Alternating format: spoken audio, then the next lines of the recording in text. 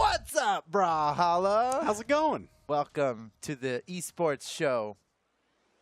The show about the esports. The Monday esports dev stream, baby. That's the one. You know it. We're You back. love it. We're back again. The Autumn Championship has just concluded this past weekend, and I know you all were there to see it. And it was a good one. We had some surprises, some upsets. I'm excited because I had some family stuff this weekend, so these are actually all news. This is all going to be news to me. This is one of the few events that the clips I have to are catch blow up your on. mind, dude. We had a lot of clip-worthy moments. Yeah. So we're gonna get into all of that, but first, they got the news. Ooh, what's on the docket today? Okay. Photo? I see some. It's arrows. like a shoots and ladder. Like we kept adding things and drawing arrows. Okay, first up, you guys already know what it is. The Space Dogfighter Amazon Prime bundle is still available for you to grab, and you should get it because it's leaving soon. Like soon, like this week it'll be gone. Like real soon? Yeah, because and a new one will arrive immediately afterwards. So get in on it now. Ooh. Space Dogfighter Prime miss bundle. out. There's no image back here, but you guys have seen it enough. It's Brax and it's cool. Yep, that's what it looks like. It looks. That's what you'll see after he engages you in a fight. You've seen it. We don't need to harp on Space Dogfighter Prime bundle. The point is, if you've got Amazon Prime, there's free items waiting for you, and like every month-ish, we're making new ones. Oh, and there he is, looking beautiful. Very nice. Okay, Very nice. That's a good one. Plus the sidekick, Zoid. Hey, the Zoid. Yeah, get in on that. All right. What else? Guys, coming soon. Yeah. In a patch coming to theaters near you, there is Battle Pass Classic. Okay, Battle Pass Classic. This is cool. This is cool because not everybody was around for the OG Battle Passes, but we recognize that the people who were there, the people who are the OGs, right? What's there for deserve me? Something a little special. They're gonna get some extra titles. Not only for the people who were there during the OG, but also the people who purchased the gold track. Yeah. They get extra special stuff. So that's cool. Just a tip of the hat to the OGs. Hey, thanks for being there, but also welcome the new guys because everybody deserves a shot at it. And then once it's really got, cool stuff in there. It's exclusive as all hair. I know you guys want that sweet epic skin, so this is your chance. All right, what else? Ooh, we got shoots and ladder things. You know what, Toast? Just tell me what's next. Yeah, community tournament weekend. Okay. I love these. All right, I love these. This is good because Autumn Championships is over. That means BCX is the next event. But BCX is at the beginning of November. Right. It is currently the end of September / beginning of October. That means there's a whole month of no official events as we prepare for the most challenging event that we've ever put together ever, by far, ever. Facts. And I'm not stressed about that at all. Do I look stressed? This doesn't look stressed. A daunting task, but how do challengers stay sharp in that meantime? I'm glad you asked. It's the community tournament weekend that's going to keep us sharp. We are amping up some of the community tournament events that are happening. We have these premier community tournament organizations: Moose Wars for North America, Estasao for South America, Brawl League for Europe.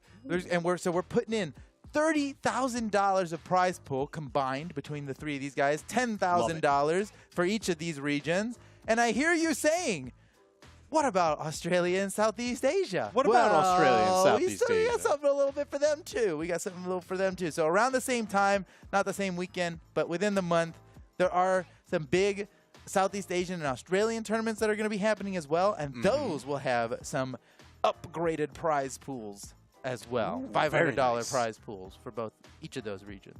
So everybody's going to get... They're going to eat community's well. Coming Stay through. hungry and you'll eat well. Yeah. The community's coming through for us here, both the organizers and the players. Stay sharp. BCX is coming. It's going to be so awesome. Brawlhalla.com/BHcommunity is the link to go to. If you're trying to find out more about this, what else about it, right? It's all there in text, the dates, everything you need. Yeah. Brawlhalla.com/BHcommunity. Boom. And that Love it. probably just went live right now as we said those words. So hit it up. Push the button. Brawlhalla.com/BHcommunity. It's like a news post. It'll tell you everything you need to know. Perfect. Okay. All right. What next? BCX. right? Yeah. Massive. Yep. Absolutely massive. BCX, ladies and gentlemen. BCX. Oh, yes. BCX. Now me? BCX. Ooh.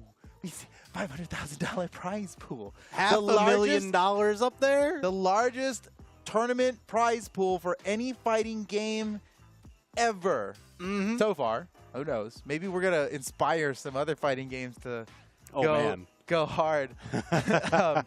$500,000. That's too much. Let's be real. That's like a lot of money for one fighting game tournament. And since this isn't an online tournament, right? This is an in-person event. Yep. The beginning of November. Get your tickets now at bcx.live. Okay, book your flights. Get your hotel, right? The hotel blocks. We got a hotel block. It's all there on bcx.live. Perfect. Easy. bcx.live is the place to go. bcx.live is the place to go. And the hotel block is filling up because don't waste any time. Because that's how tournament players are. It's been open for months, right? But now it's getting close, and they are going to fill up. And trust me, you want to be inside the hotel block because it's attached to the venue. It's so good. You'll be able to wake up so late for your pool because you just have to take an elevator down to the place. The no commute. The no commute is the way to be. Perfect. But if you're trying to budget up, you're trying to group up with some friends. Maybe there's some Airbnb options. There's also other hotels around the area, a little bit cheaper. But you got to walk outside.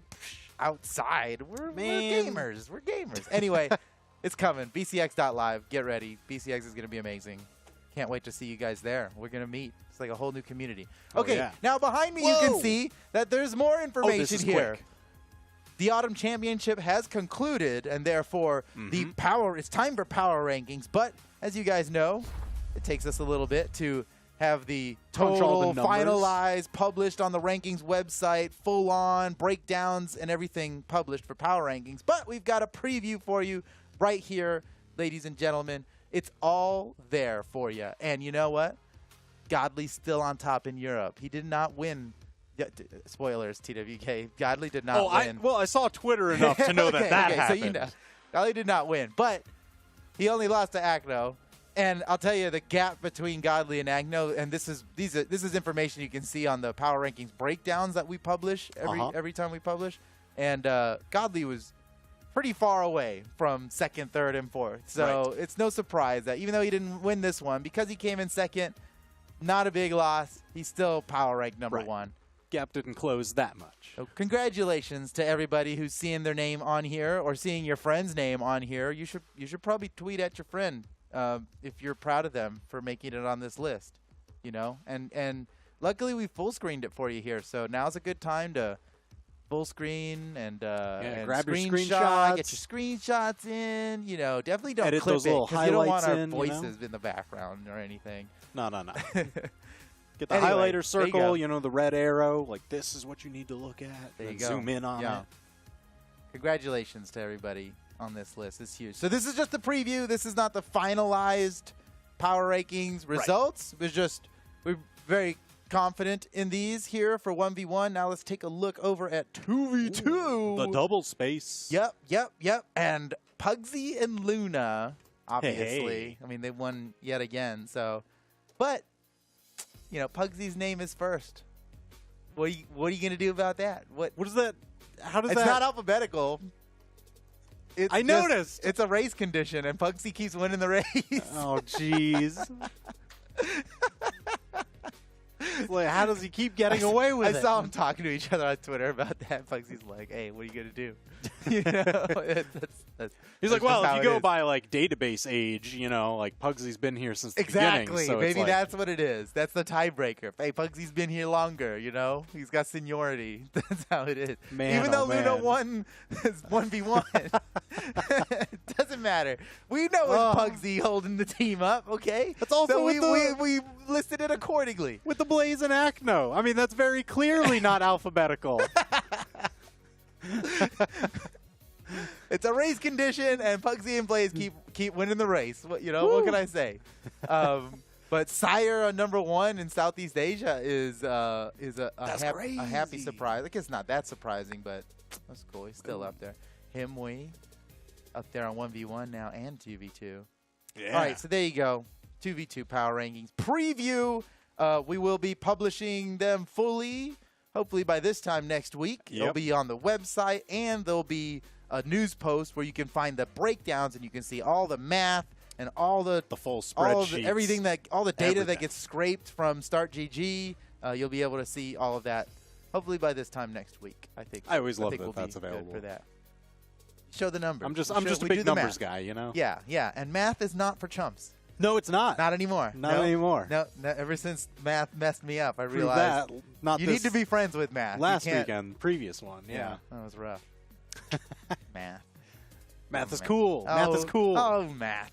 Speaking of math, everybody's trying to figure out if they're going to be able to get the rest of the rewards from today. Question. So I'm letting you guys know that there is a rerun after this dev stream's over, right? But we still got about 45 more minutes left of this dev stream. But when this dev stream's over, we got a big old long rerun. Do we know how long it is? I shouldn't be asked. I don't think we know how long. It's gonna be. It'll be a few hours.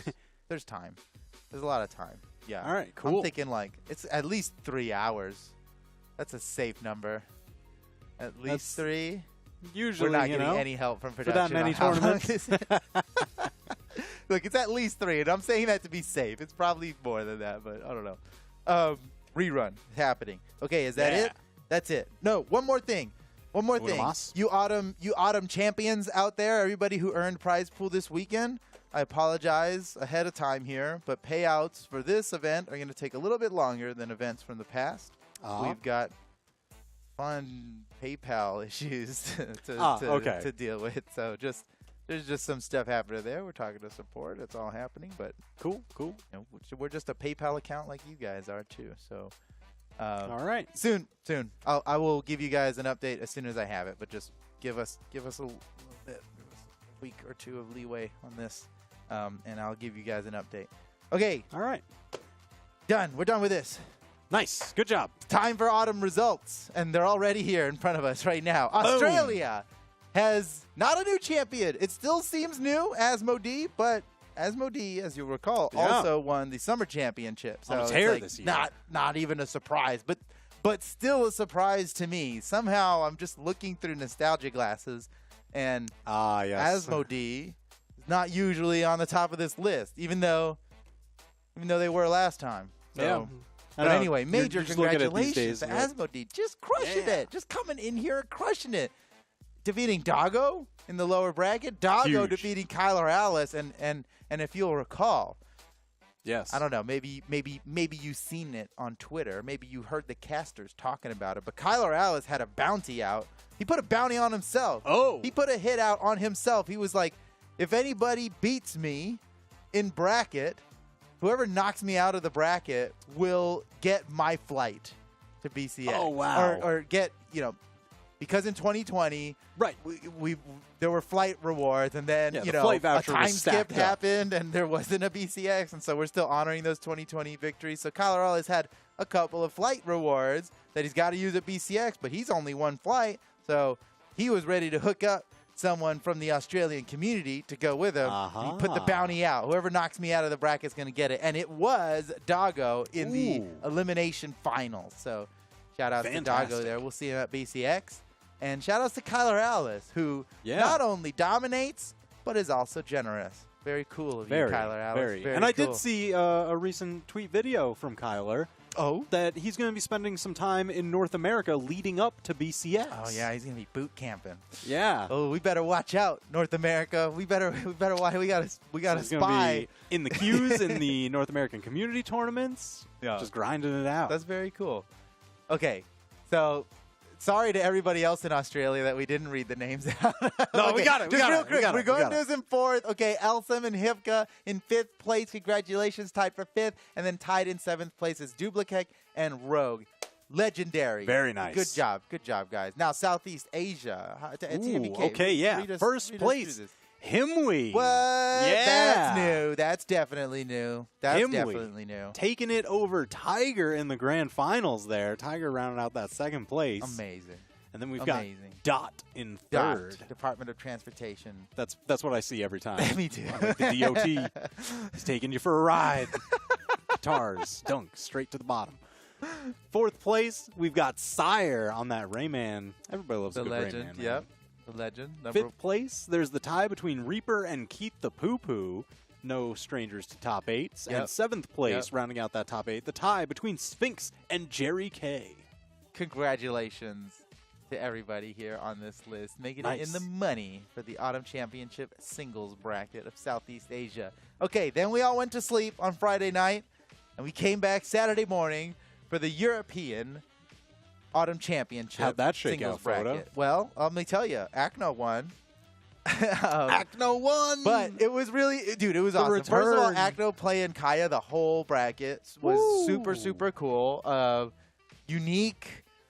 Yeah, that's a different breath pick. of fresh air. It was exciting, and he was just playing really, really solid the whole time, including his matches against Godly. Godly had been on a very long tournament winning streak. Seemingly untouchable. Seemingly untouchable, but if there's anybody out there who's going to touch him, it's ACNO. Even gods can bleed.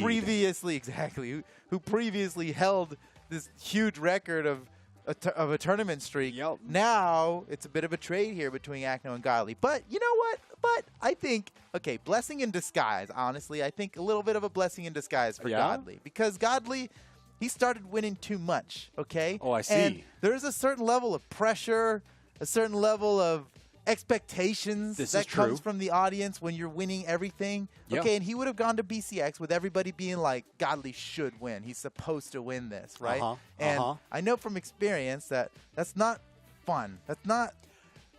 That's and that's what's so impressive about ACNO's streak in the first place, lasting that long. How do you deal with that? But now Godly, he's fresh. Now his fans, they just want what's best for him. It's a redemption arc now. Yeah. It's not a tyrant kicking other people off the throne. It's a humble champion who just bad. And let's ignore the fact that he's still power rank #1. Well, quite a lead was made. Look, I think Godly's going to do really great at BCX. I can't wait to meet him. I think a lot of people think that. I know, right? Yeah, but like, hey, not too much. Let's not put any pressure. Not too much. Like no pressure, but you know, he's got the skills to pay the bills. That's all I'm saying. And then speaking of the storyline changing and new players coming in, Knees on the podium here in a 1v1 tournament is unusual, I should say, unusual, but a welcome and fun advancement of the meta here. Yeah. Knees did really well throughout the entire tournament, awesome. even over Swada, that was a surprise. I mean, we're talking Swada. Swada is just like legendary in all our minds now after winning the 2021 European World Championship. Yep. So Swada is like, guy. Anyway, in 5th place, we had a tie between Simple and Machete. In 7th place, a tie between Coco and Pavelski. Ooh. And then in 9th place, a 4-way tie between Hyson, Flamethrower, Blaze, and the Ninja 729. In 13th place, a 4-way tie between Zyder, Bartu, Solarson, and Wave. No longer goes by the name Wave God, but I still see it always, Wave God. And then in 17th place, yes, we pay down. We pay way down Deep here in these large regions. An 8-way tie between Cap, Shaw, Blue, Seijaru, Bozy, ACNO, has legs, as opposed to not having legs, and Viper. It's crazy how every name in here is recognizable all the way down to top 24. Yeah. My goodness, the competition is as challenging steep, as man. all ever, man. All right, let's take a look at North America. Oh, no. Not North America. South America. That's right. Next. Right. Latter half of Saturday. Because it's still Saturday, right? We finished Europe, and then we went on to South America, TWK. Take us through it. Look at this. Kind of nice in first place, taking the trophy over Power Ranger. That's, I think, his second singles tournament victory now. That's awesome. Love to see it. Power Ranger, rocking the Ezio there. I'm all about it. I can't wait to see some of these clips. I mean, through all of top 8 anyway. Can't wait to see these clips. 3rd place, that bronze medal going to Use. Phenomenal. Yep. Always a top placer. Yep. 4th place, Vem Tranquilo. That's a real fun one. He has some like crazy clips. Yeah, so. and it's fun to say his name too. It is. It really is.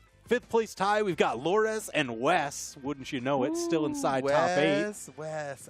People are looking at Wes to be winning these tournaments. He got 5th place. I mean, you know, you see it happening in every region. It's getting so stacked. The pressure's getting on as we get closer and closer to the World Championship. It's never a gimme. Is what I'm trying to get across here. You look at it, it's like, you think Wes, he should win this. He's won so many times before, but no, man. Anything can happen, It's hard every time. Anyway. All right. Top 8, rounding out with Fiend and Ray Zeiger. Let's go Fiend. I know. You're a big fan. You're like, Fiend, top 8? Yes. Fiend. Very nice. Very nice. And then we've got 4-way ties for 9th place with Muse, Vecina, Ian, and Sack, as well as a 4-way tie for 13th place with, Stayer, Lily, Toled Pedro, and Reina Zera. Stayer is a new name on this list here. Welcome to the ranks. Don't recognize that one. You made it. That's cool. All right. Very so cool. then, after a long Saturday doing 2 whole tournaments in a row, we skip over to North America that we woke up for fresh and ready on Sunday, where, man, stuff happened in North America. Stuff happened in North America. Well, first off, Luna winning. I know a lot of you are like, hey, no surprise here. Ever since the midseason championship, we all just expect Luna to win. But Luna had to fight for it. In fact, Luna lost in winner's final, had to come back through the lower bracket and defeat Pierre, because Pierre was the one on Grand Finals winner's side. And I know. Pierre. And he was pretty much playing Lucian the whole time. I mean, towards the end there, he started switching it up when nothing was working, and he's just trying to pull something out of the pocket. But trying to find answers. Really succeeded with Lucian the whole way through. And that's awesome. Again, winner's side Grand Finals here. Even though Pierre didn't win this, I must offer all my props to Pierre here, because that's he amazing. Still had the tournament of a lifetime, and it was fun to watch. And his guitars are. I love seeing it. Like Pierre's always been like one of those, just kind of like waiting for the crazy breakout performance. Yeah, like, that was pretty much it. I mean, I know he'd rather have won it, but for sure. Awesome. But I mean, he's been a name in these tournaments for so incredibly long, and to see it just really skyrocket now, like paying off here. I mean, Luna must have been sweating. In the end, he started winning, and he started getting dominant with it. And I think he started getting in Pierre's head and everything. And I know what it all. I know what it feels like. But Pierre, that was a breakout phenomenal performance. Job. I can't wait to watch this. It was awesome. And then speaking of phenomenal job is Java, who just blew my mind with his spear gameplay. Because you think Java and you think hammer and sword, because he's the Bodvar guy. Okay, but he's given up on hammer seemingly. Seemingly playing Hattori, and so when I see him on Hattori, I'm like, he's got the sword. That's common with Bodvar. But you got the crossover there. What's about his spear? It's largely unproven. And then after like 5 seconds after I said that on stream, he got like a 0 to death. Oh my god! Like, okay, he's nice. He's You're nice. Like, he's got those. His spear. He's got those. He won matches in top 8 with 0 damage on sword. All spear. He was and he was amazing. I'm surprised he didn't win the whole tournament with how he was playing, but podium, no surprise. That's Java, absurd. He's the man. And then Stingray, also super nice on the guitars. Always love seeing it. Stingray getting 4th place. And then Radish, who was actually my favorite to win the whole tournament, ended up in 5th place. Still a very commendable performance. He had to go down pretty early on in the bracket, so he had a heck of an elimination bracket run. Pugsy also tied with Radish in 5th place. Nice. In 7th, we had Impala, the Kaya, the North American Kaya main. Yeah. Now we got Akno, the European Kaya main. And Guichabu getting 7th place. And then in 9th, it's a 4-way tie between Megdi, Faison, Cutie, and Santee. Just warms my heart to read all those names. Very nice. And in 13th place, I'm Llama, Jetbean, Clem, and Crocky. Did we misspell Crocky, or does he just not have a C in his name anymore? Maybe. He took the second C out? Croaky. No, it's real. No, the production's saying it's a mistake. But I think Croaky, that might be the new. That's the new wave. That's the new race. He's on the rebrand. No, that's a typo. like this. That's a typo. Crocky Forever gets Crocky. 13th place. He's always, but he's number 1 in our hearts, always. Always. And then in 17th place, an 8-way tie, because that's how double elimination tournaments work. Anime Fan, Wubs, Fakey, Taffy, Anonymous Alex, Walshy, Seabass, and Yammy Dash. Been a while since we've seen Yammy Dash. Yeah. But I do recognize the name. Very all right. cool. So congratulations to all our autumn champions making it in the money of these tournaments here. We got, and again, payouts on the way, though slightly delayed this time. Okay, that's it. That's it. That's it? Now we can get to the fun stuff where we look at clips. But I gotta. Oh, you got your controller? Every time. I'm not Controller right ready in the for pocket, this. right on the phone. Just need to type in our local IP Oh, yeah. address. I'm that excited for already these has all clips. this. Because, again, I didn't get to watch any of the tournament yet, so I've got to catch it on the rerun, on the VODs, and here on the clips. So these are going to be all new to me. Toast, I'm seeing some wildly different things than usual here. Wait. No. Oh, no. Is he hitting you with the mix-up? What is this? This is... No, hold on. There's... I'm like, I should not be able to see these things. What if I started pushing all these buttons? He finally got camera control? I'm looking for it. I'm looking Oh, for camera no. control. Bill, Toast, I found lock it down. Lock I found it down. the PTZ controllers. Oh, no. I'm hacking the system. Toast is just, like, ripping wires out of the wall right now. He's like, don't let it happen. Oh, my gosh. No, hold on. Okay, all right. Holding. I got it. I found it. Holding. I found it. We're good. We're good. It says we're good. Okay, so can we Are we test good? this? Can we put up a clip? Test it. Hi, TWK. Hello. How's it going? Beard getting a little full. You know, I'm going to have to trim this back down. Man. You configure the Matrix after Photo hacked the Matrix? That's crazy. Man, That's if you crazy. What's Toast doing back there? Toast, TWK, how long ago did you last shave your beard? Ooh, that is a good question. I remember back in the day, esports dev streams largely just revolved around how big your beard was, and it was like, Yeah. it was fast. I remember you'd shave it, and it'd be like back to normal in a week. Yeah, Okay. it does grow fast. It does grow fast. Look at this. I've got control. Okay. All right. Oh, All right, time for some clips here. Now, we got the clips in a random order, but welcome to the clip show. Hey. We're just going to see what we get, and we're going to rock till the end of the stream. So here we go. One strong hit here brings it to a one-stock game. Look at that, man. Java already on the hard reads. That's the second strong I hit. find Spear He's a little Sidelight harder than to that. be so hard to follow Sword up on. picked up. How does he even get back to the stage? Is that it? Okay. Jeez. Sending a message. Kind of rude, yeah. Are now in All right, here we play. go. You already know he's been so on point with those all day. Pierre is stuck at the ledge. It's so scary. this is to this is try the and final sneak his moment. way back on. The This is end the lights are final gonna moment. miss.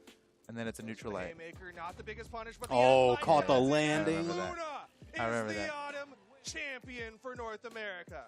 GG. So that was Great. the moment Luna won. Very great. That's pretty crazy on the random order. That was our second clip. We already Wow. just saw the winning moment. 3-0. Woo. Yeah, 3-0 and that was after post-reset? the reset too. Yeah, that was after the reset. So he Jeez. reset it on him, and What was the score man, for I know the what reset? it's like to have a bracket reset on you, and it's Ah. tough to keep fighting after that. And, Yeah. and Luna just started running. Once you could see it in Luna's play. Once he started getting control, just a few more wiggles in between moves, like a few. Like you're you just can like, oh, see he's that feeling good. feeling He's himself. limber. Yeah, that happened. Oh, man. All right, next clip. Do it on Spear too. We just haven't More seen Java? It. We did Maybe get a to see cutie that clip. triple downlight Sair. What? That was nasty. And you might Oh. think, why didn't he get? Down Yeah, air? oh, that's Oh, my. Java's so good. He's so good. Beautiful. Beautiful. that was awesome. Let's watch it again. I without love those annoying the casters. option for the chase dodge direction. Because it's like, how do you hang out there, but not spend too many options too quickly? Oh man, Cutie barely missed that dodge. Great. And look, now Java has no more chase dodges. Yep. Boop. Boop. Dude just falls into it, and now all he had left was the recovery to make it back to the stage. Just the most Beautiful. the most optimal use of his recovery options for a really, really great edge guard. Yeah. I mean, that was an edge guard he had to work for, and boy, It was so did it clean. pay off.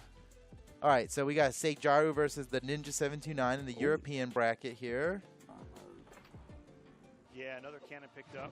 Nice side light, gets the down air. Oh, side light. yeah. Sair, Oh, yeah. Barely dodged. If not, that would have been the stock. The ground pound hits it. Sejaru double Oh. ground pounded, unarmed, could not make it back, and he was sweating that entire. That was so cool. I wanted that weapon throw to land. I know. so bad. I know. Because it's like, he's just outside the range for the usual Look at the cannon combo. string. Boom, boom, bam. Seikjaru just trying to jump Boom. out. There's nothing I could do. Whoop! That would have been the killing blow. Yep. But still, the Ninja 729 reset the jumps real quick. Gets up there for the ground pound. Yeah, really had to get up there and then finish it while avoiding the neutral air. That Yeah. was a really well-placed nair by Seijaru, Yeah. but the Ninja 79 just had it. He had it timed out too well. All right, here we go. Swada versus Pavelski. It's been a little bit different. I'm seeing similarities to that with the bow. Oh, It's what not a leading to the same combo. knockouts. However, Oh. Pavelski Insult to down- injury. Oh my gosh, that is some. I've never ever done this on gauntlets. This is something I got to learn. So for my own sake, and for any other people who are curious about performing very sweet combos here on gauntlets, let's just see this in slow-mo here. He starts it in the air, and that's an important factor in the start of this combo. Is that it has to start with a gravity cancel. Wait. Caught the dodge with Oh, the nair. Gosh. Oh my gosh. Gravity cancel downlight, bring him over, hit the ground pound, and just the cherry on top. That's awesome. That's awesome. I wish I could do that. Acno technically in the lead. Okay, Acno versus Godly. I am enjoying the Kaya pick as well, too. Oh, he got the full bit. He got the Oh, man. Instead of go. Oh my God! That was so Dude, okay. dude, So dude. this was really cool because The chase on that one. everybody's well, it's the yeah, and the gravity cancel neutral signature was okay.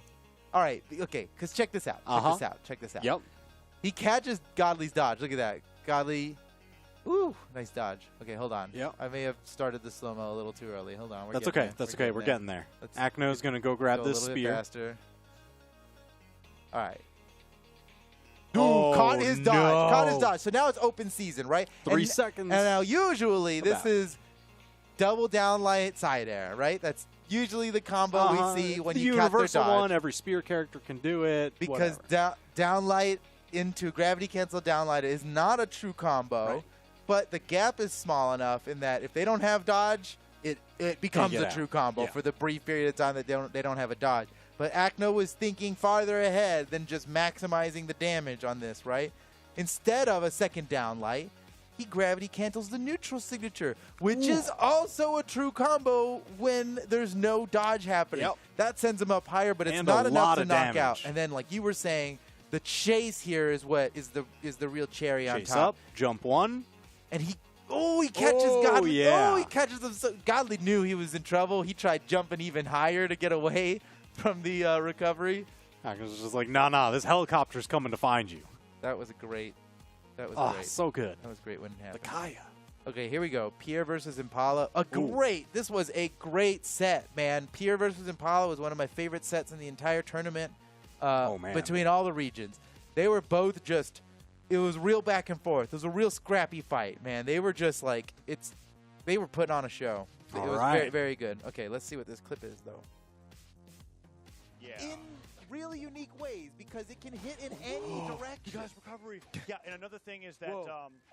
Uh-oh. Oh, he's getting pogoed so much. Oh, my gosh. What a turnaround. That's the pogo power.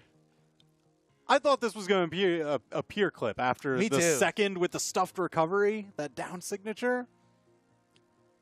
But Guinness World Record pogos. Brutality. Jeez. All right, next clip. Assist from production to see that number, but right now, Wes he's just popping off with the axe. There again. Waits for the landing. Spot dodges, but he doesn't go for the down air. Oh, he That's charges punish. the side stick. It just barely doesn't knock out. Can he get Is this the a edge 3-stock? guard Oh, my gosh, my. that's a 3-stock. Charge. Down. That's a 3-stock in Jeez. top 8, bro. That's not how it's That's an supposed to go. efficient 3-stock, too. 434 damage? Jeez. Yeah. He got him to, like, just before red each time. The right question against Well, the us. truth is All right, they're here we rolling go. it out this time, so this is the correct game. As they go into the Miami Dome once again, right? Gundis saying, I told you I knew the matchup. Yeah, Remy on the cast with this. Okay, wait. There's a little bit of slow-mo for this.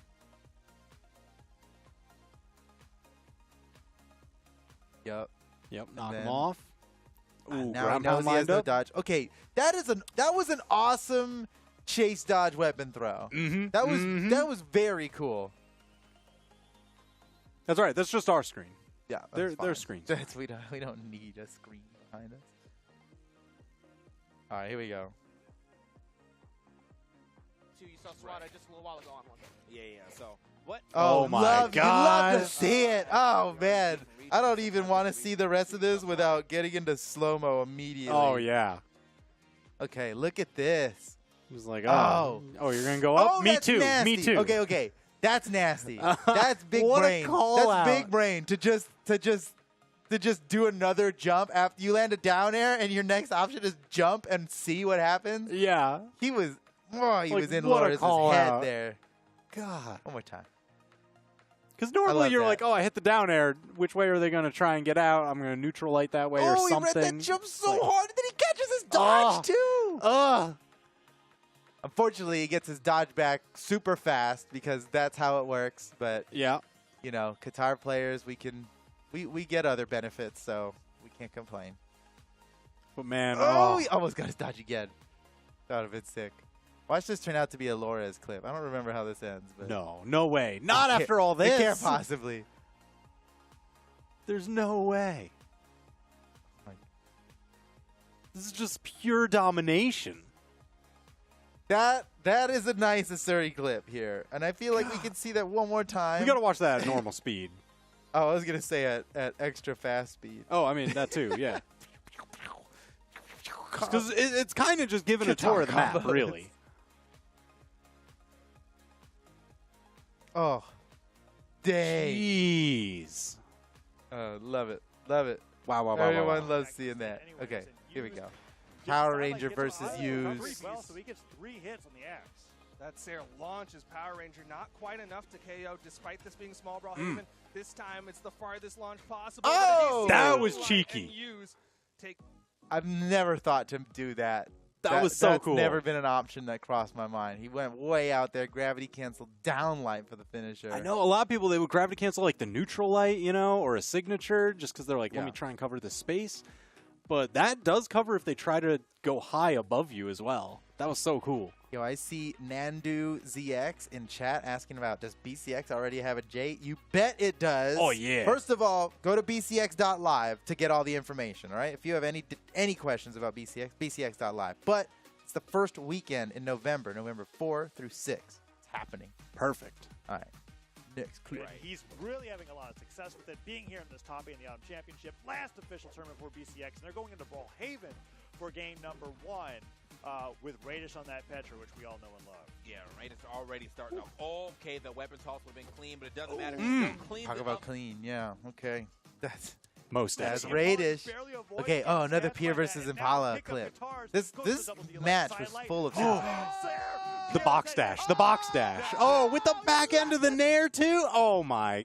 I didn't know it had a name, Box Dash, but I mean, that's what I'm talking about, It just makes 'cause so much sense. It makes so much sense. Okay, I want to look at the Box Dash in slow motion. I was actually trying to convey this while casting on stream, and it was hard to explain it. Now in the future we'll just say Box Dash, and you'll know what we mean. Oh, yeah. Okay. Okay, check this out. Check this out. Okay, yep. All good so far. All Ooh. standard play here. But Yep, then caught the okay, landing. This is important. When you guitar sidelight someone over the corner, you must change your tactics. And the Yes. coolest, most dope thing you could do is the Box Dash, which has Let's a name go. now. Now I assume it's the box because you're going over the corner of the Yeah, you make the 90-degree angle. the 90-degree angle, because a box would have Yes. several 90-degree angles. Yes. Okay. Yes. Okay. Check this out. Look at this. Look at this. Chase dodge, forward. Chase dodges.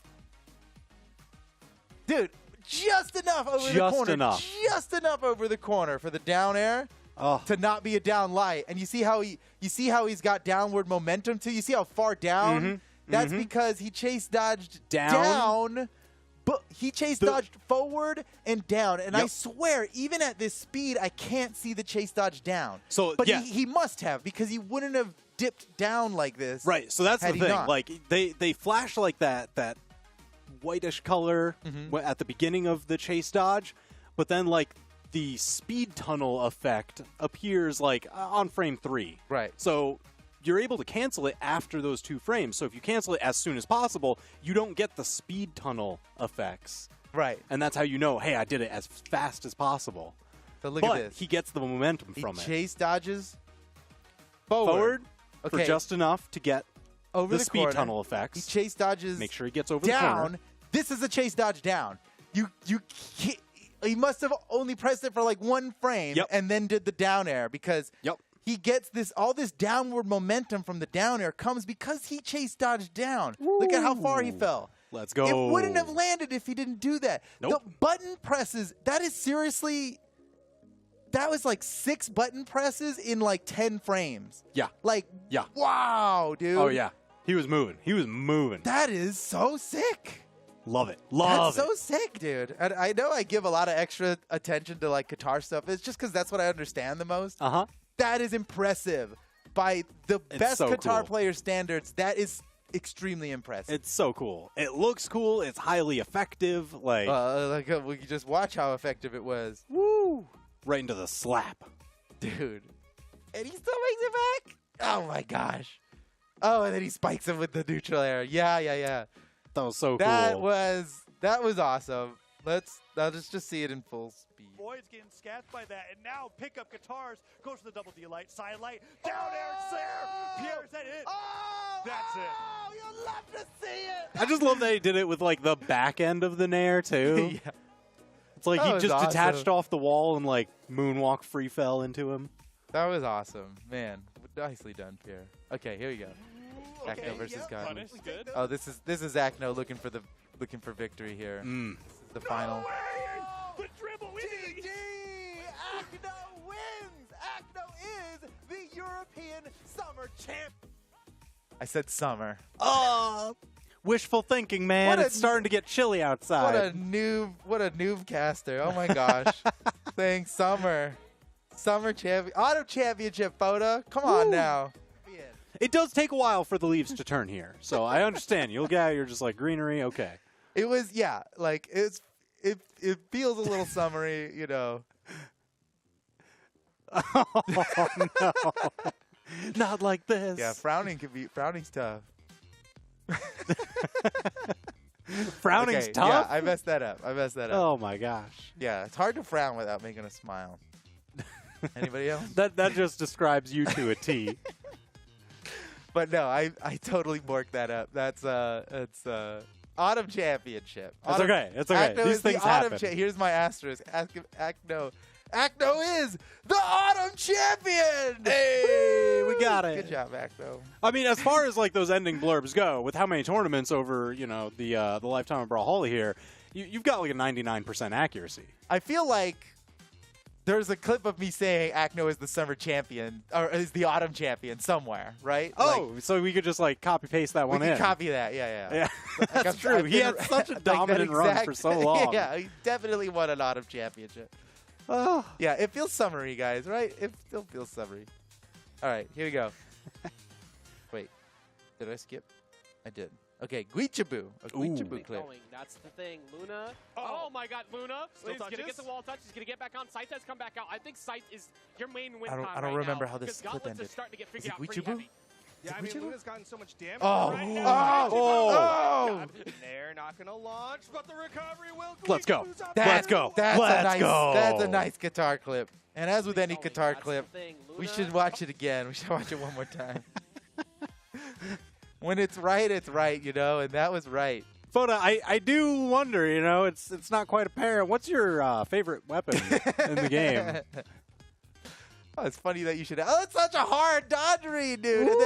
And then, and he Chase was dodges right. out Okay, for the nair? My brain is like, now it's time to side air, but he was right not to side air and do the nair instead because Luna had enough time to jump. Yes. Had Guichaboo gone for the side air, it wouldn't have landed. No. Luna would have jumped out of it. So he couldn't get the KO option out of it, but better to get more damage than no more Continue damage. the pressure. Right? And then he still manages to find the knockout anyway with a nice dash jump, pivot recovery. Ooh, yes. The Guichaboo. Then he went up 2-0 against Luna. That's huge. Let's not forget. That is huge. That's what happened.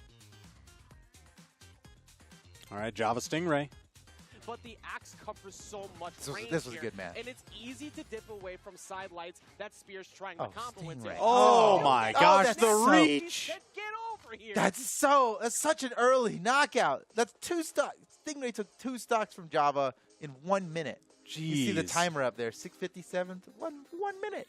I do love, if you go right to the beginning of the clip, just Stingray's movement on that left platform. But the Because he'll catch Java, he'll send him up, right? You get that into the nair, and then he's just like, I want to be down. So he chase dodges forward and then down, because you can go straight down through the platform. And he's just to using the reset. platform to his advantage here. Oh, that's such a far away catch. Oh, On yeah. a small stage like this, and a low defense legend like a Tori, and a high strength legend like Zul, that all equals big Zul time is strongest knockout. there is. The graphs overlap each other Yeah. until they are literally even, until that Tyson Ooh. comes Oh. out over the edge at the very end. I don't even think he technically did. Wow. I think he was at like 9 damage behind. But I mean, at that point, Oh. no, that side that comes through, the dive kick Nice. stops Nice. guys. Dude. It's a near zero. Watch. Let's the see graph. that again here. This was right at the start of the match. This was 3-2-1 brawl. Yeah.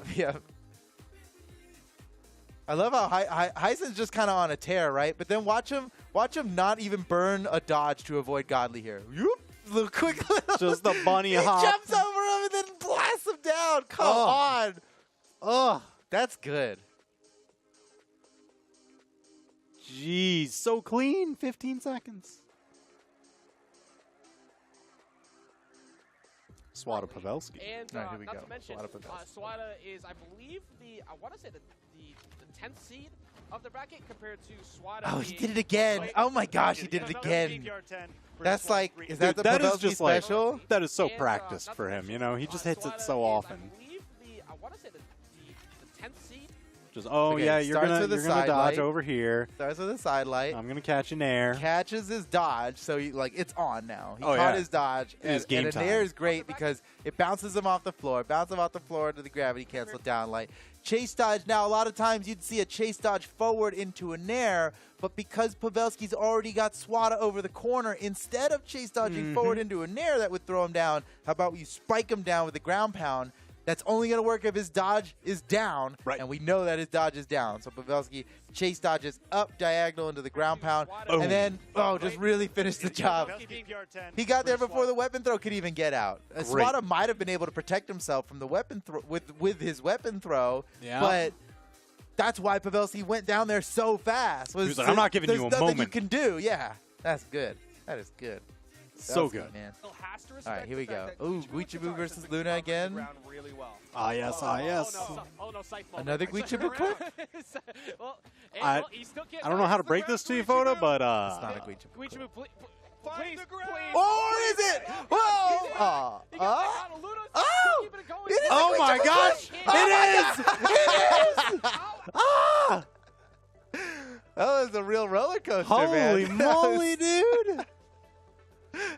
That is wild. That went back and forth, but Guichibu came out on top. Well, on top. He's tied up the stocks and is Yes. deep in red, but still, man. Wow. That was cool. Wow, wow, wow, wow, wow. All right, here we go. Too, so you're Machete definitely- versus Blaze. And Blaze playing Hattori is just different. Yeah. Oh, Blaze knew it was over. Jeez. 3 stock. Machete with the 3 stock off the Mako. Okay, watch this great sword play. Backdash. Cut Yep, your dodge. reset. Oh, that's good.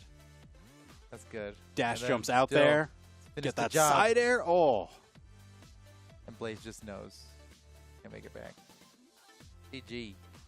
I mean, like, that double unarmed dare just screams confidence now. Luna he's playing like a man on fire, and he is getting hits, but Pierre turns it around, and Luna is down to his last. has been put on him. I mean, like, that I'm not double just unarmed resetting dare that Wow. one because it's an screams Asuri. confidence now. Luna he's playing like a man on fire, and he is getting hits, but Pierre turns it around, and Wow, Luna wow, wow, wow, wow, Look at wow. Luna's one more time. Look at Luna's health. I mean, Look at like, Luna's that the double the unarmed purest dare just white, screams untouched confidence in now. Luna damage, is just- and he's then playing like a man boom, on fire, and boom, he's it's getting over. hits, Get but out of here. Pierre turns it Game around, over. and Luna Jeez. is down to Wow. 1, 2, 3. You have he double taunts. He goes, look at me. I'm He's roasted. roasted marshmallows. Dang. Woo. Okay. All right. Fiend clip, everybody. All right. Silence. Everybody. Like flip. before it was Oh, wait. needed. Oh, no, no, first no. hitter for Oh, Bobby. Oh, Pinball Wizard. Oh, no, it's not a fiend clip. It's the opposite. Oh, we still got to see Them that again. tranquilo. I need, Getting to know, I the, need to know what he did to He'd Fiend. actually gotta push He it got over the to multi-ball before bonus here, before you it know? was needed. Reverse hitter for Oh, Bobby. that's Oh, nasty. Yeah. God. It's That's like we're sinking the nasty. 8-ball off the, 3 rails into the corner Yeah. pocket. Yeah, that was a trick shot. That gravity cancel down tick was a trick shot. Ooh. Okay. Quite a bit. Yeah, off just the great sword. Still looking. Peace out. Yeah. Oh, no! Oh, he's still the call out. Double, triple. Wow!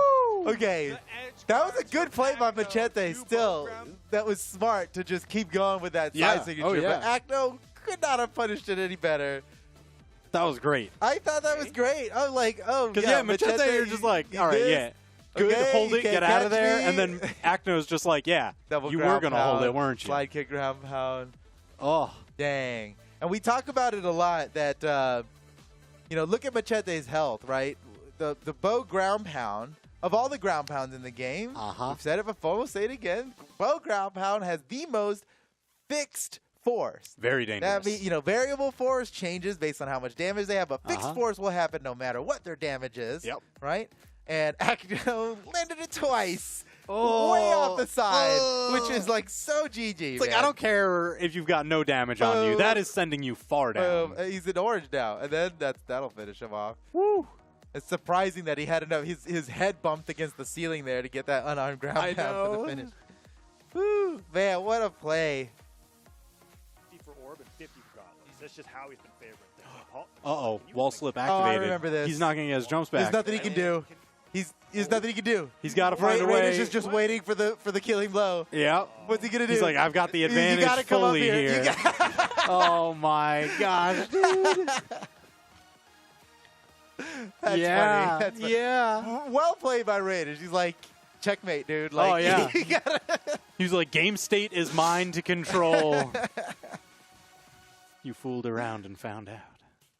You know, kind of All right, here we go. Hopefully West the sword play is versus just News. nice if he ends up getting stuck on that. But yeah, I mean, I'm kind of surprised he even wanted to swap. But I guess it's just because the lens did absolutely nothing I for him. think Oh. that's mostly what it is. It's like, look, I'm going to stick with the hammer, but I need something that's not this. Oh no! Calculated. No! Calculated. He alley-ooped himself. You know, kind of He alley-ooped himself. Wait, Plays wait, like these are the reasons why we have the calculated emote. Like, very directly. Look at this. Look at this. Look at this. Okay, not Go for not the neutral here. I mean, signature. that was a Nope, fun nope. attempt. Yep, dodge around, okay. That was a fun attempt. But then here's where the action. I just starts. love that Boom. read as well. Chase dodge up. Okay. Go side over arrow away. to Gotta grab reset this the new weapon. distance. Yep, Throw charge this it a little. thing. Okay, now that's gonna come into play a lot later here. Boom! Combo! Bam! Oh my dude. gosh. Oh my gosh, Wesley. Come on now. Woo! He's like, I'm going to throw you a lot harder than I threw this weapon because you got to catch up to it. Wham! That's awesome. All right, here we go. This is Java versus Pugsy, a great match. Positioning around, But what's this both clip? guys, no one really wants to take the first strike. Oh, don't let him Oh beat you. my You know gosh. what Java is going to do. You can't be over him. He So well in Java's favor. And Pugsy's like undamaged here. He is positioning around, but both these guys, no one really wants to take the first strike. Oh, don't let him Oh. beat you. What a ladder. What a ladder. Okay, so this is our last clip coming up here. Let's see what it is. Hopefully a good one to finish. Ooh, a Fiend clip to finish it off? I don't know. I'm not getting excited about it yet because last time I did, he got killed. All right, let's see. It's really good considering how they started. And so, yeah, Come I mean, on, again, a I Fiend said, clip you to know, finish we're things in- off. we're an even, Queen 9? game as Queen far 9 as clip? stocks, and the fact that Queen 9 is going to take a little bit to knock out. He's on to Uh-oh. Lance. Uh-oh. I mean, the Lance Uh-oh. will just- Oh, no! Wow, that happened so fast. Oh, yeah. Because you look at the health and it's like nobody's Really good in considering how they danger. No one's in danger yet. Dude, games can turn on a dime. And I'm thinking, oh, they're still even. They're playing neutral. Like, how's this clip gonna end? Like this, boom, boom, and we're on Wow. a small stage here, so that was just enough to get Yep. it done. Woo! Wow, wow, wow, wow, wow. All right, guys, that's all the clips we have for you here today. But of course, there's more action than just the clips. And in case you missed it, Hey. we've got a rerun of this past weekend that is over 4 hours long. Yep, I told you 3 before, and we just bonus little extra breadsticks for you there. But it's 4 hours. It's it's over it is 4 over hours. 4 hours. Toast. 4 hours. Toast is trying to haggle with us on the length. It is over 4 hours of over replay. 4 hours. So the stream's gonna go down. It's gonna go offline, guys. The stream's not gonna go offline. We don't have to go offline. Oh, that's awesome. Oh, okay, wow. so we're not even gonna go offline. Great. So guys, just Cool. stay tuned. Your rewards are gonna keep on coming, and we appreciate you all being here. Enjoy the rerun. I hope you get your sweet harvest site. Yeah. See you tomorrow. Tomorrow. See you tomorrow. Bye.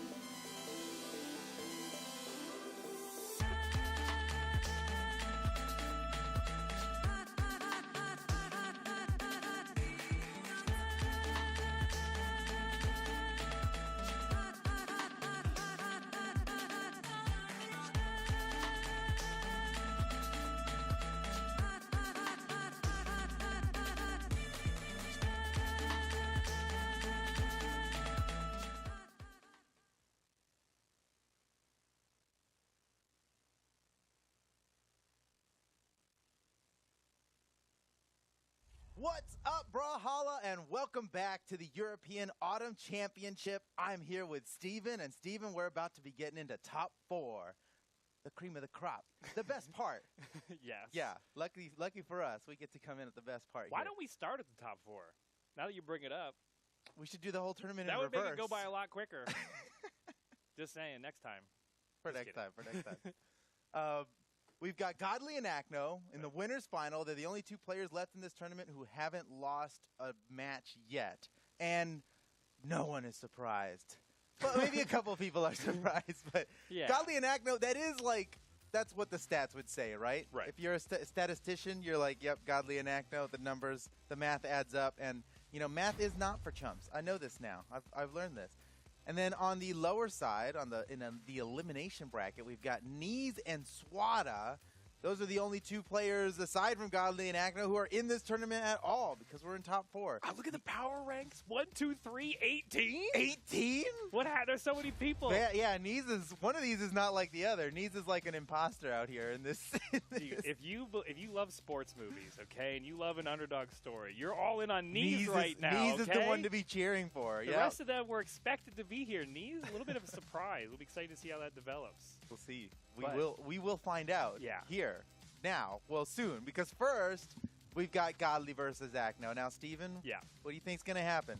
Godly versus Acno. They're both great. Acno, one of the longest tournament winning streaks in the history of Brawlhalla Esports. Yep. He's the king. Look at all these numbers. But Such then big you numbers. but then you got Godly. Look at the number that Lifetime. matters the most is the Lifetime PR score. power ranking. Oh, no. And their lifetime, their history is that Godly wins these. That was right? more telling than the power ranking. So for the 4-1? first time, maybe the first time ever, Akno's the underdog. Yes. Love to see Let's that, see. though. Let's see how that goes. And I've been really enjoying this Kaya pick from Akno today. I mean, Oh, his bow yeah. has always been crazy. We're used to seeing him with the sword, but his spear has been popping off as well. Oh, in the Ooh, what a hard read. Yeah, in the Okay. okay. Goes for it again. Yeah. You might as well. The first one landed. Now, But- you know what? Godly is rocking the same loadout that Akno used to play Val when he was winning all the tournaments back in 2020 with. Oh, do you think? You think that's a slight at Akno, or you think it's just a cool No, skin? I think it's a coincidence. It's just a cool skin, maybe. Oh. Okay, dodges out of the downlight. That would have been it for his first stock, but he hangs on for a bit longer. In the red, though, Godly needs to make some ground back with this sword. Can he do it? Okay, slices away. No punish for the man. Just let him throw a mammoth out like that. Wow, yeah, Mammoth might be a little. Okay, Godly, though, had a He's good safe position there. Still has off the stage, gets him on the He's corner. been getting a lot of. Oh my goodness! What? I didn't Slide kick even- recovery just to counter the neutral signature. That was beautiful. My brain doesn't even tick fast enough to know that there was an option for him to have a turn in that moment there. You know what I mean? Yeah, Like, I completely I thought understand. it was Godly's turn, and Akno's like, not my turn still. Somehow gets the first stock, but Godly can take the stock off Akno pretty, well, I don't want to say easily, but you can do one move. It's never easy to knock One move out could land and take Akno, the but stock. you've got a point. He's very And that's close, the and one. there it is. Okay. All right, stocks evened up. Tiny damage difference here that puts Akno technically in the lead. I am enjoying the Kaya pick as well, too. Oh, he got the full bit. He got the, instead of oh pressure! my God, So it was much so pressure! early. What? Woo-hoo. Okay. Woo, okay. And Look, listen- anybody else in that situation would have gone for the double downlight side air, but Akno had bigger plans. Yeah, much bigger. He took the whole stock. Okay, Godly coming back. That's a Pretty good on this final hugely stock of his. early stock, dude. It's- We're now 2 minutes into the And match. that started off landing a side light with spear, and converting side light into a 0 to death basically on spear That's it's not easy. That's not easy. That's You huge. do have to be in the top 4 of a tournament to maybe pull that off. Okay, Akno looking great in game 1. Godly still has an opportunity here, but it is fading fast with this final stock. Now disarmed, has to fight his way to the weapon spawn, locked down by Akno. This is looking like GG, man. Oh, wait Okay. a second. No, okay. There's Godly. no way he makes it back. Okay, I was right. All right. Is there a world? Does one of the parallel universes have any outcome where Godly wins this? There's a lot to come back from here, but it's not impossible for Godly, right? He's Godly. Hence the name. Yeah, and this is also a best of 5 That's stat. it, that's it, that's it. You Okay, know, not to say okay. that we should be moving on to the next one, but we are now moving on to the next one. We are moving on to the And next one. quickly, at a quick pace at that. Look at this, already in the map banning. We'll look at some clips here from the previous match, but that was... God, love what we're doing with the overlays here. Major shout outs to production. Look at this. I didn't even remember. Oh, that... And I didn't even know he put a mammoth in the middle of that combo. That No. was huge. Well, he caught the dodge, Right. and so most spear players will do the double downlight Okay, side yes, air, yes. right? Yeah. Exactly. But, so he put instead of the second downlight, he just did the mammoth, and then unbelievably chained that into a knockout. That was just huge. Now Godly's got a huge start on this one. Akno playing from behind. He's already in orange here. Godly's barely even been touched. Okay. No Huge- problem for I don't know if I Akno. would say huge start, but it was Okay. A relatively good. Has a lead. Can big- capitalize, though. Is in a position where he can capitalize, but He this is can, in a, it look, can slip through your Akno's- fingers. he's in knockout range right now. This is I'm just saying, it can slip through your fingers so quickly against a player like Akno, you're totally right. who has big conversion capabilities. Okay, almost there. That Nice. side air might be enough to do it. Weapon throw to try to confirm. Oh, in the down leg ground pound. Pinpoint precision from Godly on that one. That was Godly did every trick in the toolbook to confirm an edge guard, and it worked. Yep. You know, Yep. you just throw the book at him. And That's that's how how you you do it. that's how you use a toolbook. Exactly. You throw it right at him. If it's big enough, that's your best weapon. Any tool is a weapon. Oh, rounded version Man, of the ground pound. Akno's pops him up. wake-ups, gravity cancel wake-ups out of hit stun have been just insane, and he gets another neutral signature read to tie up the stocks. Akno's keeping it close. There are some signatures that charging them for the timing is the way to go, and he's so effective with the owl in doing that. It's not like for the more damage, it's for the exact timing that it will work. Yeah. super even now, and oh no, God, that's. Oh, look how much Agno's getting from that air. Oh! Out of the sniped out of the air like that. Now swapping over to the spear. One strong hit away from taking the second stock off Godly. Yeah. Now armed up with a sword. Okay, had the advantage just positionally there for a second. Not able to capitalize. Okay, again though, ground pound. Downsig has a little step back on it, and Agno actually fell off the Oh, side. another owl? What the heck? Ooh, that's pretty early. This is a big lead for Agno.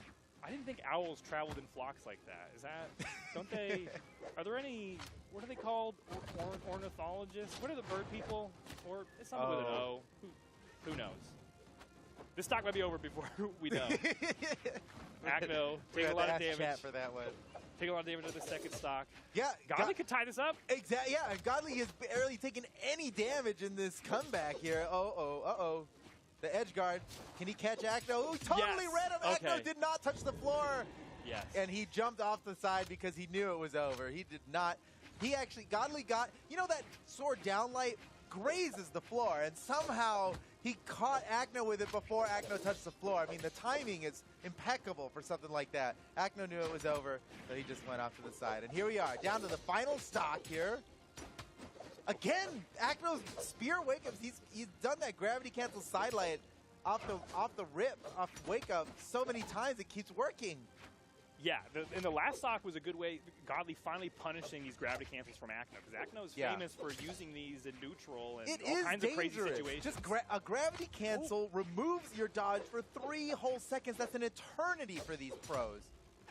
Oh, this could be Godly's game right here. He's looking for it. Agno off the side again, but he reset his jumps. Godly trying to close him out. That might be enough. Yes, he catches him up high. Godly was just like a wall that Agno could not get through. Ties up the set now, 1-1 in this best of 5. GG. Okay, I like this. I like the way this is shaping up. You don't want to see a blowout in winners finals. I mean, sometimes you do, maybe, because it's just fun. Yeah, depends on the type of fan you are. But we love to see this. A close set. Me and Steven, we're out here for the game 5s. We live for game 5s. You guys know us. You know we love a good game 5. Just give me the content so I can get through my dang day. Godly. Godly's about to give you some content here. Wait a second. Agno's got something to say. They're like playing skate. They're like, okay, let me do this trick. Now you try and do it. All right, game 3 is a close one. No clear leader after the first scuffles, trading back and forth pretty evenly. Owl coming out. This is. I mean, we gotta have a specific. Oh no! The combo actually stopped the combo in a weird way. Yeah, I thought he was gonna add on to it with the weapon throw. The weapon throw interrupted his cool combo. It's like when you're running and your body gets ahead of your feet and you fall. That's what happens. But that's only when you're trying your hardest, and that's what Agno does out here. Oh, and speaking of trying your hardest, oh my God, ground pound, wall sweating. Yeah, he almost just SD'd right there with that one. Oh, as close as you can get with a weapon throw, confirming to the sidelight, not able to get the owl to finish it. Now Godly has the advantage off in the corner. How does he do it? Gravity cancel, downlight to the recovery. Enough. Still not enough. Agno fires back. Okay. Just barely. I didn't know if that was going to KO in the corner like that. Yeah, it's an inefficient path to take on the knockback, but now Agno's got an opportunity here to push his damage lead, but not much of an opportunity, right? Because he is like one good hit away from being knocked out. But look at him, starving out Godly from getting any weapons. Snatch that one. No, Godly steals that one, but Agno's unafraid to fight unarmed. He can grab that weapon now. Nice. Look at all this damage. So much damage, completely unanswered. Agno's been one hit away. Finally. Okay. Oh my goodness. Dude, that call Godly's got a lot to make up for now. The side zig, he started that. That was such a hard read. Yeah. He started that pretty a couple early. times now. He knew that crazy quick jump down air into side stick was going to work. A true master. Okay, Agno still ahead in game 3 by quite a bit. This is a huge damage lead. He can capitalize quickly, take this stock, and run away with this. Can Godly get iced out? Yes, he can. He got iced out. Now it's down to his final stock. Okay. Agno, I mean, his bow has always been so deadly. And I think Kaya, I mean, her kit is built different. There's some moves that function differently than how you might expect other moves in the game to go. Yeah, and Agno's making great use of it, like we've never seen before. This is incredible. A full stock behind. What is Godly going to do?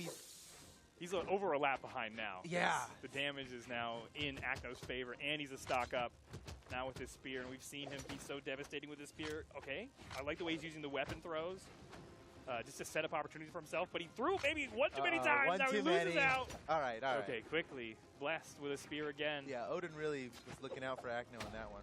Oh, look at the movement, the way he was just following him. Got that side air. Okay, Godly, nice. Way to get back to the stage. Maybe has a chance to get this stock off of Akno. Can he do it here? No, they both cross each other's paths. No one collides, but that neutral sync lands. Okay. That's enough to do it. All right, we're in the same situation again where Godly is just one hit away from being knocked out He here. can play perfect. But, yeah, It's exactly. possible. If he just plays perfect for, That's all he has to do? for long Okay. enough. That's the last hit he could take of any kind, maybe. Okay, that's Okay. the last hit he Pogos could take of any will- kind. Pogos into the stage are good. What? Okay, I've never one- seen Sword Sidelight block a spear ground pound If that before, was intentional, that was like reaching into the Matrix Neo style. Okay, that might be. No, not enough in there. Not yet, but Okay. another one surely Okay, will. Okay, yeah, even from the floor of the stage, that bow neutral is enough because of how damaged Godly was. That puts Akno up 2-1 in the set. He just needs one more for supreme victory. Holy cow, man. Akno played such a solid game there. And there wasn't like that. The first game when he got ahead by a stock, he really stole one. You know, he completely stole one. And Right. then it totally makes sense that why he'd be ahead by a stock. But this was clean, man. Akno got ahead and he stayed ahead. Oh, the slow-mo on the left, right, Yeah. that's so BM. I love when we slow down the audio. We too. can literally not, we've been trying for years to design an emote more salty than just spamming left and right on the keyboard, but it can't be done. our scientists have come up with nothing. There's nothing saltier than that. Okay, no love lost getting here into game 4. This could be Akno walking Yep. right into grand finals if he wins it, but And look- Godly has a chance to contest. And Godly switched up his Oh my legend gosh. choice You're here. right. He's Now- going with Koji now. This, I might be thinking, is because this is an Akno legend. I mean, not that he owns this legend, but But he there's a lot. but You know he's- what? A lot of people play Koji. I'm looking at Remy. I'm looking at Remy right now. Yeah, Remy plays Koji. Remy's They're out all here. copying Remy's out Remy. here. There, I'll say it. Remy, Someone had to say Remy it. fans Someone had confirmed. to say it. Here we go. All right, we'll Koji. see.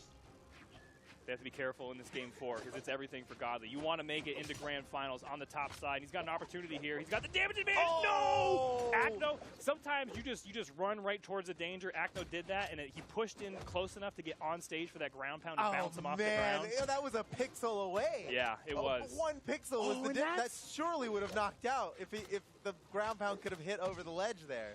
Okay, this is Oh my just straight up archery. This is Katniss Everdeen. This is the Hunger Games. We love to see it. That's enough to do it. Take to the Nice. first stock. Godly in a good position now in game 4. Probably the best position we've Taking seen the him lead in now.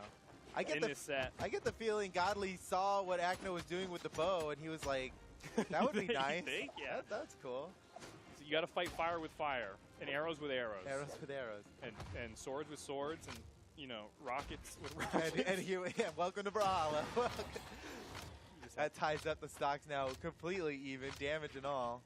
Okay, yeah, nice weapon juggle to delay the weapon spawn for Godly. Still able to claim another bow. We saw him do some devastating damage on that first stock of Akno with this. The set count is not even though, right? Akno just needs to win this one game, and that's a ticket to grand finals, guaranteed top 2 position in this tournament. This is a huge win. Has every game we've only been on Demon Island. I mean, EU and Demon Island, that's just a match made in heaven, I guess. yeah, name a more Iconic duo? Iconic Yeah, duo, that, yeah. I don't know. Okay, Godly. Akno on this second stock has now come back. I missed it somewhere in this game, but the story has changed. Akno is so close to maybe taking this game. What? Okay. Gravity all right, cancel all side right, signature all right. from the corner? That You is- madman! That is seriously, and I'm trying to do the math right now. That might be the hardest side signature to land in the game. 1,000%. Name a harder side signature to land than that. And he did it 1000%. off the wake up for the killing blow against Godly. I mean, everything is better. Everything must have been better if you landed it against Godly, you know? Yeah, I think an easier to land side sig is really the thing that keeps Kaya from being like a bunch of people's main picks. Yeah. But I Akno think so. using it perfectly there, and now he's got the stock advantage. Oh, there's a couple new Kaya mains after that one. Yeah, that's how you use it, if you're wondering. Okay, Godly's dodges the weapon searching throw. for the knockout here, and he really needs it because he is very close to being sent to the elimination bracket. Yes, he is. Okay. Okay, floorboard comes through. Not enough. On the opposite side of the stage, doesn't KO at that damage. Both of them throw their weapons away. Acno fights it out for the bow, goes for the owl once again. Tried and true. This time doesn't land, but how's this gonna go? Godly is so close. Okay. He's got him. He's got him there. He just needs to play perfectly Yet for again. a full stock. If Godly gets hit the wrong way, he's going down to the elimination bracket. Let's see. This is Acno's like very you're playing close. chess and you only have your king left. You just And moving, you're like, okay, you're just no moving your mistakes. king around. I think I can take all your pieces with just my king. Godly actually maybe doing So it. far, so good. So far, so good. He hasn't missed yet. Oh my my gosh, God. what a run! No, Oh, this might be Cider it. can't This close might it be out. it. Okay, makes it back to the stage. Acno favors going for the weapon spawn instead of edge guarding Godly. Maybe, I don't know. We'll see how it works out for him. Godly has a He chance can't still afford to get somehow. hit. Perfect dodge. Oh, man, I was He was here doing for, it. I was here for the comeback. But man. GG, we got to be excited about Acno going over Godly now. Remember, Acno was the underdog in this Yeah. situation. I know that's weird. I know Acno. Oh no, Acno's the best. He's never the underdog in this situation. No, his record against Godly before this game was 4-1. That's 4-1 in tournament matches. Yeah. That Godly had won 4 times against Acno's 1. And so now I guess the record's 4-2. Good job, Acno. We're proud of you. Yeah, that was a good the, one. The record was the only thing that made me concerned, because some people just hard counter other people's play styles or Yeah. legends they pick. But Acno with this Kaya pick, he's been so steadfast on this legend. Oh, and yeah. I'm a believer. I'm a big believer. And I love seeing it just like that. The Kaya pick, there's a lot going on there. Let's find out more. I know someone who's got a little more insight for us. Let's head over to Revy and find out.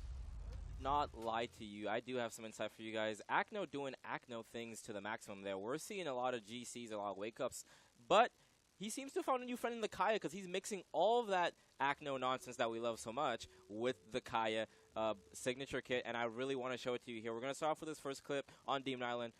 Spoiler, all the clips are on Demon Island. But we have this first one here, and it is the basic spear read, that sidelight to sidelight that we love so much we've seen through the years, continuing on, but Photo made sure to point out for you guys, he goes for the NC here, and this turns into something beautiful because he goes for the NC instead of the double downlight to recover the double downlight Sair. He still has that extra jump left. He's going to get his dodge back in time, and he still has that recovery left. He didn't use as many options as he would have going for an extra downlight into jump Sair. He saves just that jump, and that carries over into this play here. You can see how fast he's able to ladder up into the sky to get in line with Godly. Godly thinking, he can't catch me up here, I'm Superman. He goes for the recovery at the top of the map. Well, you just sealed your own fate, buddy, because Acno calculates that, keeps that extra jump in hand, goes for the recovery, catches him in the skyline. You can't even see where he is at this point. Makes it back down peacefully with a full stock lead. And that's the kind of plays that the signature kit of Kaya allows you to do. A lot of signatures come out in this game. Same here, GC downlight, we love that from Acto. It's what he loves to do. He likes to go for that wake up, that quick play. As soon as he sees Godly back on the ground, though, what does he do? He breaks the neutral with the weapon throw, goes for the sidelight, and then it's the charge in and sig. It's what Kaya likes to do. It's what the setup for those sigs allow you to do. Another situation here, the down sig actually pushes Godly back a bit. Makes him say, all right, what am I can't approach this yet. That wall is set up from that down sig. And it's what happens after. Acno uses that as an opportunity to push forward. He lines him up with the bow there and sends him into that angle. And you can already tell what's coming up next. N-sig. Mind blown, I know, right, guys? Boom, hits him with the N-sig. And then this is where it gets really impressive from Acno. He sets up himself for a big play here as he goes around, catches the dodge, goes for the side sig. It adds a lot of damage to this play. Sure, it doesn't lead to a KO, but damage is damage. You're going to take it where you can get it. Continuing on to this play here, Acno still doing what he loves to do. You can see even with the unarmed, he picks up the bow here. It goes for the quick down there, sets himself up this time for the side stick, and that is really a relevant piece of information here. If you're a Kaya main, you want to look out for stuff like this because even though it is the same situation as we saw before, right, I'm going to rewind it for you guys here. He's going for that down air. He's going for that down air. He's trying to go for the bounce angle. This time he doesn't go for the N-sig because Godly's smart. This is top 4. These people aren't playing for penny cash here. Godly knows that he's going to go for that same N-sig. This time Godly chooses to go down. Acno switches up as well, goes for the side sig rather than the N-sig, and those angles are going to keep playing favors for Acno here. Goes for the side sig, gets that extra damage up. Damage is damage. We love it. And yeah, it just shows you Acno knows what he's doing with this sig kit. Even situations like that where it's just a raw wake up GC side sig. You gotta love it. You gotta love what Acno is doing here, and he's sitting comfortably with the top 2 spot right now. Send it back to the casters for the loser side. Gotta love it. I do love it. I do love it. All right, our next match coming up here is Knees versus Swada, and we've got the viewer vote right here. Oh. Right here. And I'm very surprised to see that Swada does not have the majority here. Swada is the defending world champ right now, right? And Knees, what was Knees' power ranking? 18. 18? Yeah. 18 Well, versus Swada, who is like the top of the tippity top. People have some serious faith in Knees, and that's understandable with his performance throughout this tournament. We're going to have to find out if it's really warranted. All right, this is an elimination match. Whoever loses this, they are done in this tournament today. Okay, Knees. Okay, nice conversion off the weapon throw. I think honestly what happened with the chat poll is like the underdog story maybe took over. People just love It is powerful, yeah. A good narrative really changes hearts. Because I was one of Swada's first fans. That's all. I was there. It's not long ago Swada was the underdog. Not long ago Swada was the underdog. Yeah, and then he won a world championship, and now everybody has to respect him. And for good reason. Looking here, he's got quite a damage lead over Knees for this first stock. Oh, Knees is one hit away from being knocked out, but he fought his way back. Doesn't matter because Swada finds the knockout anyway. That was an amazing gravity cancel downlight into the neutral air to finish off the stock. Okay, Knees just kicking his way maybe to victory. A couple more kicks. Grabs the gauntlets instead. Now has a chance, pushes off stage. This could turn into a pretty big lead for Swada here. Yeah, this is maybe running away from Knees. We can't close this stock quickly. Oh, man, every little bit of damage means so much to Swada right now. And Knees is just looking for the knockout just to catch up in stocks before it gets too out of hand. It's already kind of out of hand here. That might be enough. No, he's going for the edge guard. Knees getting real aggressive for it, but Swada just manages to fight his way back. Nice, perfect dodge from Knees. Is he going to? What is he doing? Okay. What? That was enough to scare him off. All right. Okay, that's no. I didn't understand. Yeah. I didn't see as far ahead as Knees you did. were like, oh, what a bad maneuver to fully charge a neutral stick all the way till you get below the He level knew of the something screen. I didn't. Yeah, he was.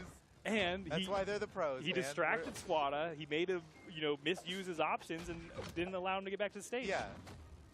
That's great. Just like everybody in chat thought was going to happen. That's the thing. A lot of these fights, they take place inside our minds, It's all psychology. Oh, my gosh. But that one took place in real life, and that was just a foot to the top of the head to claim that stock from Knees. And now one stock ahead, Swada has a great opportunity in game one to close it out. Yeah, he's only in orange. This really gives him a lot of room to push a lead here, but Knees is catching up. Oh, what? Okay, crossover like that. I like it. Goes for the down air. Swada able to cut through, but the second one lands. He's about to tie it up. Oh. Swada, he reset his jumps, though. He's got another chance. Knees no catches chance. it, and look at the stock count now. It's perfectly even. Really nicely done by Knees. That's a good testament, though, to how you have to stay out there on your edge guard, because there was one small opportunity for Swada to get back, but Knees had the perfect response, and now we're down to an even game on the final stocks. Who's going to come away with it in game one? Okay, Knees threading some moves together with the gauntlets, but Swada responding in kind with the bow. Man, both of these players' punish games are just insane. I mean, you really can't get away. No, one more. The triple side air on gauntlets is the dream. It's you can land classic. at least 3. You can land more, but if you land at least 3, you've bodied your opponent. At least and 3. The damage is telling that story. 3, like any more is necessary. Any more is not necessary, but it is fun to do. Swada is now trailing behind in damage only by a little bit and caught up it's here. It's anyone's game. Oh, Knees could win it with this edge guard right now. Oh, Swada makes it back. Again, he's in the edge guard position. This is Knees' game to win right now. Ooh. Okay, Swada's he got... can still make it back. He sneaks in underneath. I think is that it? He touched the wall. Oh, he did get the touch? Oh, my gosh. I can't believe it. He How made is it back. Swada still alive? His exclamation points were racking he had up 3, there. Yeah, he had 3 right there at the end when he got that last hit. Okay, anyone's game at this point for sure. Now with a reverse situation, Knees off on the edge, but Swada disarmed. Has to find his way to the weapon spawn, grabs the bow. Oh my gosh, he survived that whiffed gravity cancel. No! Oh my. You said no? You're like, not like this. Not like that. Oh my gosh. What way did you want it to go? It doesn't matter what you wanted. You're right. You know what? You're right. It really just doesn't matter what we want. Oh my gosh. How did he... That was That was a something close else. game. That was a close It game. really- well, Anything yeah. could have happened. Down to the wire. It really came down to the last hit. The GG, but now Knees is up by 1 in the set count. Okay, that gives you a bit of confidence, and that is working in his favor here in game 2. He's got all the damage so far. Swada finally fights his way into a weapon spawn, grabs the bow, and deals some damage back, and now we're playing from an even playing field.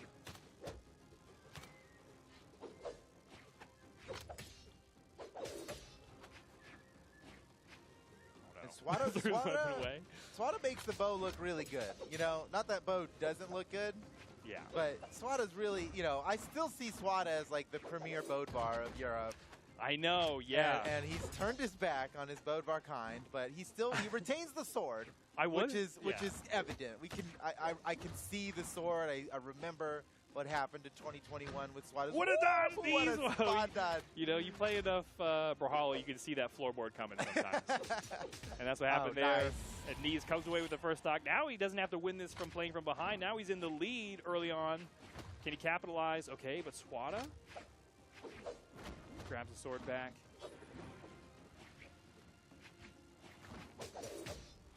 Swada's just looking for the knockout here.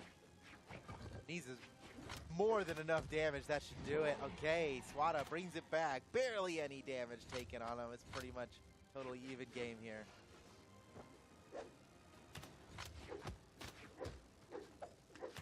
Oh man, Swada just getting so much work done with the bow. Yeah, his bow. Okay, the down air doesn't hit. Whoa, nice falling neutral air from Knees to keep that combo going. Deal some good damage there. This is close. Neutral sig lands. Went for the weapon throw to present an opportunity. No. Loses out. Knees now. That what was an beautiful. amazing. Yeah, yeah. Oh my gosh. Okay. Knees. That was perfect. Man, it's like, I feel like Swada is winning neutral more consistently, but Knees, when he gets a hold of you, it's for a while. His damage per engagement must be off the charts on this one. Oh, okay. I mean, if you're a coach, that's what you got to do right there. Equalized once again. Knees and Swada, what a great matchup. Okay, nice. Swaps over the bow, keeps a weapon out of Knees' hand. Again, the weapon starve coming through. Doesn't care which weapon he has, as long as Knees doesn't have one. Too. All right, Knees finally grabs some gauntlets here. And but okay, I'm loving Knees' gauntlets too, so I'm curious to see what he puts together here, Oh, and it's yeah? big. Man, he was one hit away from a super awesome knockout. Yeah, that ground pound might have been enough. Look at the health. Both players in orange. It's really going to come down to the wire this game.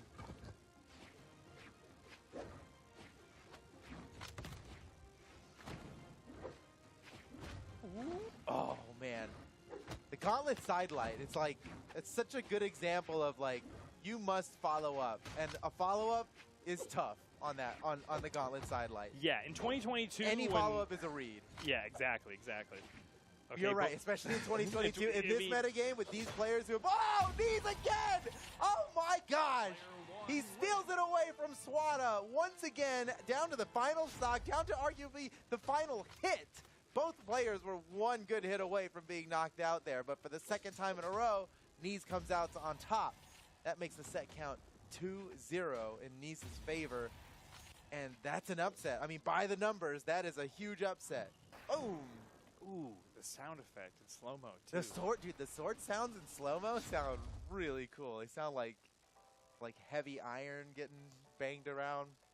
This is one of those sets, though, where you look at the set count and you're like, whoa, it's a blowout. But when you look at the actual games, you go, oh, this It's as close as it could be. It almost seems like it could be 2-0 in favor of Swada, just because Sure, it's been last yeah. stock red every single time. But here we are in game 3. This decides it all, potentially, if Knees comes away with it. Swada changes character, needs to change something. Whoa. Now on to Hattori, but we're back on Demon Island. Can Swada get a win in this set? I thought we'd see Bodvar if his back was against the wall, but Hattori we were is the trying to play. summon it, weren't we? We were doing our best to manifest the Bodvar. I definitely was. I was going to say, that was I thought we were all ulterior sick motive. of seeing Bodvars in top 8, top 4, but now no. I miss it. Now I'm nostalgic for it. Now that it's not here, we miss it. Okay, well, this is Swada's potentially last chance to come back in this set. Throws the weapon away. Stocks are basically even, but Knees wins out the battle for that next weapon spawn. Well, let's see Swada's spear, because I don't think I've ever seen it. I mean, Pretty nice. Okay. Pretty good.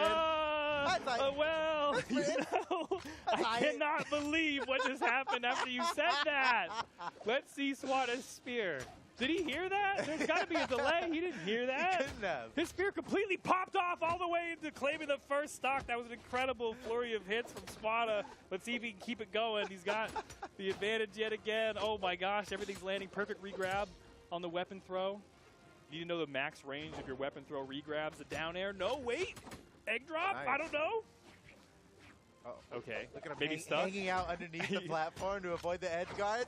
Oh my gosh. Whoa, Okay. whoa, whoa. This, I like what I'm seeing now. We got 3 stocks to 1 here in game 3, and Swada has all but run away with this game completely. And Can it's Knees do anything to turn it around? He's done it almost exclusively with the spear, too. It was like you just fired him up, proving Foda. all the You haters fired him up. wrong. I don't know why you doubted the spear for even a second. Knees finally Dude, claims did the first did stock. I doubt but it? I mean, I was you just big curious. doubter. I was Big curious. doubter energy from Foda in the beginning of this game. We all remember it. There's clips and everything. Okay, Knees doing his best to come back now. He's got to get some big unanswered damage. He does so for the first part of this second, or his last stock, actually. Whoa, second. Yeah. No way. That was gone a long time ago. Knees on his last leg in this game. And Swada, finally, you know, he was just doing anything he wanted for the longest time, and Knees finally disrupted it, so it's looking better. Yeah, but you still. gotta, still gotta be careful, right? Because it's not over. And It's not over, We know yeah. Knees can bring this back. You might think, oh, 2-stock lead, GG. Let's just wait for it to be over. But Ooh. Knees is hunkering down for the finish. Okay, needs this edge guard. That's enough. Hey, you That forced him to works. dodge. Yep. You couldn't do anything else, Yep. and that's it for the second stock. And that huge lead that we once saw from Swada has now been eaten away at by Knees, and they're both on their final Oh stocks. my gosh. No way. Knees is Knees gonna wins reverse this game? 3-stock. He's gonna reverse 3-stock. There's no way after the beginning of this game that we see a win from Knees. I can't believe it. I'm not ready to yet. Nice dodge to the weapon throw there. Oh, Okay, big damage. Almost. He's taking the lead. What? He is taking the lead. What? How did this happen? Knees now Swada back was in up control. by 2 stocks a second ago. And Swada, he can't even land a hit now. I Knees was he's already- unlocked. He's ultra Oh instinct. no. What's going? Knees is out of control. No That's not way, yet. no way. Yes, that's it. What? Bravo! Oh my gosh! How? 3-0! Why? Reverse 3-stock in the last round! Knees is incredible! What? What an upset! Where? Woo! When? How did that happen? Seriously. How did that happen? It all happened in 1 stock. All 3 of his knockouts happened on 1 stock. This- Knees just decided, I'm not going to get hit once for the Man. rest of this game, for the rest of the match. And power rank number 18 is victorious over power rank number 3. And if this music doesn't tell you the story of what happened, I don't know what else would. Besides Remy. Maybe Remy can. I don't know. I don't know if anyone can discern what we just saw. Dude, look at the graph. The graph tells you everything you need to know. Look at how long that last line goes. That last pink line. Man. This is why I don't play the stock market. I'm looking at the graph and I'm like, I don't know when Ah. I don't know when to invest. Look, it's I bought on the first stock. I Right? bought Swada stock. I was all on Swada coin. Right here. Boom, boom, boom, boom, boom, boom, boom. Swada coin Then at the turned end, out to Swada it big crashed. pump and dump, and then it was like Knees coin. You need it. I was like, what the heck? How did look, that happen? look at this graph. This pink line. Yeah, boom, right there. That's Knees' stock, and then this is it. Not actually ever ending. That was Yeah. insane. That's a lot. That's a long line. That's a long line. That is Holy cow. I've never a 3-0 set that was that close. Yeah. Every single game. Every game was really close, but that last game was a reverse That was 3-stock, special. dude. I thought That Swada was is- he was like out of control. For the first 2 Woo! stocks, he was completely out of control. That was And awesome. then- All right. Knees put him back into All control. right. And then the elimination finals came up. And so that's where we're at right now. So Godly, who lost against Acno in the winners final, went down to the elimination bracket, waiting for the winner of the previous round that we just watched, which we know now is Knees. Therefore, Knees versus Swada is what's coming up next. And You mean Knees versus Godly? that is what I meant. I know it's confusing because it seems like they both It's- won the set with how good they played, but Somehow it was Knees that came away with it. Yeah. Power rank In 18 summary. going up against power rank number That's 1. an upset, man. Now, hey, listen. That's huge. Huge upset there. This could be an even huger upset. Okay, well, We're building into. if our viewer vote has anything to say about it, there is an upset Okay, that yeah, could potentially come. yeah. Now, people were on the Knees train in the last set, They- but Then all of a they're sudden, not so confident about Knees going over Godly here. and now all of a sudden they got realistic with their with themselves. But we'll see. I mean, they were right on the last one, dude. 3-0. I'm still a Knees believer. Put the me down in the viewers books. know. Let's go. More people are starting to believe in Knees. The more Come on, bring it more back. attention we pay to this viewer vote here. Exactly. Strong arm it back the other way, everybody. Woo. Let's do it. All right, elimination finals here, and Godly is playing Dusk? Question mark? Yeah, we seen that today or ever. Or I mean, Dusk is one of those picks where I feel like a lot of people talk about it and then nobody does it. What, the crazy Knees combo? Okay. Grab and cancel, what the neutral Knees? sig? Why did he do that? All right, deal some good damage. Knees still playing with the confidence from last match. Love to see if he can carry that. Godly must know that Knees is like, Woo, look at him go! he's high Oh on the my last God, match. whoa. I don't think Why did he Knees do- thought he was going to land that one. That happens sometimes. You land the opener and you're like, nah. Why did it? My Doesn't gosh! matter. He just got the That's- knockout anyway. All right, these is out of control right now, and this feels like such a different world we're living in. The Yeah. skies And are Knees is feeling clear. himself, too. The You sun is shining. We're not on Demon Island anymore, and Knees is just shrekking through the best players in EU like it's nothing. How is this possible? Okay, that'll do it. Wow, Okay. what a perfect use of that signature to slap him away, tie up the game. Godly has yet to show us what he's got on this Dusk, really, but maybe on this second stock we'll see it. A lot of Knees is- spear in EU today, huh? What's up with this? This What's is up- cool to what's up see. with this? The meta shifting in front of our eyes. Yeah, love to see it. A lot of diverse legend picks here in ones. Yeah, big time. It's especially the Kaya. See, we have Kaya in grand final. It's awesome. Okay, Godly has made this second stock his own, and there he goes. Oh, okay. Takes it yeah, away, after yeah. that first stock, I was like, uh-oh, Knees is the new superpower We here. didn't get to yeah, Godly, you know, he was cold. He was waiting for his turn in the ring, and now he's warmed up and ready to take game one potentially here if Knees can't stop him. Already on his final stock. Great And it's been dodge by all with Godly. his spirit. I don't even think I've seen really Godly touch the orb since the first stock. I think you're right. Yeah, he has not used the orb once. And, well, now he just got disarmed. Okay. He's definitely going to pick up an orb next. What a dodge! He gets the slide kick, ground pound off of it, too. It's beautiful. And here comes Godly with the orb, using the neutral light to cover his signature whiff. Oh, it's all lining up so perfectly. How is Knees going to respond? Oh, He can't. I don't know if there is. The spear now comes out, going to take the last stock. No. Okay, Knees has got a weapon now. This is the tide's changing. Ooh, okay, what a beautiful read That on the was movement nice. That was nice. from Godly. Knees follows him It's on down. that side light. You see the things you got to do to combo off the gauntlet side light, you know? Chase dodge all the way to the other side of the moon, He man. had to What the heck? completely follow Godly. I mean, he was totally in control of that. Doesn't matter, though, because Godly, clean with an entire full stock remaining, takes the first game of this set, goes up 1-0 now in the set count. Man, and with Dusk, no one saw this coming. I saw it coming. This is easy to predict. Everybody but Steven. Everybody No, but I Steven. don't- And Remy. Remy already knew. Remy knows the outcome of this whole tournament. He's just polite enough not to tell anybody. Yeah, that is.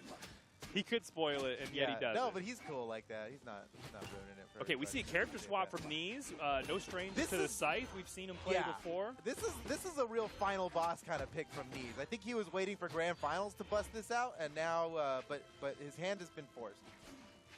Do you think people really do that? They're like, oh, this legend I have is such a clean pick I have, but yeah, I think I'm so. saving it? For Okay. sure. okay, he has to go Super Saiyan 3 before. At least. When did Super Goku Saiyan have to 3. do that? Who was he fighting the first time he went Super Saiyan 3? In Whoa, chat, that's- if you know, this is little bit you're a of nerd. DBZ Ha lore. got him, got him. Don't praise him, don't praise him. They're a nerd. Ostracize them from the group. Okay, first stock yet to be claimed. But Godly positioned well. He's got more damage, only slightly though. Nice dodge from Knees. Can he turn that into a stock? Yes, he does. On Yeah. Brawlhaven. I think on a lot of stages that wouldn't have knocked out, but on Brawlhaven, tiny little baby Brawlhaven we're on here, that'll it knock was, out. It was definitely assured. Okay. Fights his way to the weapon drop, picks up the orb. We saw some good stuff from his orb already in the last game. Yeah. Oh, nice avoidance of the recovery by Knees. Keeps his stock in play. I Deals really, a little bit more damage. I really do consider Knees a Scythe main because ever since his introduction into the Brawlhalla esports scene, I remember it like it was yesterday, 2018, DreamHack Summer. Knees is in there playing his Mordex. Mordex was like still kind of new at the time. Yeah, And everyone was like, who's this new EU Scythe player? And I think it was Daiku. Daiku teamed up with him. Oh He no! knew. What? That was ridiculous to get that And- recovery so high up Yeah. on the field, claims a stock, and now a full stock ahead in game 2. What a change from game 1. The final boss. It's the final boss pick. You might have been right. The only downside is that you lost the element of surprise on it now.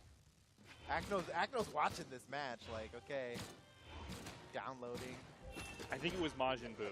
I think it was Majin Buu that Goku I was gonna say had Broly, had to pull but then out you Super called me a Saiyan nerd, 3. so I didn't want to say it. Yeah, that's just classic bullying. Works every time. Beautiful dodge, man. He used the spot dodge, canceled out of it after dodging the attack.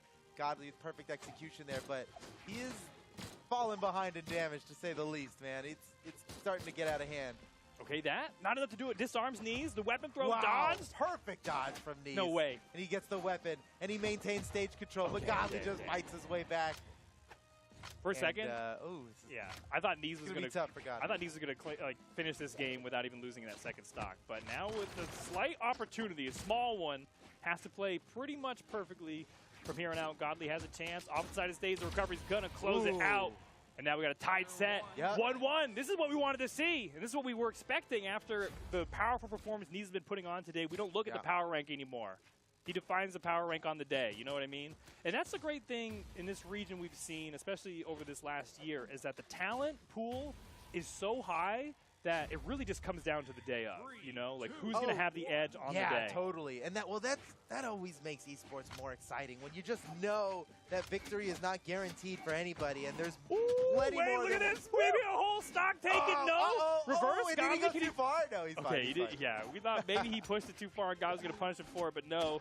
Coming away with huge damage off that combo, and it starts up yet again off the side of the stage. Knees really feeling himself. Godly coming out there contest with these pogos. Can he claim the stock? No. Knees fights his way back. Ooh. Crazy gravity cancel option from the Scythe. Love to see it. Now again with these blasters. He had a couple options there, and he went for the signer. Doesn't get the KO.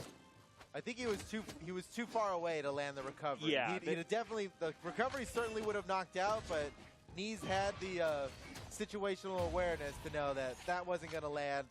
At least get some damage off, even though it's not going to knock out. Yeah, that's the interesting thing about your setup moves is the down light. Depending on the situation when you hit it, you have different options available to you. And Right, yeah, especially because of. Woo, wait, this could turn into a knockout here. Oh man, that was. I think Godly, I get Godly so knows hopeful. how lucky he is to be alive, but these maybe actually not that lucky. You might be so right about this boss battle thing. I mean, I kind of wish we got to see Knees preserve this pick until grand finals, but now he's getting some practicing on it, and it's looking good. Gravity cancel side He can't light. make it back. He There's can't no make way. it back. Yeah, he knows. He tried, and then he's like, you know what? See you later. Okay, another. All right, But maybe, we've seen. maybe a reverse 3-stock for Godly. I was now. gonna say Yeah. we've seen reverse 3 stocks happen. In top 4. In top 4 already, but unfortunately it was Knees that did it. So Right. and he's the one Give in him the a power taste of his position own here. medicine, Godly. Yeah, okay, that there's would one. be- There's one. Two more. Exactly. Justice. That's what we need to Justice. see. This would be justice. All right, Knees. Oh, perfect. As soon as he grabs those Yeah. blasters, he's putting them to work here. Godly was doing a lot to protect that weapon spawn, but Knees made it through, and then the moment he grabbed it, got a whole bunch of damage out onto Godly as well. Now, Godly's winning the damage trades with Knees, but he doesn't have the stocks to avoid like going even with Knees. He needs to shut this stock down. And, that's exactly what I ordered. Is that what you Yeah. were talking about? Yeah, A no, I shutdown ordered like that? breadsticks, and Godly brought out extra breadsticks. That's He great. just put up a wall of hitboxes there with the neutral sig into recovery and just shut down that entire stock from Knees. And now we got not quite an even game, but a position that could be worked back from by Godly. Oh yeah, I mean we've gone from practically hopeless to totally possible now. I mean, it would be incredible to see another reverse 3 stock in top 4. Ooh. But Oh, man. disarm. Okay. All Can he right. make it back to the stage with all the options on the field? Nees comes away with the scythe. Godly dealing some damage unarmed. Like to see it. Oh, just barely out of the range of that side signature. That might have been, I don't know, off on the edge like that. That could be devastating, but has to avoid this ground pound. Exclamation points coming out. Makes it back to stage. It's possible for Godly here. He's brought it back enough. Now Nees is in red here because we're on such a small stage. It's possible that Godly can get this knockout here, but that's going to do it. Nees steals it away at the last second. Man, Godly was so close, but it just wasn't enough. Now, do you think Godly's going to switch his legend now? This dust thing it's a bit unusual, right? It's with his back against the wall. Yeah. And nothing else. Surely he's going to switch his legend. Yeah, you need something to fight this final boss here. It feels like the way it always goes, right? You lose 2 in a row, and then you're like, all right, something big needs to happen here. All right. And something big has. And we got do Petra. have something big happening. Yeah, Petra now tagged in. Keeps the orb, but trading out for gauntlets. We know Godly's gauntlets are great. His gauntlets. Okay, but against Nees' blasters, can they handle it? We'll see. Okay, wait, what is Nees? He looks like he's got some sort of like trick on the edge here, maybe? No? Nothing comes through, laying him down a lot of suppressive fire. With the amount of hits that Nees has landed, I'm surprised that the damage is as even as it is. I guess that's the high strength from Petra on some of these moves helps make up some ground there.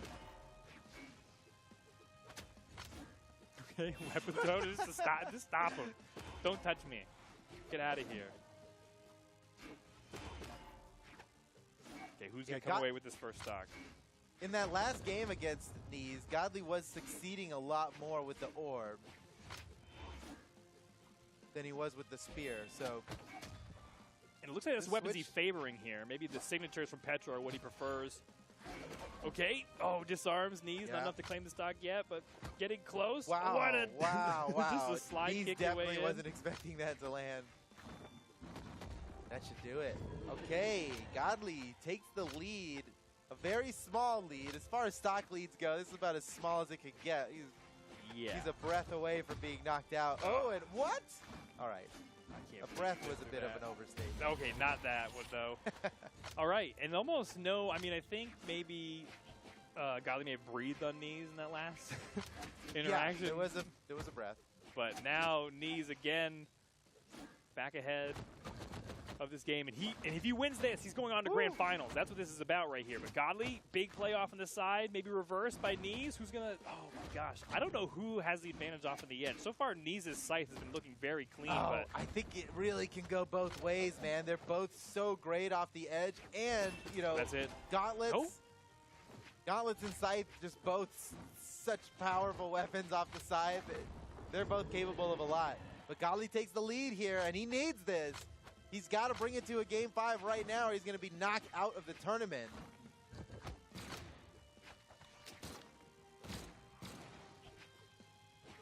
Nees is determined. He could just he could just get to grands right now if he could take one more stock off of Gauntlet.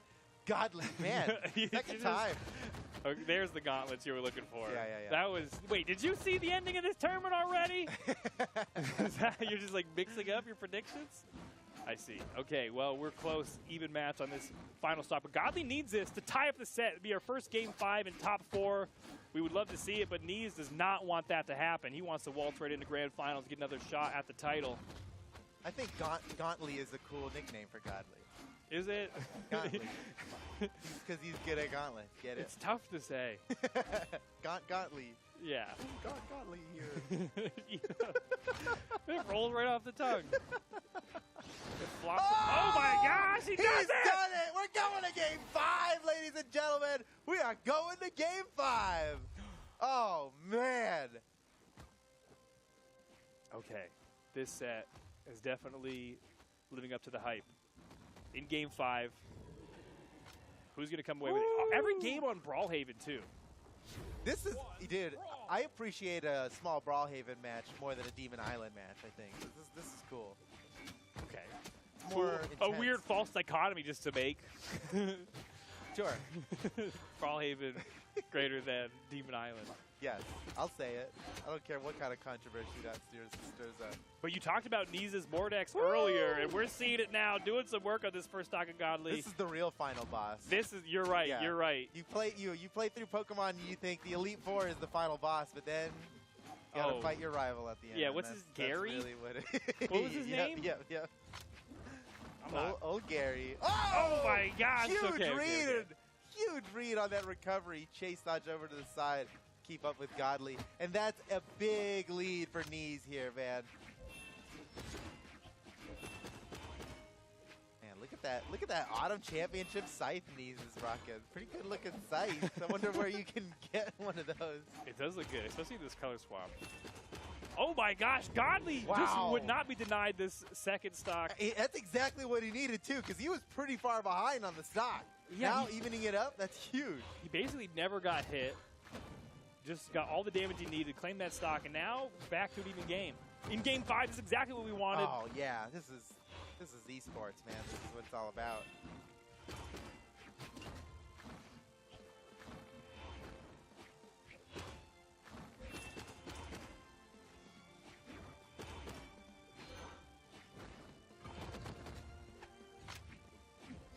Woo! What a dodge from Godly, avoiding certain death.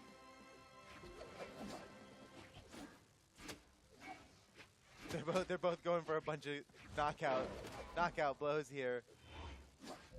Oh, that should do it. Yeah, Godly takes the lead. Uh-oh. This is Knees' potentially his final stock of the tournament.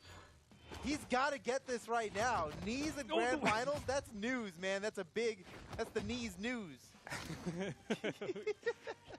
Yeah, I mean, Knees is he's been punching above his weight class this whole tournament in the top 8 here. Yeah, now's not the time to slow down.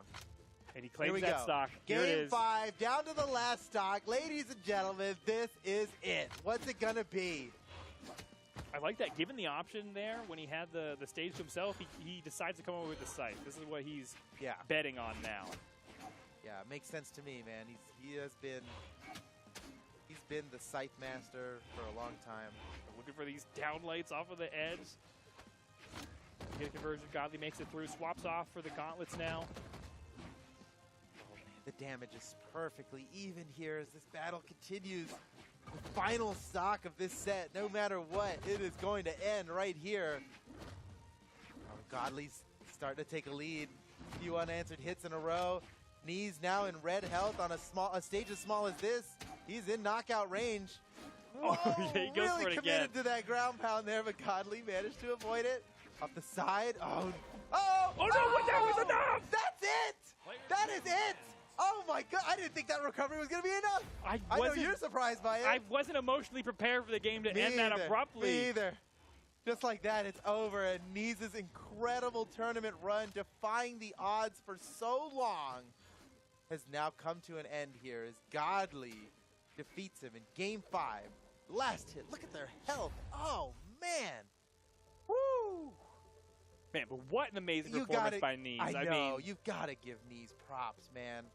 out in 3rd place there. Yep. Oh my gosh. I A mean, power huge rank. I third mean, place. we're going to see a big bump in the power ranking next Probably. time. Yep, yeah, that so. makes sense. Woo, man. Knees. That was awesome. 3-2, Game 5. Can't ask for something better. Wow. All right. All right. That was our elimination finals. There are only 2 players left in this entire tournament, and it's Acno versus Godly here. We saw it in the winners final before, where Acno pulled out ahead. Pretty big.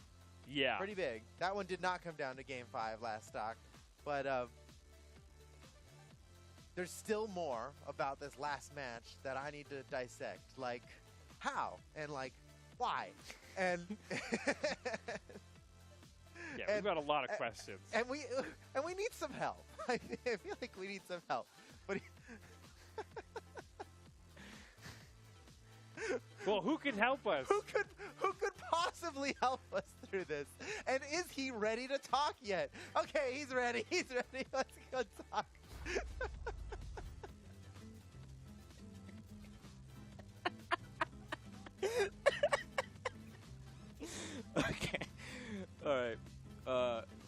It's just EU gameplay. Just makes you laugh. But, yeah, all things considered, Godly really adapting throughout that set. Starting off early, you could see that Dusk pick was all in preparation for that Petra to come out at the end there, the Orb doing its due diligence throughout the entire time. And we're going to look at a little bit of those early plays that helped pioneer that kind of long forward read heavy gameplay we got to see at the end there. Starting it off, you can see the Spirit doing its work. It's a Dusk pick, so it's going to have some crazy movement and options there. The side stick comes out after the double pogo. Good option choice from Godly there, and it continues on into the next game. But what we really do want to see here is that Orb gameplay. You see that dare come through, and the punish is there. You see the side stick come out. It goes for the coverage with the end light, and you can see just how this map control plays out for him there. You can see the side light to punish the aggression from Knees, and Knees has to slow it down at this point. Knees also adapts throughout this set, going through multiple character swaps, and he played a really good mix of close and far cuts with the Scythe, right? He was on top of Godly when he needed to be, but he was also playing that long-range game with the down airs and the downlights when he also needed to be doing that. Godly ended up taking this one out with another side air, but it didn't stop him from showing us just how well-rounded his Orb had the potential to be. That's one of the Knees plays I was talking about, where you could just kind of see, all right, how far away do I need to be for this play to work out, and am I going to be that far at that time? You just see he gets this little cheeky side air, and then he gets the GC after to punish the side air coming through. Completely wastes all of Godly's options, puts him in that position where it's like, okay, you're not making it back down without help. Continuing on though, Godly with the Orb, like I said, he's really good at finding these options. You see the side light go into that recovery, and then it's the end sig that comes through. We didn't see a lot of end sigs or sigs in general come up from the Petra pick, but we do know that he has those options available from his Dust pick.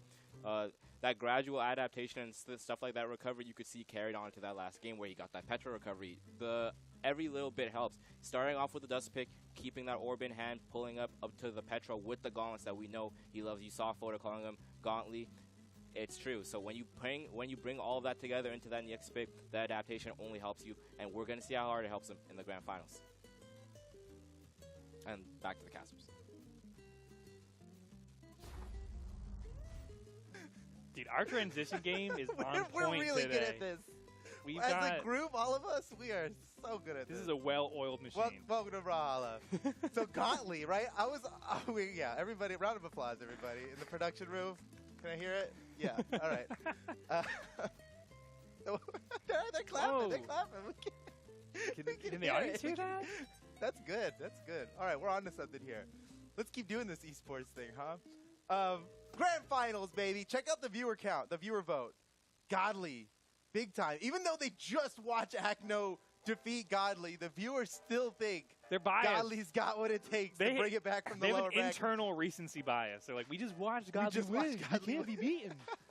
That's what they're thinking. 2 sets ago, we just saw Acno defeat Godly, but the viewers are still on Godly's side here, or should I say Godly. Anyway, here we are. Grand finals, ladies and gentlemen. This is it. The final set of this tournament. Dude. Well, wait, it might not be the final set, right? That's right? true. Because of the bracket resets, and we'll tell you guys all about that later. If Yeah. it gets close enough. I mean, Acno is the last person in this tournament who has not lost a single set. Yep. And he's determined to keep it that way. And it's looking good for him in Game 1 on Demon Island. He's got the big damage advantage so far.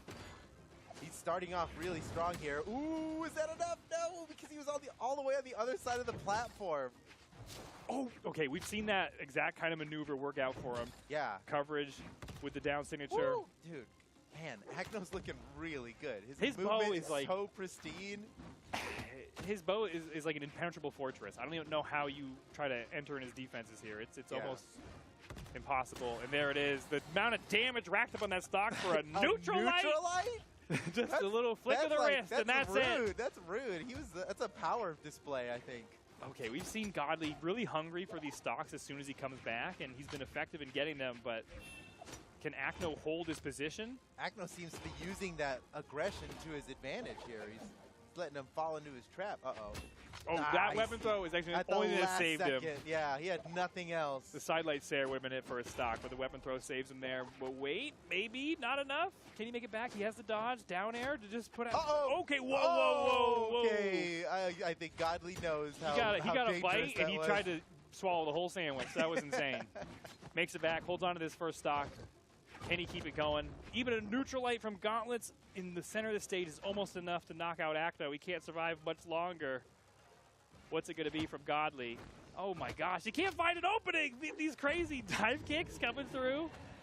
Tacks on a little bit more damage. Now stocks are evened up, but that lead is still carrying through for Acno into the second stock.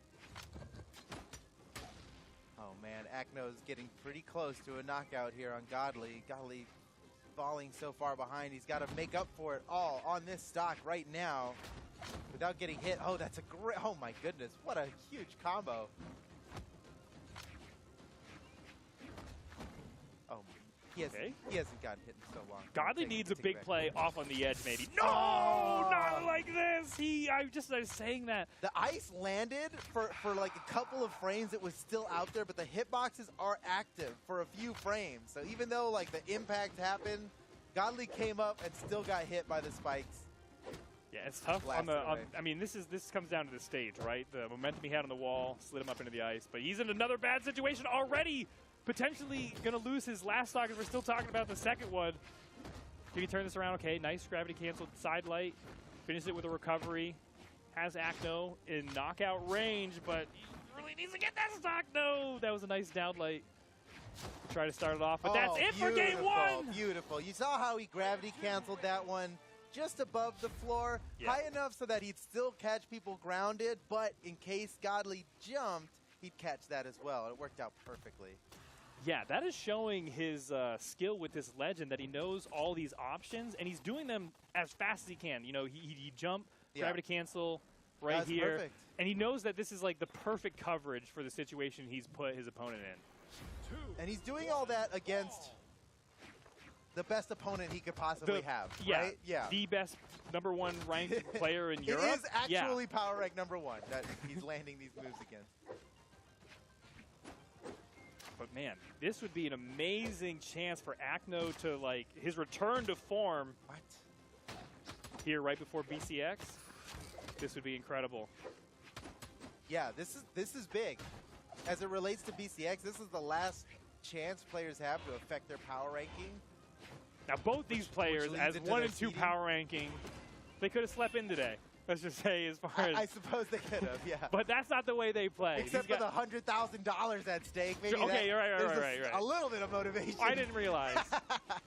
I didn't think about the money. I just thought about the glory. Sometimes, we get so into the esport that we forget there's money on the line sometimes. All right, Acno yet again comes away with the first stock, but Godly in a better position here. He's closer to claiming this first stock with Acno than he was in the first game, but still, he's. Oh, he was unarmed.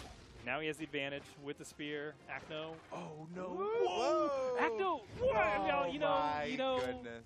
The risk reward there was if he lands a ground pound, he sets himself up for some nasty edge guard that could give him a 3-1 lead.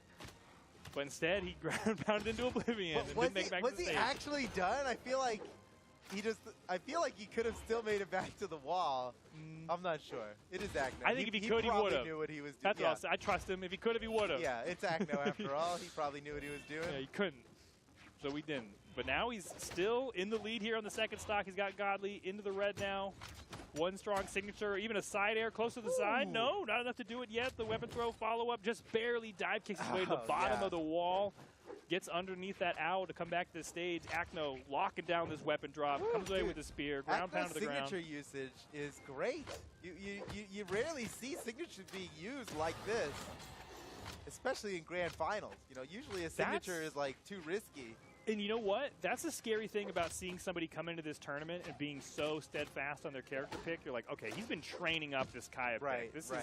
He's got all the options loaded into his head. That's an option you want to have loaded into your head. That was such a perfect example of what you were saying just now. Oh my gosh, it's just he's able to effortlessly maximize on his damage because he's got those signatures at the ready like this. And they cover unique places that the bow kit does not usually cover.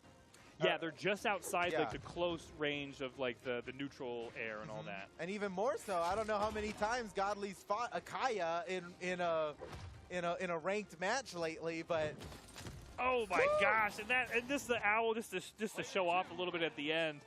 Yeah, that was a celebration owl, just which is traditional. Oh my gosh. Okay, so two. Okay, this is almost it, maybe right here.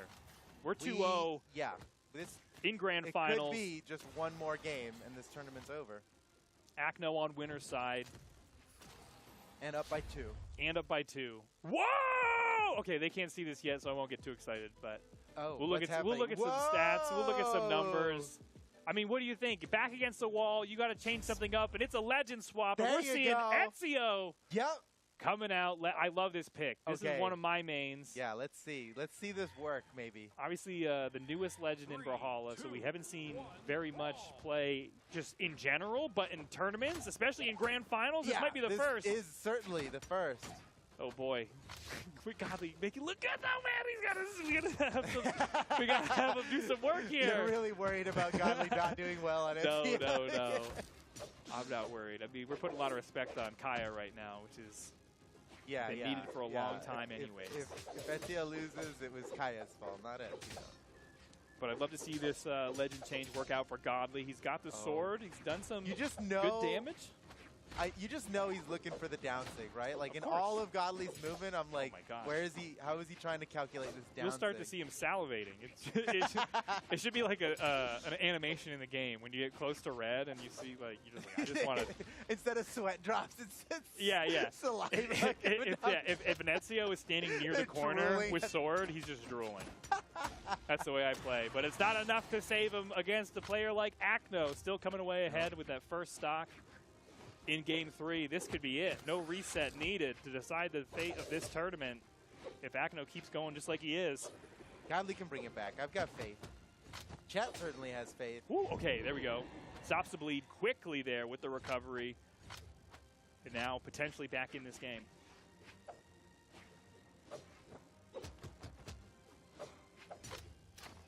Okay, gets some good damage while Acno has to fight his way to that weapon spawn. Ooh, drops on the edge. Okay. If you're Godly, love to see it. Right. Yeah, there's some conflicting emotions about that. Controlling space with those weapon throws, using all the options. But Godly's still trailing behind in damage. Nice read on the jump to catch that in air. Everybody wants a sword down sig, though. We all want it. Everyone's like, oh, this is it. Oh, no. that would have been the Oh, time. He's got another one.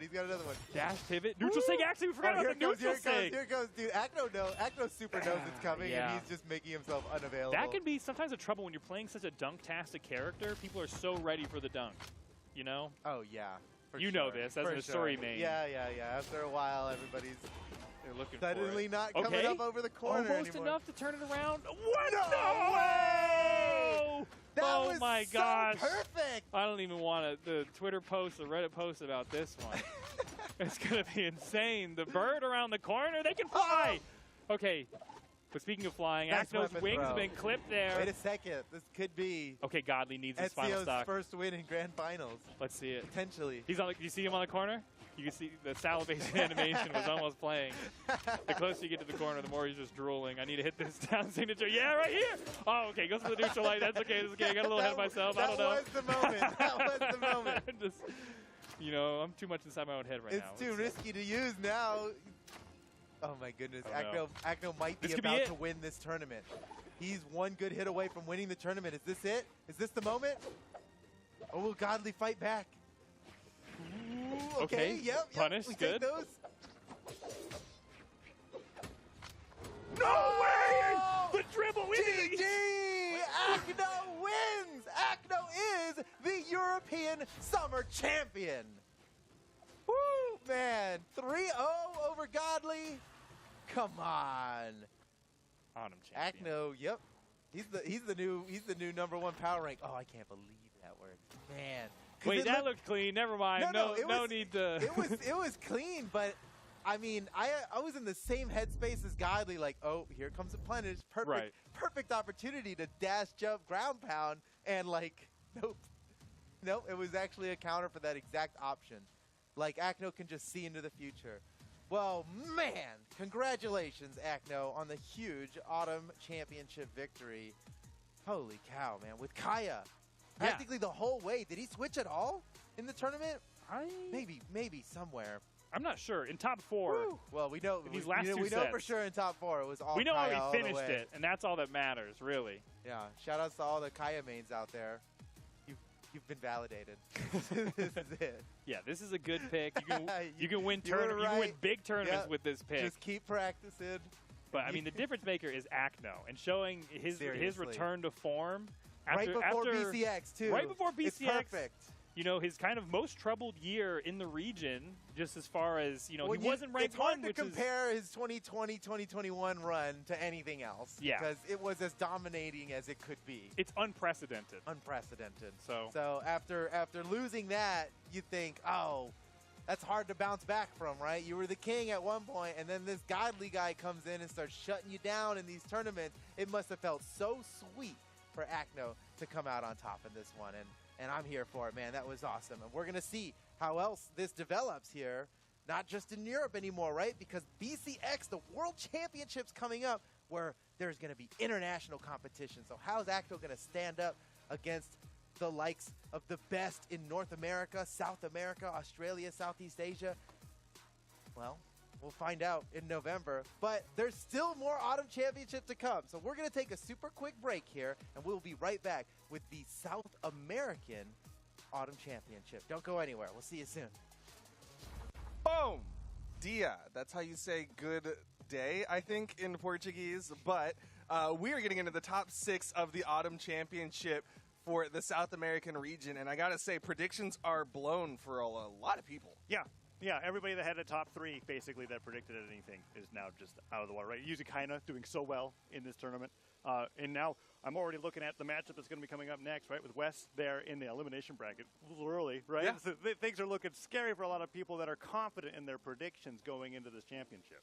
Yeah, Wes is already down in the elimination side of things. Power Ranger also on the elimination side. So your top 2 seeds are on the elimination side of things. Wes is on deck to go up against Vem Tenkilo, who had an amazing showing against Fiend a little while ago, beating him out 3-2. Yeah, and as you said, with Wes and Power Ranger both there in that elimination bracket, that means for one of them, the best they can do is 4th, because they will be meeting either before that or at that point in the elimination semifinal. So yeah, really excited to see how this bracket plays out as we are getting into top 6. Yeah, it's definitely been an interesting showing so far. We still got, like you said, our top 6 to go, and we're just waiting on them to lock in. Probably some predictions happening in chat right now. I'm very curious what they're going to say, but look at these matches we got. Wes and Vem Tenkilo, Power Ranger and Lores using kinda TBD and TBD.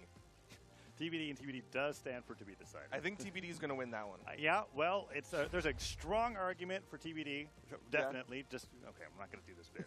Not right You don't now. want to run the bit? I don't want to run, no. I didn't have it in. Okay. We're going to be going into game number 1 of the match on the schedule here, which is West versus Vem Tenkilo. It's Orion up against Olgrim. Lots of Lance versus Lance going into this game 1, but that playing field could change as we're going over to Small Demon Island for game number 1. It's fascinating, Wes being such a Lance head for the South American region. He's so known for his Lance. Only 4 levels up on Vem Tenkilo's Orion. You know, his Orion is 65, Vem Tenkilo's 61 on his Olgrim. So Wes maybe slouching on the playtime. It's difficult. There's a lot of different Lance legends in the game. I know. He's spread it out across all of these Lance legends, including the Artemis that we saw earlier today. That's right. And now going into this game here, Wes fighting against Vem Tenkilo, and that sidelight Nair coming through. Not going to get too much more damage off of that as Wes is putting even more damage through, and that side air lands on the ground. Wes just punishes that as well with the neutral light, and damage has gone back and forth to being basically dead even. But Vem Tenkilo's on that comfort weapon of the axe and the ground pound is going to get the first stock, and he'll likely stick with it because the axe is what works so well for him in his matchup against Fiend. But no, he's going to pick up the lance. Maybe was a little awkward about Wes coming in.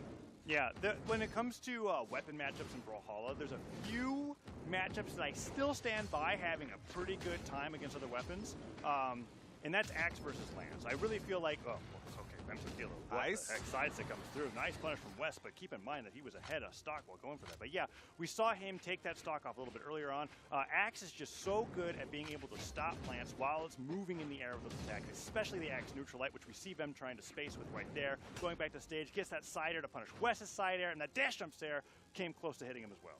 Yeah, overall, I think the Axe does pretty well in the Orion matchup. Like, great against the Lance and pretty decent in the matchup against the Bow. Right now, though, Wes, he's just more comfortable with that Lance, the downlight, the fake-outs with these ground pounds, too. Well, he's really trying to get the splash damage from the ground pound to work out there, and Vem's not allowing that to happen. Makes it back and catches the jump just barely with that pickup side air on the Lance. Pummels him out of a gravity cancel side stick, which would have just ended that stock. And Vem goes back to center stage, trying to get the stock here. Down air, side stick, spot dodge, but he did it. Like, the spot dodge wasn't well timed, but he was high enough in the air that he didn't fall into the attack. So good job from Wes there. That could have been really bad. Yeah, kind of getting lucky with this, avoiding these hits from Vemtangilo. Vemtangilo definitely just swinging for the fences, and he's going to find a hit with the down air. Needs to beat out the recovery, but he goes too low. Oh, and he tries to pummel him, and Wes goes for the side sig, and he just barely hits, but not enough force to take him down. Both players fighting with their lances off stage, and Vem using the exhausted lance recovery into the Sair to make it back. Finally gets that sider to hit, and Wes goes down after both players were going back and forth until one finally falls. Can Wes bring it down to a dead even game? The D-Light neutral sig is one way to do it here. Spirit's a little bit harder with, and that side sig, well, I mean, that's a huge risk to take on a fresh stock. I don't blame him. I mean, like, yeah, it's a big risk because there's a lot of punish, but since it's an early stock, you're not going to get knocked super far away. You're not, like, at risk of losing the stock. Well, but you're at risk of taking a ton of oh, not my at risk okay. of losing a It's stock. it's not because of the side sig. It's not the side sig's fault he lost that stock. Are you sure, Duke? I don't know. I don't know. Let's watch this replay. If the side sig's in the final replay, then maybe I'll eat my words. So good. Covers Demon Island so well on the side there. That sider was after a huge scrap. And then I thought Vem was going to go down instantly, but no, that neutral comes through, and Wes can't get anything else started. The chainsaw here was so great, and he goes all the way out. He chain dodges twice for that Sair, takes him out the left, and now Wes is like, all right, let me show you how it's done. Brings out the Macho Man. So that he has Axe and Lance versus Axe and Lance for game number 2. I mean, he was the herald of the Macho Mans of the Olgrims for the South American region. He was the one who really carried it. That was awesome. That was brutal. That down sig came through. That spiking hitbox is so hard to get. What made that particularly brutal for me is that he did it off of a 4-hit axe string that just led to an instant stock in under 30 seconds. And Wes is just, I mean, if I've ever seen like a revenge knockout after a game lost in a set, this is it. And he's been doing it all on axe as well. Yeah, Wes looking so good after the swap over to the Olgrim. And again, we kind of mentioned it at the beginning of this. He's kind of spread out his experience across multiple Lance Legends. No ground pound this time. Yeah, he goes to the there's the ground pound. Okay, Vem had to touch stage, even though it was like better for him to go for a D-Light ground pound a little bit earlier. He was already in that slide charge down sig. It's 3 stocks to 1. And he's got so much health to play with here. You know, we got to see the level differential on these two legends here. Because you were talking about that. You're like, wow, Orion only 6 levels up. I wonder what it is here on the Olgrim, because this is we might need the assist from production to see that number, but right now, Wes he's just popping off with the axe. There again, waits for the landing, spot dodges, but he doesn't go for the down air. Oh, he charges the side sig. It just barely doesn't knock out. Can he get the edge guard here? He gets with the down sig. 3 slide charge, down signatures for a 3 stock in game number 2 after dropping game 1. Oh, it's just going to be a highlight reel of him just hitting him with chairs. 434 damage to 158, but they went straight to the map screen. We don't get to see their character legends just yet. Maybe production snuck it out on us, though. We'll get there. We're going into game number 3. Yeah. What the heck is Vemtangilo going to do? oh, that's what it is. It was the cosmetic. He's now Macho Man versus Macho Man. The battle of the Macho Man. Yes, exactly. Because Olgrim, well, not I think quite there's a macho YMCA enough. song about that. Yes? Yeah. Macho No, Man. you got to stop after like 3 seconds, though. Wait, sorry, what? You have to stop after 3 seconds. We don't get DMCA. Toast was telling me the levels, and I was busy thinking of the song. 83 for Wes. Okay, yeah, so. Well, not level 100, so. No, yeah, sleeping. Ooh, all right, Vem. Now on the Macho Man. So I want to be clear. Yes, he's playing Macho Man, right? Epic crossover for Olgrim. Nothing has changed. You don't get your first 30 seconds of stock. That's just what Wes is I also doing. don't get my first 30 seconds of like exposition on the game, because Wes is just destroying Vemtangilo in this mirror match, and that's the highlight that I was trying to make. Is that it's still Olgrim's kit on the field, and it's still looking like it's difficult for Vem to go up against Wes here. Well, I do want to point out that we did get those character levels, and Wes is basically up 20 levels over Vem 10 Kilo. That's a lot of experience on that legend, but Vem evens it up with the side sig. He does, and that's much better than the last game, where he didn't even it up once. The kick coming out from Wes will put Vem to the right side of the stage, and he's looking for an opening there. All right, nice job delaying the side air. Hits Wes at the tip of the lance, but that side air that time doesn't come through. And Wes, what is it about these slide charge down sigs? Vem cannot get away. Nair coming through, doesn't get the pivot, and now Wes goes for the edge guard here. You can't quite do the same down sig here with that weapon, Wes. He's got to go back to the axe if he wants to be able to secure that knockout. I mean, we did see the chainsaw work out for Vem 10 Kilo earlier in this set, so definitely not without reason, but Wes has been KOing with the down sig predominantly. Lance picked up. Let's see what he can do. Recovery would have sniped him. Neutral sig definitely snipes him. Takes him off the right. Vem down to 1 stock here in game number 3. And he's going to stick with the Lance this time, despite all the work he put out with his axe in the last one. Wants to show off his prowess with the Lance. Ooh, both players with the Lance on either side. Being like, no, you go first. And they both just attack at the same time. And Vem getting the upper hand with that recovery. Wes fades back, expecting Vem to let it go earlier, but he doesn't. And some damage goes over to his favor, but he's got to take that stock to bring it back to an even game once again. Can he do it? Sidelight Nair recovery. Oh, Wes gets the turnaround Nair. Didn't get much more after that one, though. The chainsaw comes out for Vem 10 Kilo. There's that Lance down sig, and he's going to decide what weapon he wants. It's going to be the axe. Okay. Wes waiting for a weapon to come through. Sidelight Nair, dodge all the way to the ground pound so he can get the fast fall Nair afterwards. And axe versus axe here in this final stock scenario. Then with 2 dares into a neutralite. Dare down sig. Oh, he went for the spike hitbox. It would have been beautiful. He has another chance. He could go for the slide charge, but he goes for the weapon throw instead, and the Lance is picked up. All right, let's see what he can do. He's getting that damage built up. He dodged through the recovery of Wes and disarms him with the side air. Trying to steal out the weapon. Lance v Lance. Oh, he avoids the recovery. Vem didn't notice Down the jump cut. The down sig hits, and that's actually just barely enough knockback for Vem 10 Kilo to take game 3 after getting 3 stocked. Maybe Macho Man is a different character. He's not, but my goodness, something about putting on that cosmetic is really working out well for Vem. There's that chainsaw you were talking about. That's something that we don't see Wes use at all, that Vem's actually getting knockouts with. And that down sig from center stage? That is, I mean, both of those down sigs are kind of the Olgrim iconic signatures. Like, you don't think about too many of the other sigs the way that you think about those down sigs. I always think about Olgrim X side sig. Really? Yep, it's the only one. That's definitely surprising, and I think you would be the minority in that regard. But Wes gonna again try to continue his 30-second KOs, but Vem 10 Kilo gets past it this time. Is it gonna be turned around? Oh, he's on the side sig. Vem. Wait, finish it though. Finish it though. He dodges. He gets the ground pound. Weapon throw can come through and he hits it. Oh, what? Back and forth and back again, Duke. What the heck was that? And still under 30 seconds for his stock, this time in favor of Vem 10 Kilo. He wrestled it back in game number 3, and now gravity cancels side sig off stage. Yeah. And he still made that back. Man, Lance's great recovery tools. Holy cow. All right, West on the back foot after that explosive game 2. Game 3, incredibly close. Now Vem running away with it. These nairs aren't connecting, but that sidelight nair definitely does. And West jumping out of the way is trying to take the stock away and bring it to an even game. But I mean, at this rate, he's already so behind in damage that that's hard to do. Okay, that's Vem's stock is gone for sure. Yep, the side air guarantees it. West respect it though. Gets the stock count evened up, but he needs a lot more damage. Would have loved for that neutral sig to connect. And Vem, what happened where Vem is like, yeah, I'm just gonna like use all of my jumps, literally be like faded away because he has no options left. Gravity cancel side sig. Whatever. Gravity cancel neutral sig. Let's just go for it. Down sig from center. I think that would just barely not knock out. Oh, and Wes. Can you bring it back? Ground pound hits. Is Vem down. Recovery. Another ground pound. Vem did touch. Has to go all the way around. And Wes ready for the end of the X recovery. Gets the Sair. It brings the game right back into his favor after that deficit. And that was with Lance offstage, a weapon that historically doesn't do that great in the offstage, but he hit 2 ground pounds and a side air to get the stock advantage. Look, in South America, Lance is the best offstage weapon. Apparently. that is how it works. Both players Sairing simultaneously. Neither one hitting. Wes off the right side of the stage could get hit by a falling Sair. Oh, not again. Ground pound's coming through. And he dodges it. Can Wes make it even? He can't even make it back. Ground pound hits and Vem evens it up. What?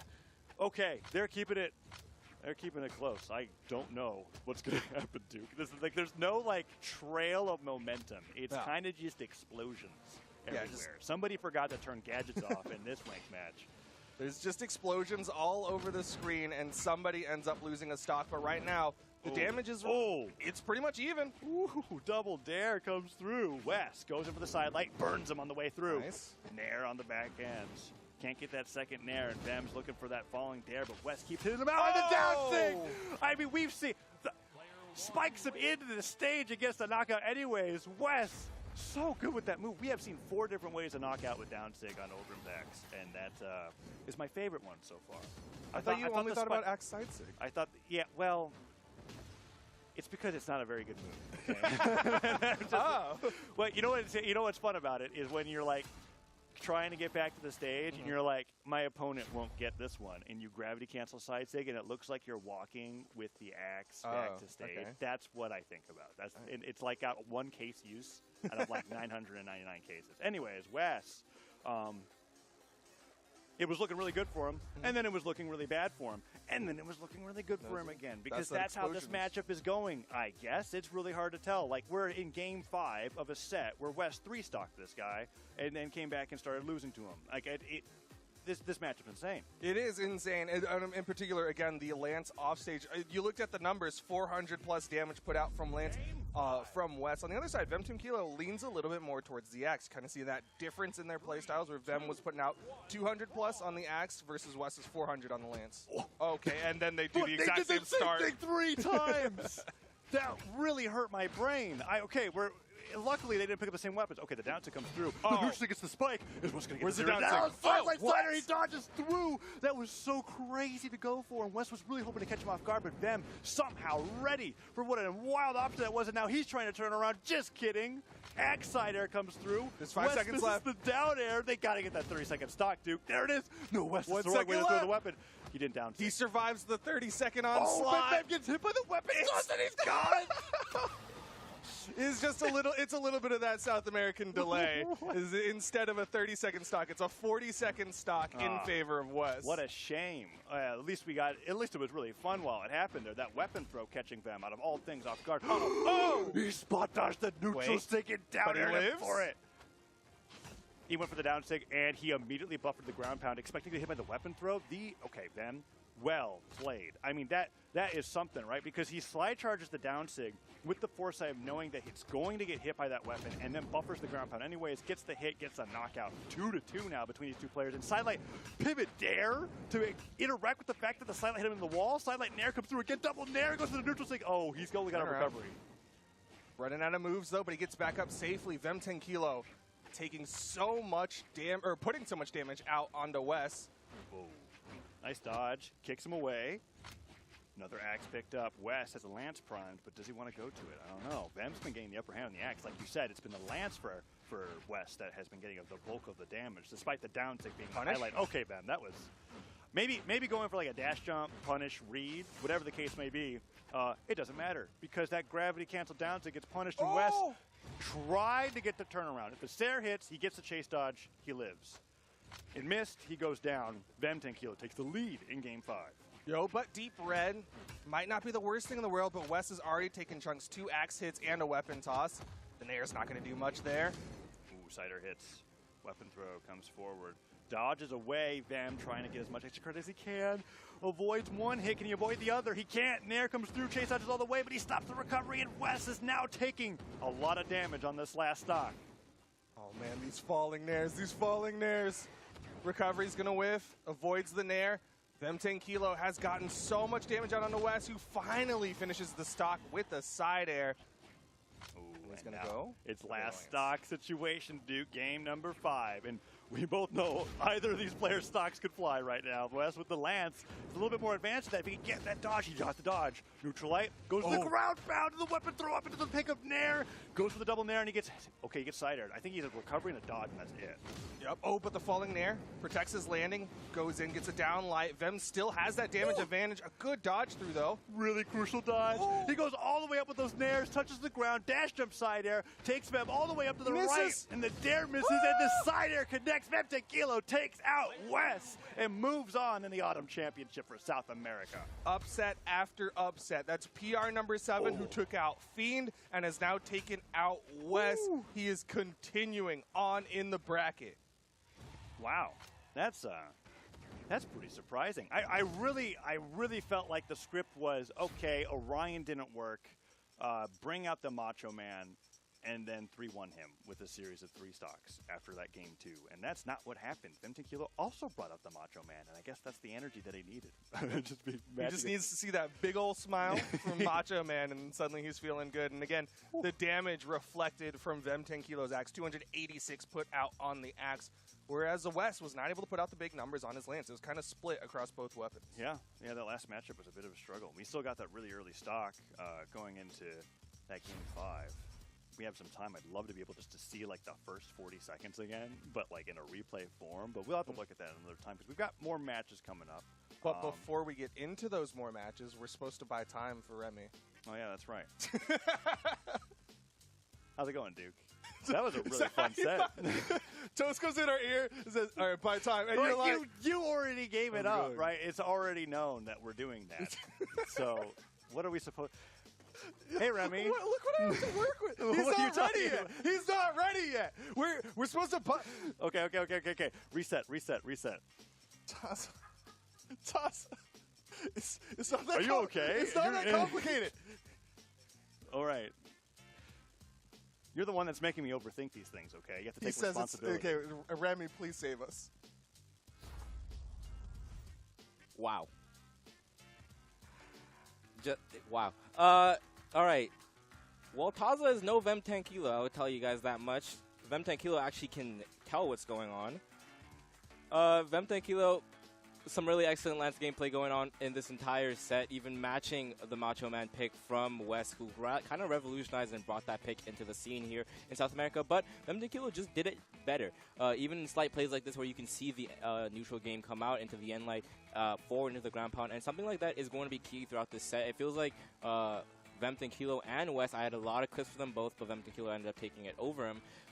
Just knew how to push that one neutral advantage into a KO or into more damage. It felt like one hit always became another one, and that's kind of a key thing. We always see the stats for how much damage per interaction, and I felt like Vemtequilo usually had it pretty high up there in situations like this where you see that one nair, and sure, he gets traded back with it, but then it turns into this, that signature kick coming out, the down sig charge, and then watch the tracking from Vemtequilo. He sees that the recovery has already started up, it's going to go up, so he lines himself up perfectly, chases him down, goes for that side air, and it's a clean stock pretty early into that game. It did prompt the switch, and that switch ended up not being too much for him to deal with. It did push it to game 5, but he still had key plays like this. The weapon throw out of jumps here. You can see the sweat beads come out, forces that last jump upwards, punishes it, and then pushes them off the map. Sure, the ground pound didn't come through, but the signature kit, once again, down 6 going to come out and close that game out. It's stuff like this that kind of makes you understand why this Macho Man pick is so relevant here, why they're both fiending for, why they're both going after it like this, and why my predictions are ruined.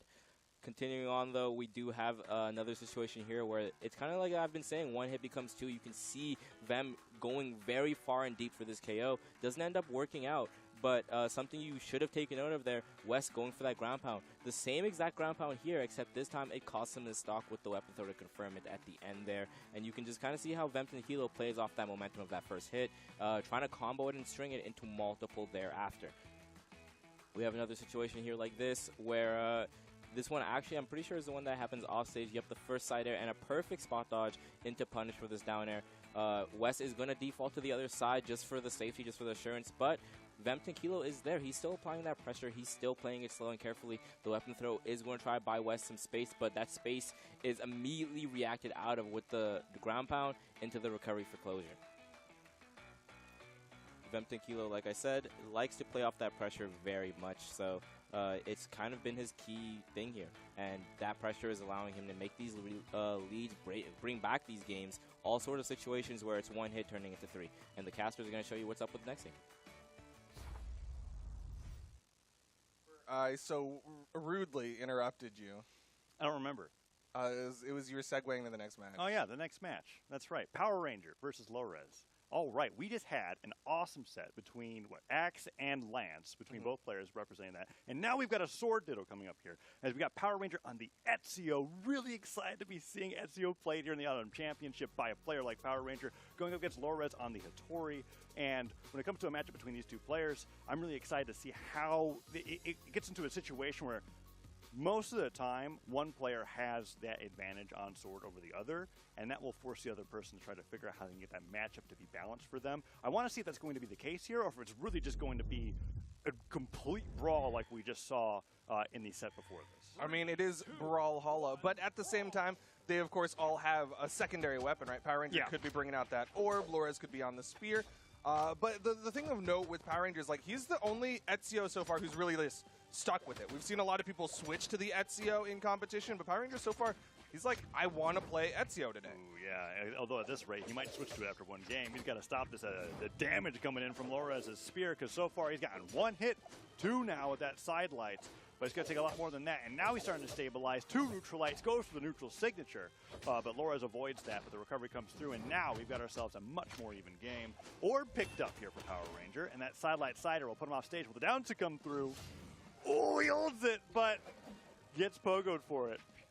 Yeah, that one's an interesting one. You can hold it and you'll float in the air for a little while, but Lorez had plenty of time to react, got that turnaround, ultimately leading to a KO. And now Lorez sticking with the spear. His spear was looking good against Power Ranger's Sword and will likely look good again. Oh, side light comes through. Doesn't go for the down light afterwards. Tries to get the Nair instead, but Power Ranger dodges through.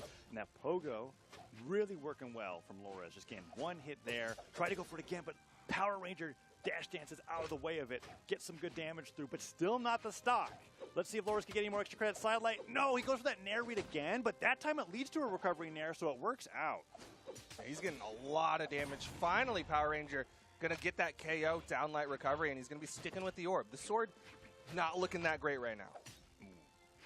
Yeah, Nairs are coming through, and this is what I was talking about a little bit. Although we didn't really get to see it in like a sword versus sword sense, Lorez really has just been all on the spear. This is the first time he's brought up the sword, and while Power Ranger's been forced into the orb here, Lorez is still taking the lead. I say that, but 2 Nairs into a dare sidelight side air means Power Ranger has Lorez on the back foot there on the right side of the stage until that side air connected. Yo, but Lorez trying to get in. You saw that dash in, spot dodge, downlight side air, and Lorez keeps that stock lead. Yeah, really great job with that downlight sider there. I was wondering if he was going to go for recovery or not, but nope. True combo at enough damage, takes him off the left. That's small brawl haven for you. And that sider from Power Ranger could mean an early stock for Power Ranger as well. Ground pound comes through. Oh no, is it pogo time? No dodge. Oh, he gets hit by 1, 2. How many more, Duke? Okay. Does damage. He gets past all of it. Down. Oh! He went for style there. Downlight into a jump turnaround, gravity cancel downlight. He wanted that extra height, but it's going to be the side air to get that stock count even. To be fair, if he got that, that was curtains for Lorez's stock. And he was like looking at that situation and being like, maybe I can catch him sleeping, but Lorez didn't give it to him. Still loses that stock there. Now 1-1. Lorez getting into those exclamation points a lot sooner as he's been going throughout this matchup. Falling dare into another dare. No, weapon throw forward. And Power Ranger leaves himself unarmed. Doesn't matter. Hits it with the neutral light, and the orb picked up. Now Lorez is the one with the edge guard. Yep. More Nairs. Oh, that was a dodge.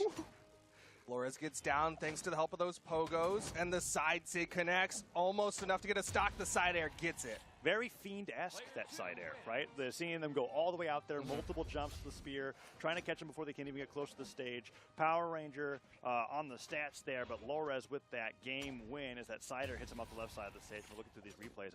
It was just Lorez on the spear the entire game, and Power Ranger not really feeling comfy with that sword to be able to do anything with it. And although the orb hits were coming through, like he would get like 2 or 3 Nair hits on the way back down to the stage, it wouldn't lead to orb recoveries to get the stocks. And yeah, like you were kind of saying at the start of that last one, is Power Ranger just wasn't looking that great, but an interesting swap. I figured he would have stuck with the orb considering that was what looked the best, but you know what? The stats say otherwise. 259 damage put out on the sword, so he's going to get 2 of them with regular and sword so and great sword. Something else that I mentioned at the beginning of that matchup, we were saying like, hey, Power Ranger was one of the few that was sticking with the Ezio. Well, yeah. Now we're over on the J-Unit after that first game, and I'm curious to see how this plays out here. He is sticking with the sword, as you said, but now he has a greater sword, the great sword, with him as well.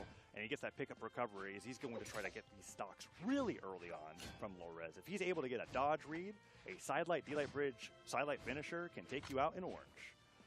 Well, he needs to get that one read. Laura's doing a good job trying to stay in the air, avoiding those ground approaches because Greatsword is so good at taking ground space. Ooh, I thought it was recovery. Recovery, yeah. Oh, he tries to go for the dodge read, but Loris jumps away. These recoveries from Power Ranger trying to get him off the ground aren't working out in the D-Light. Side air disarms Power Ranger, and Lores goes all the way out with that Sair. Recovery stops Power Ranger, and he went, that was like a 50-50 on whether that spear downlight was going to hit. He went one way, Power Ranger dodged right. But Lores still in a little bit of an advantage here. Power Ranger looking for that pocket sand attack. Can he get it? Side to come from the ledge. Ooh. Staying a little bit back. Laura's running out of jumps. Yeah, those jumps were running out fast. Saw 2 exclamation points come out, but Laura's still managed to get back down and get that side air. He needs to get this extra credit, though, because Power Ranger can just come in and hit a recovery. Sidelight, D-Light bridge, doesn't go for anything afterwards.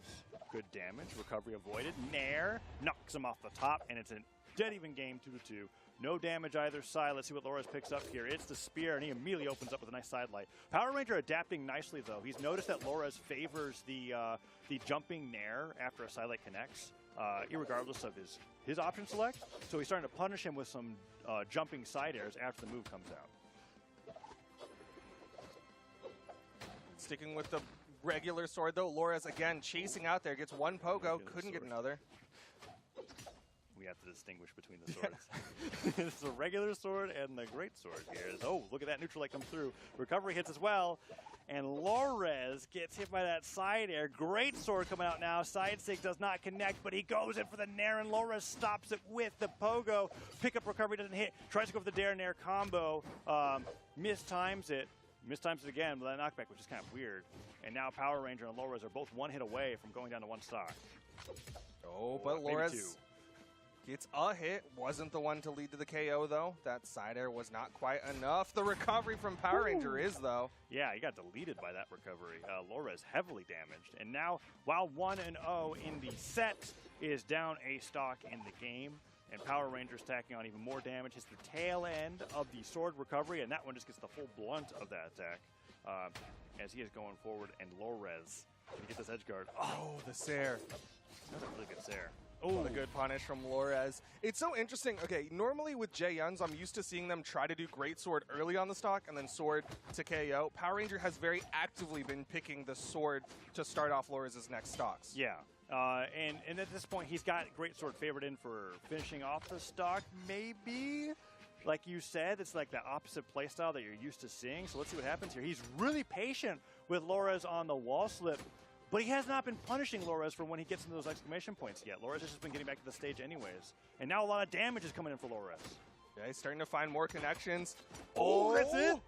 And that's the stock. That's a KO. Lores is up 2-0 over Power Ranger. Huge. So many times throughout the set so far, Lores has capitalized off of sidelight connecting with a Nair. Power Ranger not ready for the D-Light right afterwards. So even though that is not true, he still connects. And actually, maybe his dodge was gone. So let's check it out here. He's going to have this last stock, sidelight. Oh, it got him on the stuff recovery, too. That was just curtains for that stock. Lores doing so well, and Power Ranger still on the Jae-Yun for game number 3. Yeah, he's hoping that this is going to work out in his favor. Was doing pretty well in the last one, so it's not overly surprising to see. But again, actively choosing to use the Sword Classic against Lores. Ooh, and Lores now fighting with his own sword. Both sides of the stage being taken over there. Lores trying to bait some options out of there with those dash jumps. And he does bait them, but he gets hit by them.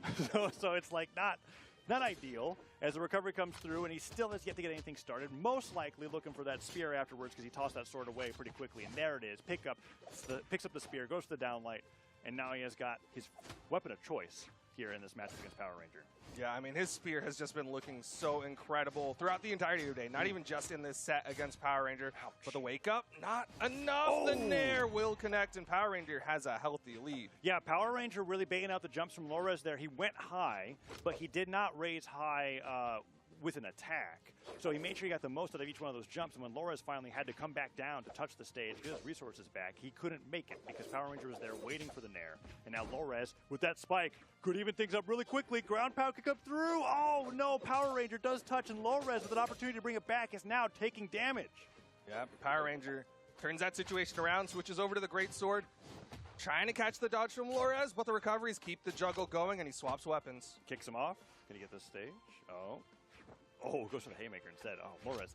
He's really been putting himself in risky positions, unarmed there. These recoveries from Power Ranger have just been calling out Loris' positioning in the air as well. And now Power Ranger's almost at a 2-stock lead here. Ooh. Neutral sig off the pivot. Not enough force to get him off the top. But hey, any damage at this point is good damage because one more solid hit like that, and he's got a whole stock lead. Look at that.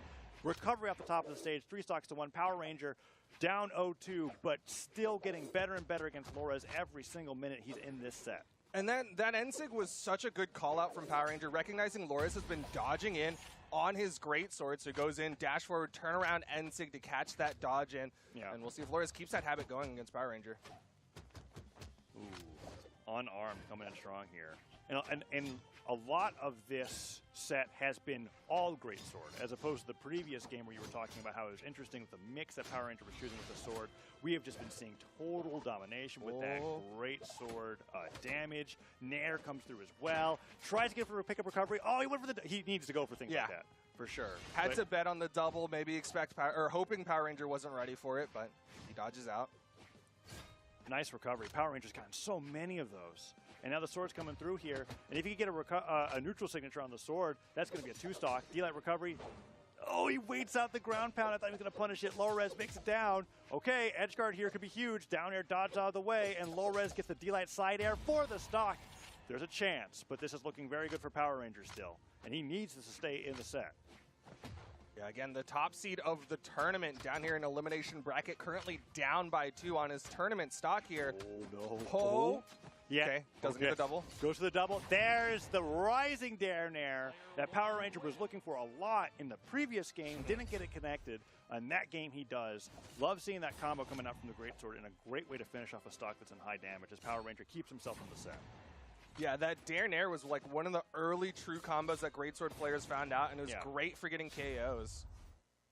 Yeah, and it's still great there, especially on Brawlhaven. Well played from Power Ranger, and we're going right back. Low res saying, okay, that matchup was a little, that match was a little rough for me, but I did start on sword, and I couldn't get a hold of my spear until like literally on my last stock. That's how it felt like when watching that matchup there. And if Power Ranger can continue to capitalize on that weakness, I think he can bring this to a Game 5 and possibly win the set, because I don't think Power Ranger, at least in this matchup against Loris Satori, has any issue playing fully off of his sword or Greatsword. Yeah, it definitely feels like Power Ranger has figured out some of the answers to this matchup. He's even playing well around the spear of Loris right now. In this corner going, doesn't want to switch to the Greatsword. Ooh. Takes the Sair, and then just goes right back and hits Loris again. D-Light Sider from Loris, though, chases him all the way to the stage. Doesn't jump with the Nair, but the down airs and neutral lights are connecting. Nice side air from Power Ranger. Punishes the neutral sig with the recovery, but the first stock still not going over to Loris. Could be close. Staying high, it's going to be the recovery from Loris to get that stock lead. Loris wants to put this one away before it goes to Game 5. Yeah, and he definitely needs to. The momentum was going over to Power Ranger, and it could still be there if he gets the stock. Power Ranger weighing out those exclamation points. Loris does make it back, and that's what I was talking about a little bit earlier. The D-Light recovery comes through. Nicely done punishing him that time. So a lot of other times earlier in the set, Loris is being given that room to take his time on the ledge. Power Ranger hasn't really been threatening him too much with any signature attacks. So let's see if that changes here. That D-Light recovery was a good start. Yeah, Power Ranger has really not been pressuring Loris, especially like when those 2 exclamation points come out. Yeah. He's like, just come back on here, we'll play some neutral, and it's kind of worked out for Power Ranger. At least he won the last game. Right. Side airs, down airs, Nair. Oh, and the recovery stuffed by the other recovery. Both players just fighting on this vertical space on Brawlhaven right now. Side air punished by side air from Power Ranger, and the weapon throw stuffs the recovery. Loris now in orange. Still manages to come back up. Power Ranger, again, giving that breathing room. Punish. It's going to be the N-Sig. Not quite enough. Yeah, nice job with that neutral sig again. That jump from Loris. D-Light recovery. Just barely not enough. One more of those will definitely do it. And the Nair off the weapon throw goes for the second Nair. Power Ranger still waiting for that landing. Loris fighting back, but that recovery from Greatsword means Power Ranger is 1 stock away from bringing this to Game 5. Very real possibility. Power Ranger's got plenty of health on this second stock. Loris, there's the weapon spawn. It's going to be the sword. Hits. Nice job with the Starlight D-Light bridge. Let's see if we can get anything else off of that. Oh, he's trying to get these landings from Loris, who's staying right in the sky above him. And Power Ranger's trying to play that anti-air game with the neutral light opener, but he doesn't want to commit too much after that if it doesn't hit. Oh, and that side light opener, try to get the landing. Oh, he's really being careful with this. Oh man, Lores is avoiding damage to Dares. Nice recovery. Power Ranger starting to find more momentum here. Ooh, delay recovery drops. He doesn't get the knockout from that, and that's huge. Power Ranger, if he just gets one more solid string on the Greatsword here, that could almost definitely seal the deal for this game. And look at that, sidelight finisher, an Orange Duke. I said at the beginning of the set, and there it finally is. Power Ranger taking game number 4 with the 200 damage lead. Really, really huge momentum in his favor right now. That final Greatsword play didn't even feel like your standard like dodge read as much as like he just dashed forward and was like, oh, yeah, there's look your at dodge. that. yeah, dashes forward, kind of like stands there for a second and goes, oh yeah, I can just kill you now. Yeah. And he takes him off the left side of the stage, gets that knockout with the Greatsword, and we're going on to a game 5. And now the pressure is definitely on Look at the Lores. damage differential there. The sword is definitely coming into play there. 57 damage from that sword. Whereas Power Rangers got it evenly split between both weapons. Yeah. I mean, I'm pretty sure both the Power Rangers' weapons were, like, I think above Lores' spear. Like, Power Rangers was just putting out more damage. Yeah, that's terrifying. Oh, but Lores stuck on the sword. Very different map here. Those soft platforms could come into play. Yeah, weapon throw down, gets the bounce, picks it back up. Uh-oh. Lores, stuff recovery, and he's got the exclamation points a little early on. Oh, misspaces the neutral light, tried to punish that. Yeah, those exclamation points will reset if you get hit, so that kind of worked out for Lores. Like, he had 2 exclamation points, and then he got tapped by that down air and was like, oh, I now have all these jumps again. That was a very close instance. Power Ranger almost going down to spear recovery, while ground pounding off the top of the stage, but he makes it back. Neutral light catches him without any jumps. Recovery hits once. Neutral light hits again. These platforms doing well in Lores' favor. Falling Sair dodges through the second one, and Power Ranger doesn't jump into that down light. Oh, and there's the pocket sand. The side sig connects for Power Ranger, and he's got his pick of weapons. It's going to be the regular sword. Oh, yeah. Let's see what Lores can do here. I think swords are coming up for him, yeah. So he's got to either fight with this or that. Yep. That is the option that I was expecting. Power Ranger denies him, though. Can he get this knockout? He's got to be careful about a reversal. A Greatsword's not like sword D-Light recovery levels of reversal, but you can still do it. Yeah, I mean, it's got a lot of force behind it, but doesn't have, like, the travel that sword recovery or, like, even, like, Blaster's recovery does for those reversals.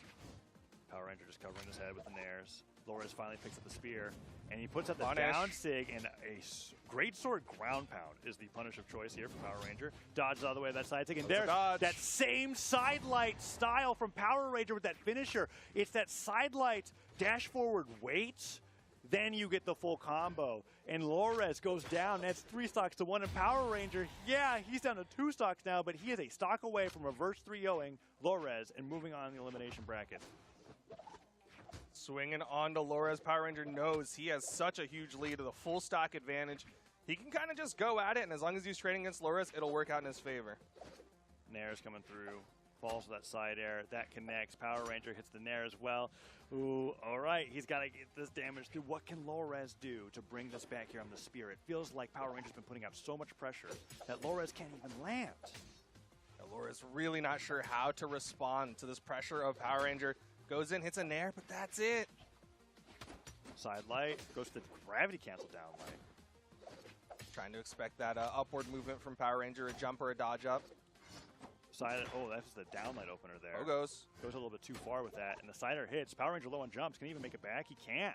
Side airs, but that weapon's not going to give you any momentum on that side air, and he goes down. It's now 1 stock to 1. Game match point here. Power Ranger's definitely an advantage. D-Light recovery, I think, will do it. Let's see if Lores has got it. Oh, okay, drops the recovery. Side air, neutral light, falling Nair, Sair, Lores getting a ton of damage. Oh, he drops it! He drops D-Light recovery. Let's see if that cost him the game. That would be huge. Power Ranger covering his head with Nairs, and Lores looking for another opening here. Just weaving around the sides of Miami Dome. Goes to that recovery, and that recovery won't drop. Power Ranger gets the stock and gets the reverse 3-0 over Lores and moves on in the South America Autumn Championship. Just had to figure out how to play the Jae-Yun. His Greatsword just started building more and more momentum. 119 damage put out on it. The regular sword also putting out damage, 318. It's okay to say sword. Yeah, but it's like you got to clarify because it's sword and greatsword. I mean, I suppose. I've never really thought about it as hard as I have during this block with you. Well, I like to make you think. I know I am that. quite the conundrum. Yes. Well, sword and greatsword. and regular swords. See, And it's like there's 3 swords now. No, why? Okay, look, he's doing great with the Jae-Yoon, and there's a binary. possibility that he'll be playing Ezio late. Why are you? Great. Is it great ahead. sword? Yes or no? Boolean. Is that binary? Is also right? Like Yeah, like a Boolean would be toggle. like, yeah. I know what you're saying. True or false? Either way, he's looking great with the Ezio, looking great with the Jae-Yoon. I guess it's dependent on who he's playing against because I am not sure who. It's whoever won the last set. Oh, are we moving through the elimination bracket? If it's in winner's side, it's kind of versus Use. Right, but that's top side. I'm saying that Power Rangers going up against Vemten Kilo Ooh, that would in be very the exciting. bottom side. Yeah, TBD and TBD have now been filled out. That or they got knocked out. I Yeah. don't know. What an upset. It was brutal. I was really pulling for TBD. Much like people are pulling for both Kaina and Use, who are on deck to play, both making it here. And again, I don't think too many people had both of them in their predictions. You were saying that a lot of people were pulling for these 2 players, but it's like how many actually had them in their predictions for top 3? Like really, they're just devastating a lot of the viewers' predictions here. While it's very exciting for me to watch, what are you pointing at here? Look at the graph. look at the vote. That's not that's fair. a blue wave That's right not there. fair. Hey, Use is better than 6%. I'm going to put it all in on Use because I think this matchup coming up is going to be very close. And Use is in winners finals for a reason. It's like interesting to see. Okay, there we go. Look at that. Somebody just dropped like 2 million points. Yeah. Wait, okay, actual question. Is that based on like the number of people voting or the number of points bet? I thought it was points, but I don't actually know. It could- Production who can answer that knows? in our years later. Oh, it's points. It's Okay. definitely points. Yeah, so one person heard me So complaining. one whale- Shout-outs to whoever that is. I need a Sandwich. Sandwich tried to whale out for Use, and we'll see if it pays off. But Oh, it's going to pay off. we got game number 1 in the winners final. Winner of this goes into the grand finals, Use versus Kaina. Here we go, kind of fighting up against Use. And Brawlhaven's been where we've been at in South America for most of this top 6. Use now fighting back with the spear, but Kaina doing so well in the Asuri today. He's got those guitars, the claws coming through, and he's trying to take Use's first stock down as he's got that damage lead. Nice dodge out. Is that the recovery? He dodges it. Who kind of still manages to get back to the wall safely. The recovery's starting to come out from Use, but it's a recovery from Kaina to take the first stock. Yeah, really well played by Kaina so far. Use trying to find his footing with the spear. Axe could be coming out pretty quickly here if he's careful. There it is. Now, if Kaina lets Use land, the neutral light could stop Kaina from getting a side light, but Oh. okay. He is getting damage with his guitars. I may have baited Sandwick. Sandwick, if you hear this. No, wait, it's still a best of 5, Duke. I can't be giving up on It's not Use. over yet. I can't be giving up on Use just yet. There's the neutral light that I was looking for. Weapon throw afterwards. Catches Kaina going for recovery pretty early on. Bounces him off the stage with that stare. He's sweating. Pogo hits him off the bottom of the stage, and that's a KO coming out from Use as that stock was looking rough until he finally was able to get center stage and use the Axe neutral light. Just like how I talked about how Axe is pretty good against Lance. While I do think guitars just don't really get hard countered by anything, if you are a player that likes to open up your opponents with side light, Axe neutral light's there to stop them in their tracks. But kind of went to the ground against the D-light. That would have been so good. Use trying to turn it around, trying to get some damage built up onto Kaina. Going to pick up the spear. Seen a lot of people try to use spear against guitars, but it hasn't worked that great so far. Ooh, dodges in the ground pound. Kind of schmooving with the guitars, dude. I'm like, what the heck? Look at this. Look at the double dare. He's doing these like Almost had dash to jump pivot nairs, and then he's like sliding off the side of the stage to get the recovery. Look at this. Chain dodges down, tries to get anything else with it, tosses the old guitars in for some new ones, and he's really trying to catch Use's landings. Can he get the damage in D-Light? Dares the other way. Cider connects and Use puts out that D-Light himself. D-Light's recovery, not enough to take the stock, but it's something. Over to the Axe. Ensig whiffs and kind of goes in. Optimal for force, but it's not going to be enough to KO. Use with the end light doesn't even put kind of off screen. Oh, he's on center stage here. Oh, and he like slid across the stage after that dash, got into the right position, went, hold on a second, shimmied backwards, and then D-Light recovery. That was how confident he was that Use was not going to punish him in that position. We might have time to see that in this replay. I want you guys just to, like you guys as viewers, pay attention to the movement from Kaina's footsies here. Look at this. Look at that. Look at that. He really just slid around waiting for that landing there for that D-Light recovery. Hey, that's harder to hit than it looks, especially in pro play. I should know. I've been trying to play Thatch recently. I haven't hit a single D-Light recovery in my life. Well, that just seems proves it. problematic. But not a problem for Kinda clearly, as he is up 1-0. And he's been getting so much extension off of his guitars compared to what we've seen from like a lot of the guitar players this weekend. Yeah. Like he's getting 5, 6, 7 extended hits. And I'm a little surprised that we're here for game number 2. This is the kind of stage with how Kina's been moving that I feel like it's going to be really advantageous to his guitars. But let's see what Yu's got to play here, because the platforms do benefit Spear in the sense that they're perfect downlight height. And because they're so far over the side of the stage anyways, you're that much closer to the blast zone if you get caught hanging out on right. Yu's really picking and choosing how he lands back down onto the stage. But Kinda getting these hits in. Yu's gets a sidelight, but not much else. D-Light in air, weapon throw down, picks up the sword. New weapon could be coming in pretty soon for Kinda. Let's see what he goes for. Dash jumps forward, but Yu's just blocks him out with those neutralites. Maybe he could go for a third, but the dash jump stopped by the side air from Kinda. But those neutralites from Yu's are really neutralizing Kina's approaches. Yeah, just kind of putting out this poke in front of him. Ouch. Keeping a hitbox there. Kinda not able to finish the stock. Yu's with the haymaker. Goes for the Recovery doesn't hit. Yeah, I like the attempt there with the spiking hitbox, but Kinda dodges right through it. Let's see what he gets. Both of them creeping into the red. Oh, and Kinda still on the sword. Goes in for the recovery. Yu's goes for his own recovery. I haven't seen the... there's a possibility to go for like a dash jump. Nice job with the recovery there from Kinda. But like, if you are dealing with a guitar player with axe, you can do like dash jump, ground pound to try to read an approach from them, but Yus hasn't gone for that too much. He's been opting for the recovery, both for edge guards and on stage instead, and now he's trying to get the stock knocked off the left side of the stage here with the spear. Side air is not enough, but the recovery is. Nice. Yus has his pick of weapons, but likely, okay, he's going to stick with the axe this time. Well, I thought he was going to go with the spear. If he's going up with that matchup against the guitars, I can see why he might want to start with the axe, but let's see how it plays out here. Kinda with the sword, D-Light side air, gets the dare, falls back to the stage, sidelights through, tries to get a jump read with the stare, neither of them hit, but he doesn't get punished for it. Finally, Yus gets a little bit of damage himself, and the game's still pretty close. Dancing around a little bit, Kinda goes in, still getting these hits on top of Yus, and Yus is just struggling to find any sort of response. Nice side air. Goes in for the recovery, the spiking Nair. hitbox of the Nair, and Yus gets side aired into the stage.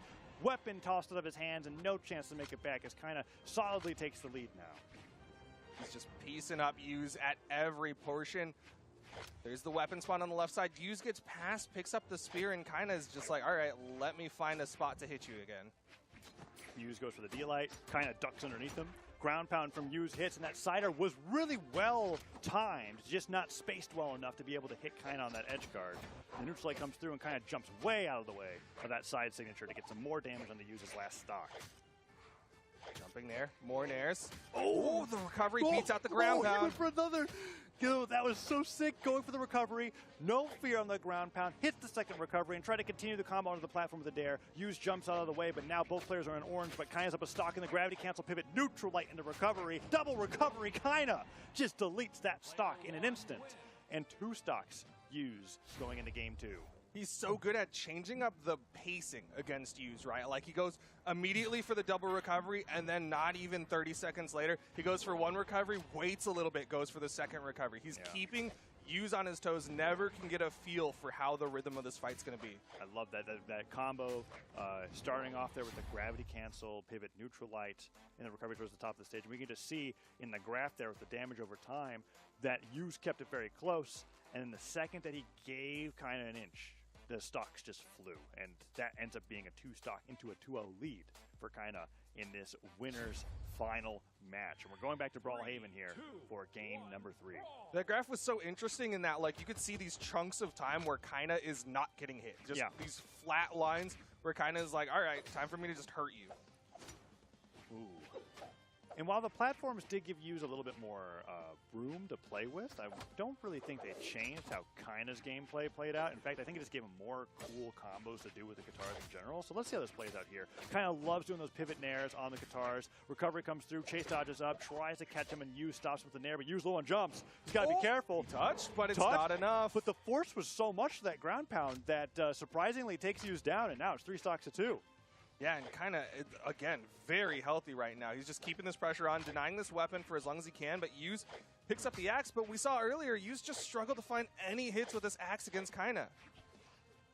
Ooh, and Hughes falling off to the right side of the stage, trying to get something started with the axe, but kind of staying so airborne that he can't get it. New recovery comes through, immediately Nair stops the landing with the weapon throw, picks it right back up, dodges through, down air, neutral light, waits with the Nair, doesn't punish that down air, but the ground pound does get dodged out of the way and kind of continues to tack on more damage. That side air would have been so good for Hughes, and he gets the second one, kind of using the Qatar Dare for some momentum, gravity cancel, neutral light, knowing that kind of was out of jumps, takes him down and gets the KO to even it up 2-2. Just denying that wall touch, putting out longer active hitbox, and Hughes is able to clean up that stock. But again, he's sticking with this axe against Kaina. It's good in that, like, if you're trading blow for blow, he's getting more damage out, but you got to get the hits on the Kaina. D-light side air, edge guard opportunity. Kaina gets the gravity cancel side lane recovery. Odd into the option. Wall? And it What? works. Kaina's so good at a Surrey. That was insane. That wasn't even a series specific. That's just but it was like a sword thing into a Qatar thing, which Okay, you yeah. can only do on a Surrey. Okay, yeah, there you go. That's I guess you have to add in a neutral sig or a down sig, but I'm still very impressed by that because that side light worked in a similar fashion that the axe neutral light edgeguard from Hughes did, but it was more of a setup than a finisher, and he was able to get that recovery for the damage and then pick up the guitars to get the knockout as well, and he's continuing to tack on the damage, but he falls on that side sig, and this could be an edgeguard for Hughes. Recovery cuts through whatever Hughes was trying, and that nair and another nair. No, okay, Hughes avoids that, but still more and more damage attacking on Duke. This is looking like it's going to be another 2-star. Yeah, Kaina's just looking solid. He's approaching so well against Hughes. Gravity cancel and light. Can't get much, but there's the downlight recovery. Kaina with a clean 3-0 over Hughes. All right, I still stand by that the viewer vote at the beginning was a little aggressive. It was a 3-0, man. It was a 3-0, yeah. I mean, was it a 94% 3-0? Shout out to Sandwick. Thanks for your points. I actually bet on Kaina. So, Oh, yeah. There we go. You're really just fleecing our production staff in the background there. Kaina really looking like the favorite for this tournament at this point. Yeah. That was incredible. And there were so many creative options coming out from both the guitars and the sword. And I'm talking about using the weapons in a way where it wasn't like, okay, here's my sword strings for 80 or 180 damage and then my guitar finisher or vice versa. It was cross combos with the weapons, right? Like he would start off with one, use a weapon throw, really put his opponent off guard, and then switch over to the other weapon to finish up the stock. And it was really fun to watch the entire way through. Well, I'm sure it was very analytical of you to state that, but I'm sure someone could also do some analysis. Let's throw it over to Remy.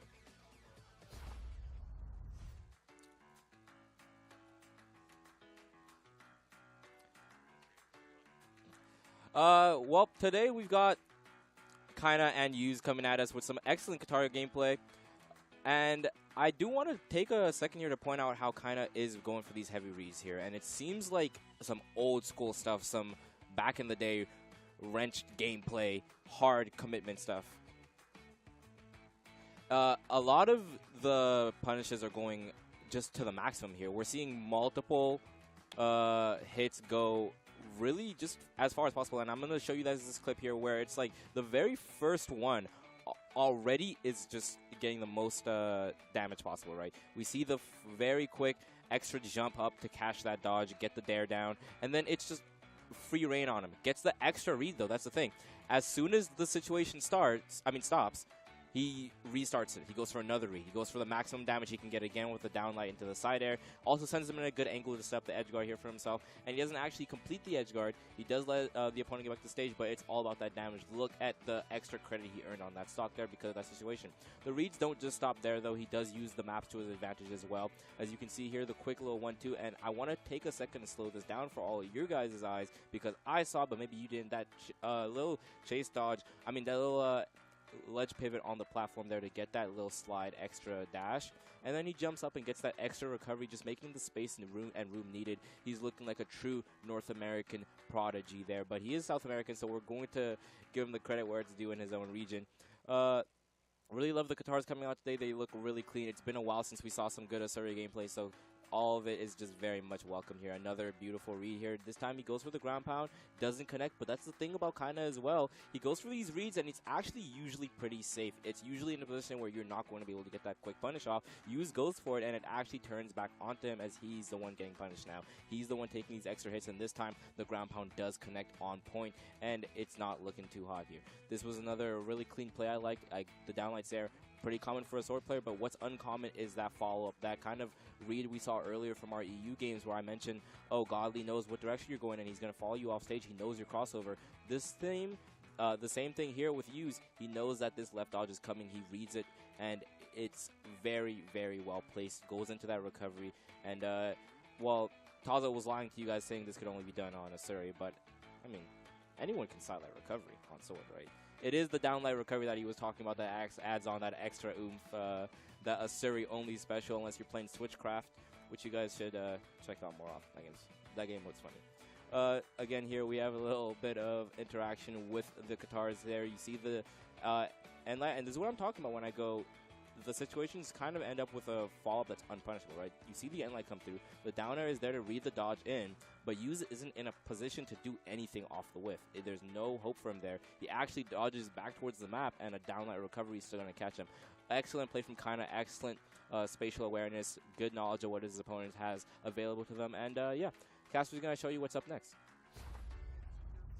Kaina's looking so incredible today, and I got to eat my words a little bit. I was saying, like, all of the people who were ex-Bodvars were having this, like, character identity crisis, but Kaina looks comfortable. He's sitting pretty in the grand finals now and looks like a true blue Asuri main. Yeah, and now we're going to our next matchup where the viewer vote is a little more kind than the last one that we had. Power Ranger going up against Vemten Kilo, which, while it's still Power Ranger versus Macho Man, it's a different kind of Macho Man, as this Macho Man took down Wes, who I projected to be meeting Power Ranger here in this elimination semifinal. We talked about it, how the best that both of these players could do, one of them was going to have to go out at fourth, but one went down at fifth before then because of Vem's performance. So a 6-4 viewer vote here on the winner as we're going into small Brawlhaven for game number 1. And Vem opening up right away on Macho Man. And Power Ranger not even giving the Ezio a chance. Nope. Definitely wanted to go straight into the Jaeyun against Vemten Kilo. Maybe recognizing Vemten Kilo has been playing incredibly well today, has already made 2 upsets, beaten out Fiend, beaten out Wes, and now he's here trying to make another one against Power Ranger. And ooh, the ground pound was like a little early, but definitely was reading a dive kick recovery. And instead, Power Ranger ends up connecting with that attack there. Vem gets the sidelight, tries to get another gravity cancel sidelight here on Power Ranger as the Stairs are just catching Power Ranger's landings and dodging in place. Stairs Power Ranger once again for the D-light, and he tries to rise up, and Power Ranger gravity cancel sidelight, hits it with the Sair, gets the weapon throw, and when Vem barely makes it back, a great sword's there to land on his head and take him off the bottom of the stage for the first stock. A great turnaround from Power Ranger and recognition that, again, it's a Lance. Lots of aerial movement, so he had to go down there, hit that down air just in case Vemten Kilo had enough to get back, but can't get back from that one. Yeah. Okay. Oh, the homie play. Okay, I think they're just They restarting. might be restarting that one. Yeah. Wow. It was pretty early on. It also was literally dead even stocks, like 2-2, no damage. So if they agree to it, they could do that again too. I don't know. We'll be I just playing know, it like, just a little bit. you were way past the normal, like, restart Yeah, time. but it's so just if you mutually agree, Yeah. it's like fine. that's why I'm saying it's super Yeah. homie, because you didn't have to. Let's find out what happens. Power Ranger could have because taken it. It's a total restart. Yeah, okay, so we just got word, total restart there from that. And I mean that, for some players, they're like, give me that. Like if Sparky was on the desk, he'd be really upset right now. But what he Sparky's like, just you saw- take the W. Yeah. This is elimination bracket. You're like already down here. Take the W. No, but we're going back into game 1. To be clear, that game number 1 is null and void. Back to Brawlhaven here. And Power Ranger Vemten Kilo are going to be getting it out 3 stocks versus 3 as we get into the true start of this best of 5. And this could either be a great decision or a terrible decision for Power Ranger now. Because if Vemten Kilo somehow gets the first stock off of Power Ranger in an absurd fashion, like suddenly Power Ranger's like maybe regretting his decision. That's possible. Let's see how this plays out. Or they just end up going stock for stock once again, and it's the exact Could same happen. situation that we were in before. Sidelight, double. Double didn't jump though. So surprised that it worked that he didn't know how to follow up. That's It's like, wait, the second one's not supposed to hit. Oh, he misses that side light, and Vam starts getting some good damage on the land. Side light doesn't catch the landing, though, as Power Ranger dodges backwards, and some damage goes over on the Vem Tequilo here. Side air, hits Power Ranger in the air, dodges the falling Nair. Neutral light connects, but the weapon throw goes out of the way, and now it's Great Sword versus Lance. Likely going to be looking for a bunch of those neutral lights to open up Vem 10 Kilo. Has a pretty sizable hitbox, but no. Gets a side light, but not much else. Recovery hits. Nair hits. He gets into the weapon throw, too. The weapon throw is too close for it to connect, and Power Ranger just batting him away with Great Sword Nairs. Now he's onto the sword. Vam trying to get back to the stage. He dodges right through the neutral light, punches him away. Axe picked up. Down could be the option here. Oh, he doesn't. I don't think it would actually knock out yet. So he might want one more neutral light or side light Nair before he starts going for that option. Oh, but the D-Sig from Vems just stacks up against Power Ranger. He did it Potential here? Ooh, he's waiting. Oh, that's the stock. Dips over the ledge with the Sair. Doesn't have that momentum to be able to fade back because he committed to the move. And Power Ranger scoops him up with the D-Light and takes him off the top with the recovery. Power Ranger now covering the weapon spawn. Was going to go for the denial, but Vem 10 Kilo picks up the Lance. Needs to get a little bit more damage before we can think about that KO option. And oh, the side sig is going to connect, and it's going to work out for him. Okay, and now we're in a similar game state that we were before. Now 2-2. Falls to the Nair. Power Ranger gets to pick up neutral light, and Vem looking for more attacks with the Lance here to connect. Let's see what he can do. Side light punished. Recovery also punished. Vem, nice job with the chase dodge. Gets the side air into Nair. Down air doesn't get the side air, however, and Power Ranger now in an edge guard scenario just waits for Vem to use all those options. Pocket sand dodge. D-Light recovery punishes the side sig, and Power Ranger solidly in the lead as he goes for the dare and air and just barely misses it. Good avoidance from Power Ranger. Vem 10 Kilo stuck on this right side wall, but Power Ranger not going to challenge. Instead, wants the Nairs. Ooh, doesn't get the recovery. Ooh, can he get it? Side light, D-Light goes through. Great sword in his hands. He's just going back and forth, looking for that recovery. Vem barely dodges out of the way. Sidelight opener is not leading to anything, and Vem gets that sidelight Nair. Gravity cancel sidelight. Vem's been, I wonder what the follow-up he has in mind is for that, if it's just another Nair or not. Because he's gone for that a few times, hasn't gotten punished, but he's not hit it. Oh, that's going to be the stock. Yeah. For sure, a classic. Downlight into the recovery. Small Brawl Haven. Easy KO for Power Ranger, and he's going to be sticking with the sword for this one. And Vem comes in. Double recovery, not enough. He's sweating. Okay, he dodges all the way out of that. Power Ranger went for the early stock read there, that ground pound. Side air weapon throw, no dodge. Vem knows it. Yeah, gets him with the side air. He's going, you can't dodge away from this. And he knocks him off the right side of the stage and keeps it dead even once again. But so far, these games have been, or these stocks have been Power, well, oh, 3 Nairs. Oh, Miss air. I was going to say it's been all Power Ranger with the sword, but Vem just keeps down airing him. And they're hitting. Goes for the recovery read. Power Ranger avoids it. They're turning around the Nair. I can't believe not enough. The defense coming out from the Macho Man, keeping him alive. And the ground pound from Vem 10 Kilo gives him game number 1. You know, what an appropriate victory emote there at the end, him cackling evilly, because, like, that was definitely like a game robbery for Vem 10 Kilo there. Was that Nair recovery Nair from Power Ranger? We didn't get to see in the replay because we got to see Vem just ground pounding him for that stock, but that came so close. I'm talking like single-digit damage differential from being knocked off the top and winning that game. Yeah. Wow. That was really, really close to being Power Rangers' game. But Vem 10 Kilo survived, turned it around, and closed it out. And now we're going into game number 2. And Power Rangers got to respect that Lance of Vem 10 Kilo. Those final moments where it's hitting dare after dare after dare was like definitely Vem 10 Kilo show. That was a dare train for sure. D-Light. Power Ranger goes for the double D-Light once again. And when he whiffs that, that's without a dodge for 3 seconds. You're taking a ton of damage. Nair comes through. Axe picked up. Sidelight Nair. Can he do anything else with this? Downlight doesn't hit. And now Power Ranger dashing forward, dashing back. Going in for the recovery, and Vem 10 Kilo is looking for that. Well, I keep feeling like he's looking for down sig, even though, like, it's never, you never want to do that unless you get the knockout, right? But something about Macho Man. Yo, it's just like, you're not Macho Man if you don't at least throw a down sig out every match, right? Something Power Ranger's doing, okay. The double, and he gets the recovery. That's the 3rd time he's gone for it. He's hit 2 of them, and that's the first one he's gotten the actual knockout with afterwards. But something else that Power Ranger's been doing a lot that I like is that when Vem 10 Kilo is recovering by falling back to the stage from above, Power Ranger's actually getting really close to Vem's weapon throw, so that he's so close that the weapon throw isn't active, and then he gets the hit anyways. He's been doing this really well throughout the set, even though he's down a game, and Vem 10 Kilo now is looking for this finisher, and he's struggling to get any hits in. Yeah, Power Ranger just complete control, has the weapon advantage, and continues to push it, right? Utilizing those weapon tosses to keep that pressure going, but Vem gets past and will have the lance, but he needs to finish the stock off of Power Ranger. Great sword picked up. Let's see what he can do.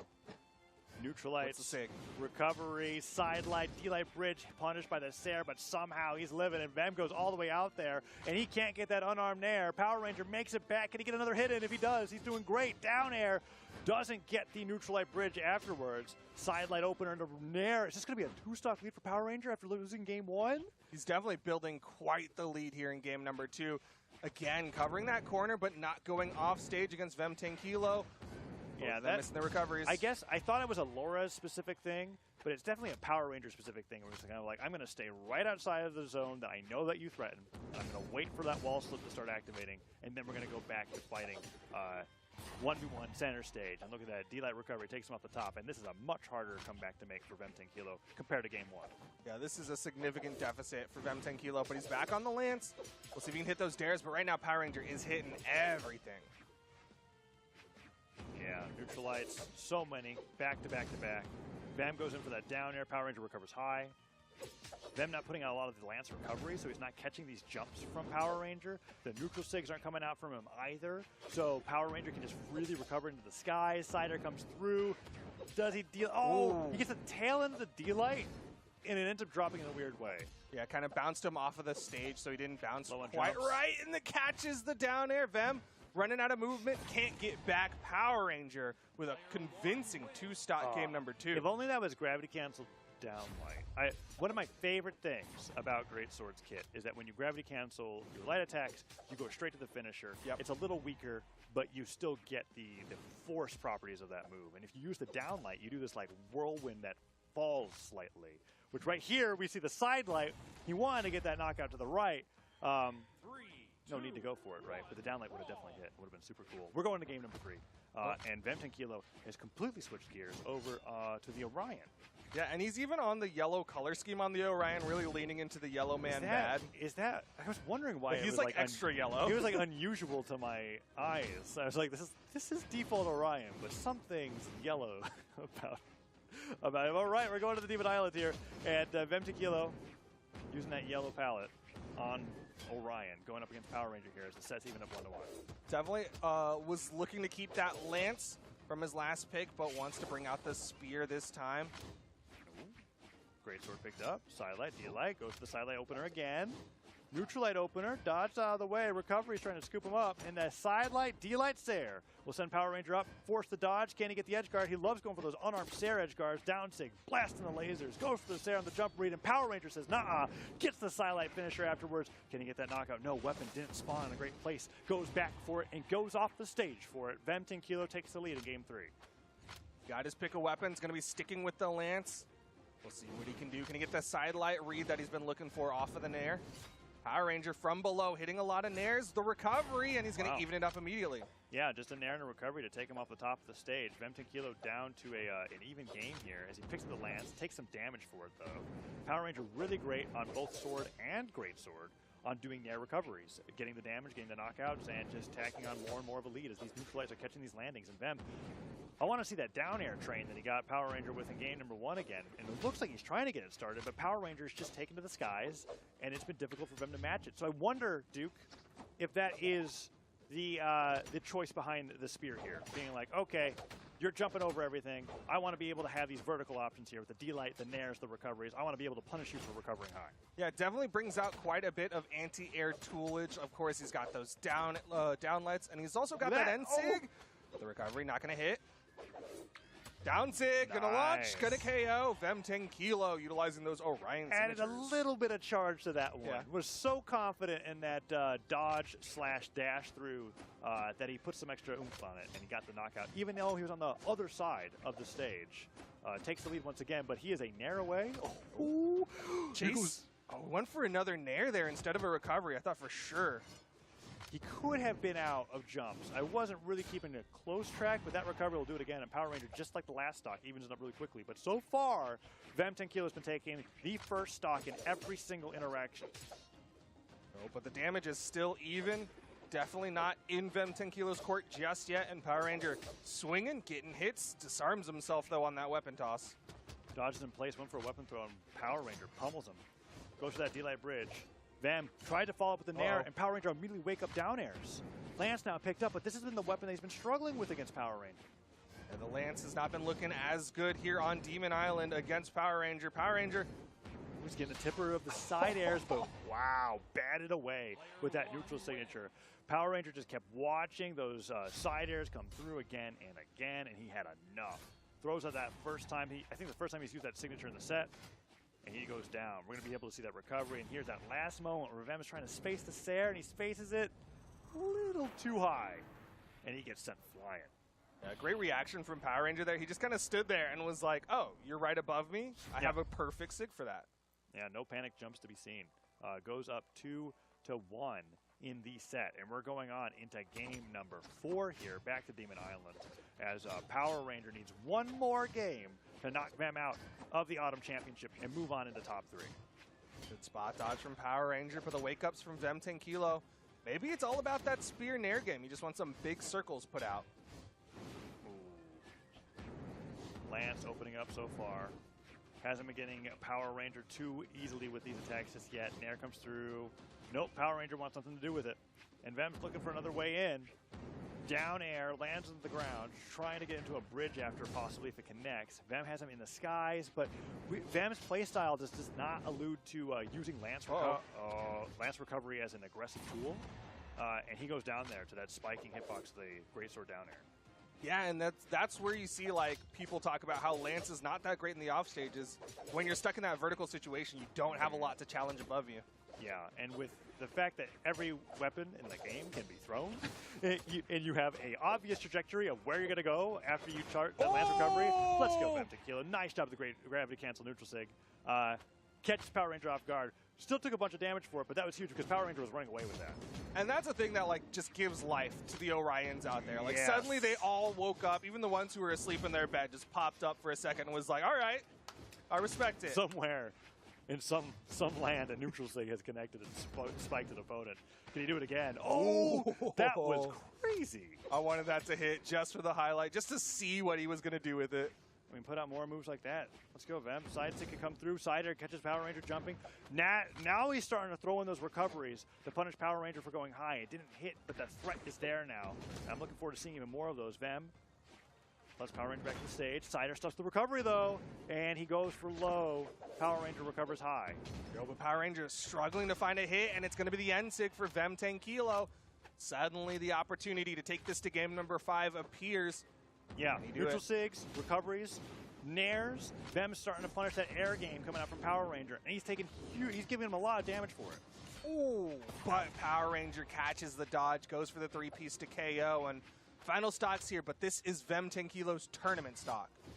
Side light, D-light bridge, throws the weapon forward, has the sword now. Power Ranger's been really consistent with stacking up damage with the sword neutral lights against Vem. Down air gets dodged out of the way, but the recovery catches Vem on the tail end of the move, and the Sair puts him off stage, and Vem can't get a weapon. D-Light recovery, catches him off guard, fakes him out with a jump, and then gravity cancels it. Another recovery, weapon throw, picks up the great sword. Oh, Duke, this is looking like it's going to be it for Vem. If he can't find himself a weapon, it's just been all hits and no return. Man, he is hungry. He is being starved of weapons. Finally picks one up, but is it too late? He's got the Lance, Power Ranger. Gonna punish the whip down there. a jump. He's down a jump. Does he make it back? There's no chance Power Ranger goes off stage there. Yeah, he waits for him to land. And he catches him. Power Ranger takes it 3-1 over Vem 10 Kilo. Really well played by Power Ranger, and yeah, he's just too consistent with those edge guards. Sure, they may take a little bit longer because of how he chooses to play them, but I absolutely love how well he's being able to execute it there, right? Because the D-Light recovery there takes him off the top for that win, and that was off of catching Vem 10 Kilo's landing, and that's a 3-1. That is a 3-1 in favor of look Power at the Ranger. flat line there on Power Ranger at the end. He just literally stopped taking damage for the rest His of the game. heart stopped beating too. I hope not.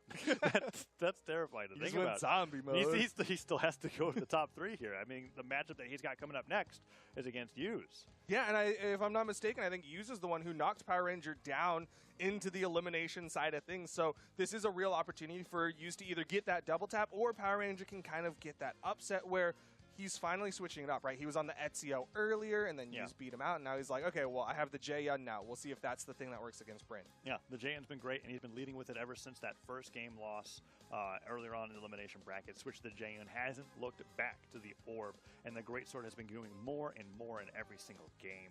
So we'll have to see how that plays up against Yuz, who was on the Bryn and really just had a really tough time against Kaina. And there's a few different ways that I've seen players deal with having a rough winners finals matchup and going into the elimination final. They'll either stick with what they think that they need to play to beat the player that they just lost to, or they'll bring out another character, try to warm that up against who they're going against, and then hit the rematch. I'm not really sure what Yuz is going to do here. Honestly, I expect him to be on Bryn the entire way through.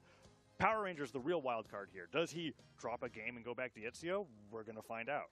I think at this point, they're all going to be sticking with their picks for the most part. Okay. But like you said, I think Power Ranger has the most potential to make that swap off of the Jaeyun. We'll see. It's kind of dependent on how this game 1 goes. Yeah, here's the final elimination coming through here. Loser of this gets third. Winner of this gets the fight against Kaina. Yuz wanting that rematch, and Power Ranger just wanting to take the entire championship through that elimination bracket. He'd absolutely love to do it, and it would save quite a few people's predictions. Let's be honest, right? Like, Yeah. or at least help them a little bit. Would definitely be nice for a lot of the predictors out there. A lot of people put, I mean, he's the top PR, top seed. Avoids the neutral sig, though. Ground pound does hit as Power Ranger tries to dash back. He dashes in, fast falls that nair, so he gets the back swing of that attack, but Yuz dodges right through the sand, turns around, hits it with the neutral light. And if Power Ranger keeps staying airborne, Yuz is going to catch him with these D-lights, and that's going to be a D-light sider or a D-light recovery. Either one will work, but Power Ranger with the double nair gets the first strike off the top of the stage. That second one came out quick, caught Yuz sleeping, and that's a KO in favor of Power Ranger. Needs to get this extra credit, has to avoid a side air. I swear, it's just one of those things. Cannon has its Yuz with What a the D-light. response. Wow, okay, yeah. I was about to say, Cannon's kind of similar with the Nair, where like if you hit one, the second one will just come out faster because you're getting rewarded for that connecting. And Greatsword can catch you off guard just as well. And Power Ranger's been using that to great effect as he's moved on through this championship here. But Yuz with the gravity cancel down, like even things up pretty quick, but it's still in the back foot in regards to damage. You see in Power Ranger going for these reads, expecting Yuz to come in after getting opened up. But now, Yuz staying below Power Ranger, not letting him get that runway. There's the spot dodge, there's the punish, a 3-piece from Power Ranger. KO opportunity, doesn't go for any sort of GCN land or anything like that. Ooh, and the D-Light recovery. Not enough to take him off just yet, but Yuz hasn't got anything started on the axe. That D-Light recovery will do it, and Power Ranger's 1 stock away from bringing this to game 2 in his lead. Let's see, weapon throw upwards. Yuz just punches him in the face, but it's going to take more than that. Like, I don't know, 13 more haymakers? I haven't really tested it in training mode.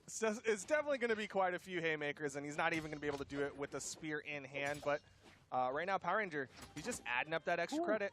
Yuz is really good at these landing neutral lights. He's jumping around, looks like he's going to do anything else other than get back onto the ground and then him with the neutral light. And the D-Light cider afterwards. That entire stock was neutral lights and the weapon throw D-Lights there. That was amazing. It worked so well. Power Ranger kept jumping on reaction and then getting opened up, getting further launched by Yuz. Another neutral light comes through, tries to poke up with the spear once again. That's Yuz's primary game plan at this point. Let's see if Power Ranger can adapt to time. Yeah, he can. Neutral comes through, and we see that recovery towards the end there. A solid 103 damage lead coming out there from Power Ranger. As we're seeing, yep, that double nair right there really started the momentum there for Power Ranger in game 1. Yeah, Power Ranger was like, I don't have to worry about my defensive options if I'm busy hitting them. And it looks like I am wrong. It's going to be Yuz making the swap to the extra yellow Orion. Is that okay? I was making sure that Dude, that's it is. It's extra yellow. We have 2 extra yellow Orions. No, this is just Yuz again on it, right? No, you're right. Vem Yeah, Tequila switched to the extra yellow. Yeah, it's just another extra yellow Orion. It's just an extra yellow Orion. Okay, I guess this is, I mean, really leaning into Orion's default color scheme, I guess. That's, all right, here we go. Power Ranger's like, oh, well, when it... Yes, that's me. I'm That is- testing high. That is due. Power Ranger already prepared for this situation, right? After just coming out for the last match and being like, ah, yes, the extra yellow Orion counter pick. I've seen this before. So he's ready for whatever this has in store. I'm wondering what Hughes wants here that's different with the Lance. What we saw happen was pretty rough in the previous setup where he could not hit Power Rangers' aerial game with the Lance. I thought Hughes was doing a good job being able to punish that with the spear, but I will have to wait and see because Power Ranger so far, unfazed by it, gets that neutral sig and takes him off the top.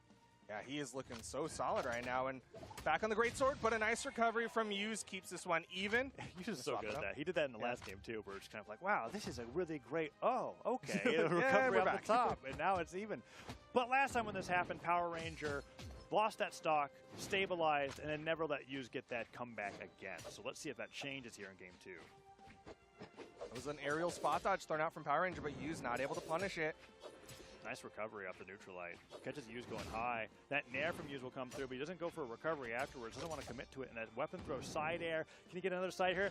Side signature. And he gets it right at the edge of the stage, so he doesn't have to worry about it potentially bouncing off the ground. Gets the full brunt of that knockback, and Hughes goes down to 1 stock pretty quickly.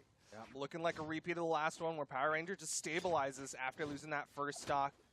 Getting a little close to the edge there for Power Ranger, but still maintaining that damage on Hughes. Hughes jumping around, gets the recovery. Doesn't get the recovery, gets Sared instead.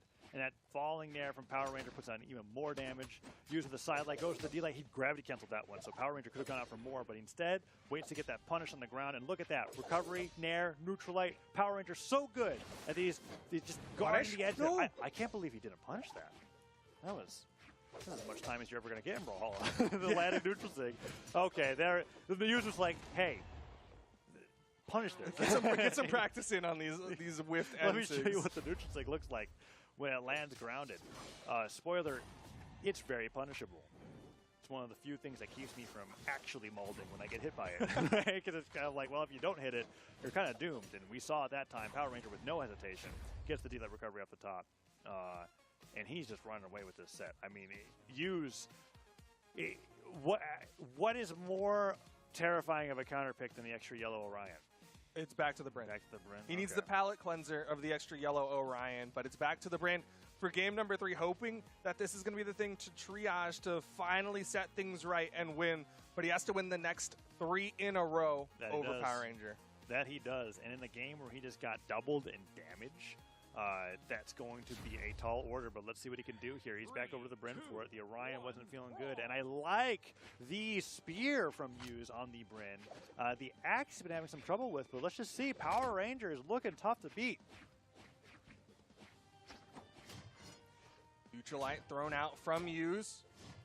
Power Ranger getting a couple hits. Okay, nice. Several stairs. Oh, but he sidelights off the stage, and he gets punished for it. I love that idea with the ground pound. And even have enough delay where it almost works. He didn't touch. That was a nice idea there with the neutral signature. If it was sword, maybe he had a chance. But maybe he could have floated a little higher. But no, he was not on the regular sword. He was on the great sword. And now, Power Ranger. Feeling so great now. Ooh, well. Ooh, down like gravity cancel side sig, he though. might after that one. What? Backswing of the recovery. Ground pound hits anyways. Power Ranger took, what was that, 18 damage? Back to even. They're so good at, the last 2 games, it was Power Ranger getting the first stock, and then Hughes just comes in, gets a quick KO, keeps it even. This time it's Power Ranger who's evening it up, and Hughes is keeping that pressure going. He hits the turnaround stare. Down air dodge out of the way. Power Ranger doesn't get any more damage for it, and he's starting to get exclamation points. Manages to make it back. 1 sidelight opener, 2 sidelight openers, but he doesn't get the neutral light bridge, and instead throws the sword off the stage, goes back to the sword. I see why you're saying regular sword. Yeah. Because sometimes you do just say sword instead of great sword. Wow. Lesson learned, chat. Okay. Language, it's confusing. 2-2 on the stock count right now. And Hughes gets hit by that neutral light and that down sig. Interesting choice from Power Ranger. Doesn't catch Hughes off guard. Sarah's on the way back to the stage anyways. And Hughes gets the sidelight, gets him out of his recovery as well. So he gets 3 hits on the axe. That Sarah launches Power Ranger, not quite enough to KO, despite this being Small Brawl Haven. This time, it's the farthest launch possible, but a DC down light, and Hughes takes the stock. Potential for Hughes to get on the board here. A used specialty there. That's 2 knockouts from the gravity cancel downline on Axe, and he got him really far off the left side of stage, where I'm used to that move if it knocks out, knocking out at super deep red from center. Yeah, and Not like it's so usually much, a vertical knockout Not too. so much for it knocking off the side, and that's what happened there, and Hughes being really clever for it. But Power Ranger, just like that, equalizes with even less damage this time. Yeah, pretty much untouched, and he wants the regular sword for the final stocks here. This is Hughes' tournament stock. If he doesn't get this, he's going home with 3rd place. Oh, recovery comes through. Nice job from Hughes, snatching the weapon away from Power Ranger. Another weapon spawn coming through, and that's the great sword. Let's see what he can do with it. He's been doing a lot of sidelight openers here, but he goes for that dash jump fastfall recovery. So the recovery starts, but you get the move to happen on the ground. Hughes fights back, however, with a recovery of his own, and that downer back to the stage brings Power Ranger in orange. Hughes spaces it out, but he doesn't go in for the punish. Waiting for the opportunity. Power Ranger with a weapon toss opens up Hughes, but doesn't get much after it. Yeah, Whiffed and light. Usually he goes for the neutralites after those weapon throws, but he wasn't feeling confident in it connecting in the first place. And that sidelight in the air. Sair, second time he's hit that 3-piece, and last time he got a downlight. But Power Ranger turns it around. Cider, D-Light Cider, the first time he goes off stage for something like that. And the Nair from Hughes stops Power Ranger from getting the finisher. Weapon throw forward, Hughes primes an axe, has the damaged axe in hand, but he Running out of continues. jumps. Oh, he dodges the downlight from Hughes. Oh, that's so... okay.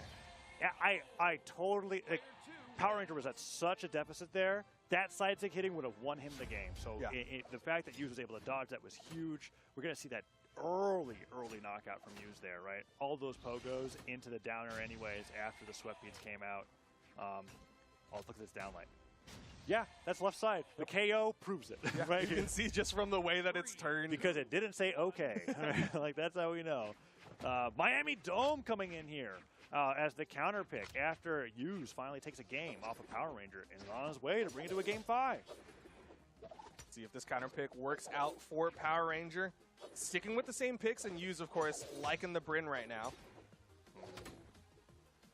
I can tell you right now, kind of likely rooting for Hughes going into this matchup here, because I don't think kind of and Power Ranger have met in this bracket so far. And who's to say how that matchup could turn out if Power Ranger's able to get through Hughes, and Hughes is fighting back real hard and really well after taking that game from Power Ranger in game 3. Nice job dodging all those side sticks so well. Okay, gets in with the Nair. Still damage advantage to Power Ranger. No Nair this time. Usually, like, when uses that high and that damage, he's going for Nairs and recoveries. Yeah, well, it's unusual now because we have platforms, and we haven't had these for a while. So I feel like that changes the name of the game a little bit, but never mind. Nairs and recoveries are coming out anyways, and he catches them. Hughes tried to recover up to the top of the ceiling, and he just couldn't make it far enough. That recovery, I feel like that would have knocked out in yellow. But, hey, the extra oomph is nothing to scoff at, as Hughes gets the spear and continues to take damage from Power Ranger's sword. Hughes was trying to get far high enough away from that one, and Power Ranger had just enough distance on it to catch with that recovery. Full stock advantage to Power Ranger, and he's starting to add up this damage onto Hughes. The recovery drops, but he's okay with it because he wants a different sword. It's just a different regular sword. Oh, and don't look at me like that. Okay, sword thrown forward, picks it up again, and Hughes with the spear falls down that down air, but the neutral light from Power Rangers puts him off the stage, and the neutral sig getting so much distance there. There's so much height on that. Yeah, not many signatures in the game can comfortably reach Miami Dome platform heights, but that's one of them, and Power Ranger doing so well with it. Oh, and he waits it out. That's a Power Ranger sidelight opener special, right? He just gets that dash forward, waits, sees what he does, gets that recovery, and one more hit from Power Ranger could take a 3-stock-to-1 lead. That was honestly, that felt like that should have hit.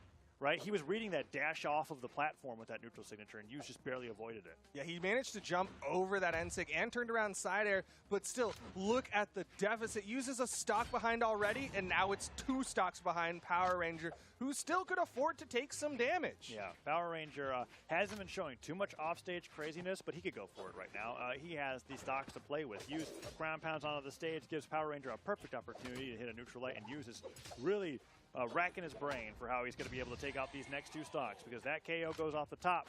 He's got to do that 2 more times with only 1 stock to spare. Well, he's hoping the spear is going to be the thing to work out, but Power Ranger already getting hits, gets 3 on this second stock. Power Ranger, turn around side air. Ooh, and let's see. Goes in for that great sword down air. Side light, goes for the double side light use, just runs right out of the way there, but that side light neutral light bridge doesn't hit. And then Nair comes through as Use is trying to get the recoveries, but Power Ranger weapon throw forward forces Use to the other side. D-Light recovery, is that going to be a Duke? It is. Power Ranger takes it over to Use 3-1. 3-1 Power Ranger dominating against Use, and he is now going into the grand finals to challenge Kaina. You know, I was thinking about why you saying regular sword has been bothering me so much. All right? And it's because... I love how much it bothers you. It's so it's because funny. it implies that it's not as great as the great sword, but great sword just implies like the size of the sword, not the ability. So, do you get what I'm getting at? It could be, but it could have been called Big Sword. Yes, I know. And then but even if it was Big Sword, it I would say wasn't like called- normal size sword or small sword, comparatively. It's all comparative. Yeah, that's why I actually would be if you said normal sword. Anyways, don't worry about it. Sword is just as good as great sword Yeah. competitively. Yeah, I'm not trying saying, to say. look, sword is not, you know, it's not about the size of the sword, it's how you use it, Yes, okay? okay, Duke. That's correct. Yeah. And, he used it to great effect, not making Not it the great Not regular sword. effect? No. Okay, because Because he was putting out like it's not 300 regular plus sword. damage with You know that, what? so it's Power pretty Ranger, great damage. he's going to be moving on into that grand final rematch, but we got some stats to talk about. I hear Toast laughing as he tells us that. And this is going to be our grand finals. There's no shot that they have never fought each other. Someone's lying to me.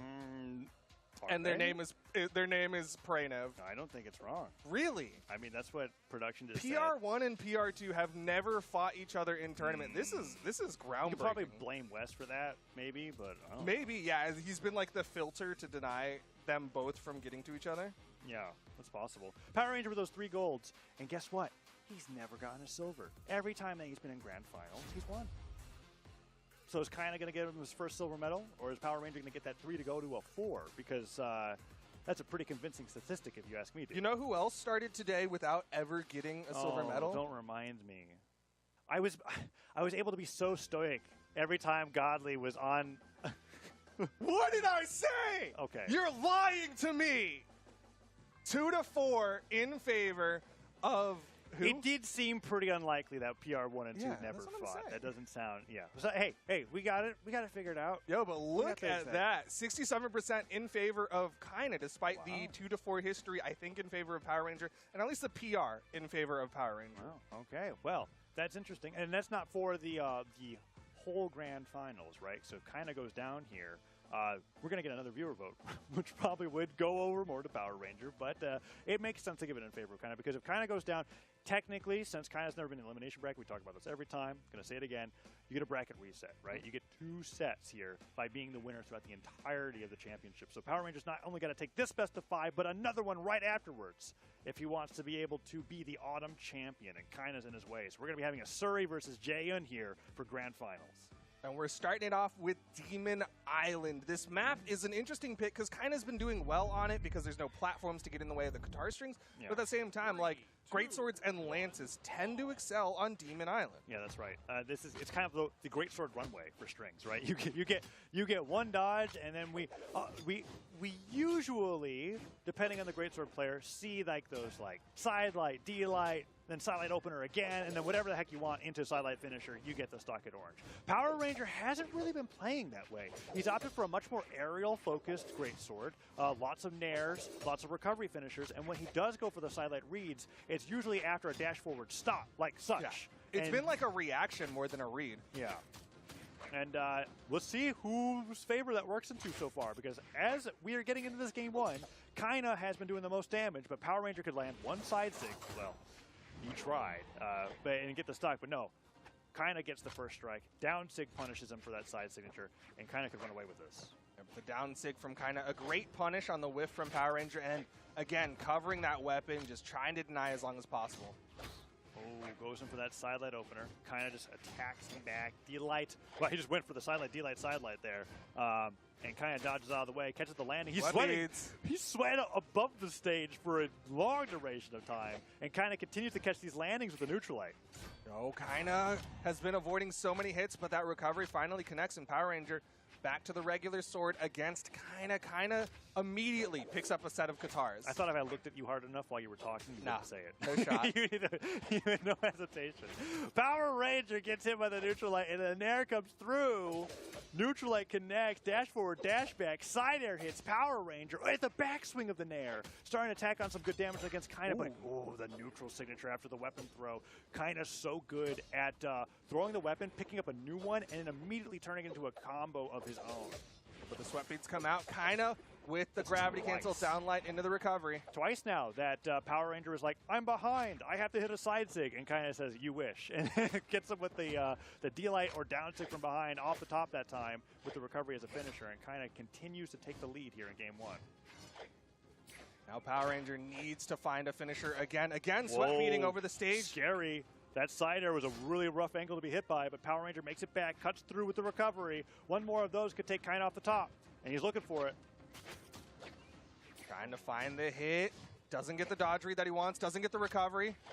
Dashes forward, or dash jumps forward with the Nair. Still not enough. Surprised that wasn't enough. D-light recovery from Sword would definitely do it. And he's putting on his own recoveries there, hoping to catch Kaina dodging through, but Kaina's not letting him have it. And those weapon throws, he's taking it, he's dashing back, and then he's going back into neutral. But Power Ranger gets him with that recovery and brings it 1-1. And he's going to be sticking with the Great Sword for the final stocks here in game number one. Doesn't get the dodge reads again. He goes for that dash forward, tries to poke with a side light, hoping, but Kaina's just not falling for it. Ooh, nice Sair. Pivots in second Sair. Goes for recovery, catches him on the way through. Power Ranger sweating onto the ground. Neutral light connects, and he makes it back. One down air, two. No, he doesn't fast fall on that one. And kind of makes it back to stage to hit him with another attack as the recovery comes through. And one more of those could take Power Ranger out in game one. More than anyone Power Ranger has run into so far, Kaina has been going for wake-ups against the Great Sword, and they've been working. Oh, but that's the first side sig that hits. Oh, what? The ground pound comes through the recovery. Not going to knock him out from beneath the stage. And Power Ranger, exhausted, still hits his own recovery. But the sword goes away. Great Sword waiting on the other end. He's never going to be able to pick it up as he's trying to get back to the stage. And wow, the Nair actually cuts through. And now kind of gets the edge guard at the very end anyways. But that was a clutch recovery from Power Ranger until the very end. And Kaina going to take game number one. Again, the Qatar is doing so much work. He still has the sword. Of course, he got that gravity cancel downlight recovery. He's putting out 259 damage with it. But really, the Qatars are the thing that's shining for Kaina. Yeah, Kaina really trying to flip that PR 2 to a 1. and really trying to get that at least before BCX, right? Because these two players are, in the region, the most evenly matched. But Kaina so far putting on so much of a performance that Power Ranger feels pressured off of the Great Sword and the Sword. Now he's going over to the Tai Lung, the crossover for the Mordex. And I love this color scheme, looking like a cheetah right now, even though it's a snow leopard is like what it's based on. Usually this is like the cats versus dogs argument, but it's cats versus cats. Yeah. But one's like an alien cat, so definitely looking at the like normal cat. Is that what it is? He's on the gross Asuri skin. So Earth cats versus alien cats. It's Predator Asuri. It's gross and creepy and makes me uncomfortable. Wow, really? I think it's pretty cool. Yeah, but you like that kind of stuff. Okay, production, get out of here. This is grand finals. All right, game two. We've got Power Ranger on Taila and going for the downlight off the side of the stage. And then, the Nair almost picks it up. We have a really different style of Power Ranger so far that has yet to come online, which is that we are off of those one-hit, two-hit style weapons. Lots of very string-heavy weapons to combat the string-heavy weapons from Kaina on the Qatars, and Kaina is just having a field day, honestly. This is rough. He's still hitting. He's still hitting. Okay. The side light gets him the weapon pickup over to the gauntlets. Needs to find a recovery. Nice. Downlight comes through, dodges this side air from Power Ranger, but that's Sair, perfect angle. Oh, he gets the second one, and Power Ranger's out of there. Ooh, we're going to a game three pretty quickly at this rate. Power Rangers yet to show that he can do anything with these two weapons against Kaina. This is rough. Scythe picked up. Last time I saw this, Kaina did 50 million damage and then took the stock. Side light goes through, strong hit. Power Ranger tries to go for the edge guard there. And Kaina uses the side sig to get the momentum back to the stage to go for the recovery. Okay, Power Ranger takes the stock. Still looking pretty rough, Duke. Yeah, this is looking pretty dire for Power as he even makes sure that he doesn't have a weapon spawn going into these final moments. Picks up the scythe, but he hasn't had those big strings that you know he wants. Nair hits again. Another Nair. Falls down with the down air, and Power Ranger looks behind him with that neutral light. Starts to get these side lights, but he doesn't get it out in time. Kind of hits it with the neutral light, makes it back to stage maybe. Power Ranger, if he gets a good Nair here, it could be huge, but Power Ranger's playing such a ground-heavy scythe. Okay, there's the Nair recovery. Kind of off the side of the stage. Where's he going? Bacon, which side misses the dare. And Light doesn't get the recovery, doesn't get a punish on it. Another one into the recovery, kinda is up 2-0. So there was some potential there with Power Ranger's Scythe, but the interesting thing was he was trying to play Scythe like Sword. You know how many times he was like at the side of the stage, neutral lighting, and then like, wait, why didn't this catch you? It's not quite as active as the Sword neutral light there, and kind of took full advantage of that. 200 damage, well, 199 damage. What? Where? I didn't see that number anywhere. Oh, well, because never mind. Anyways, he did. What? I thought that was the difference. Was it actually 99 damage? It might have been. I was looking at like, well, it was there's five, like 6 different numbers I gotta look at. 514. See there. Yeah. See 514 to 315, and I said 200 damage, but it's technically 199. Okay. That's what I was getting at. Yeah. You made Good job. it was not worth. No, explaining. I didn't see 199, so I was like, where? That is called math. Okay. Do me a favor. 15. Read how much. 15. Okay. Yes, that's how much. He did That's less just the damage. number on the he screen. did 50 damage with gauntlets and 43 with unarmed. That's actually worth talking about. What? Default of Surrey? Is there like an extra like what color palette would be like the same thing as the extra yellow? The yellow. What is that for a Surrey? Because this is default of Surrey going up against Kinda here in Game 3. This is definitely a desperation pick coming out from Power. Or Nice is it the ultimate weapon? Let's find out. Look at that pivot neutral light and a spike neutral signature. You didn't know, Duke, but Power Ranger's actually the best of Surrey in South America. Apparently. Looking real good, sticking with the sword. I mean, he has the sword carry over from the Jaeyon, from the Ezio as well, so there's some reasoning behind this. I just feel like Power Ranger's strength really is in the neutral light on that weapon. I mean, we just saw it 3 times, almost 4 times. And he was like, he's so neutral light brained on like Brawlhalla in general that he tried doing it with Scythe too, and then it didn't work. Oh. And the so now he's weapon back over toss? the sword. Can he make it back? You know what? That was his best chance. But you don't get the full distance on side to give you gravity cancel it. He would need to manifest a platform off the side of Demon Island. Guess what, Duke? There's no platforms here. Nope. This map is very small. Like, Well, it's wide, but there's definitely no platforms. Oh, 2 dares. Double dare. Picks up the guitars. It goes straight up to the ground pound. All right. Question is, which of Surrey dunks the other first? Go. Kinda. Kinda? Power Ranger. Well, yeah, we can't pick the same person. I was going to pick Power Ranger, though. You fell for my trap, dude. Here we go. Let's see what he can do. Downlight. Recovery. That's not neutral sig, though, Power Ranger. Well, I guess he's technically hit the sword one, but close game so far. Power Ranger's still holding on that lead. There it is. Guitar's coming through. Dodge. He tries to side. Okay. What is he? He's going for the D-Light recovery here on the sword, I think. Or he's just trying to deny weapons because Kinda hadn't had one, but there's the sword pickup, the falling Sare. An unusual choice from Kinda. Not really a signature heavy Asuri from what we've been seeing throughout the bracket. Side sig comes through, and it's punished like one of Power Ranger's side sigs on Jaehyun when he was playing the sword. But that recovery will catch Power Ranger, barely living so far. Though. There's the Sare, and it's going to be final stocks here.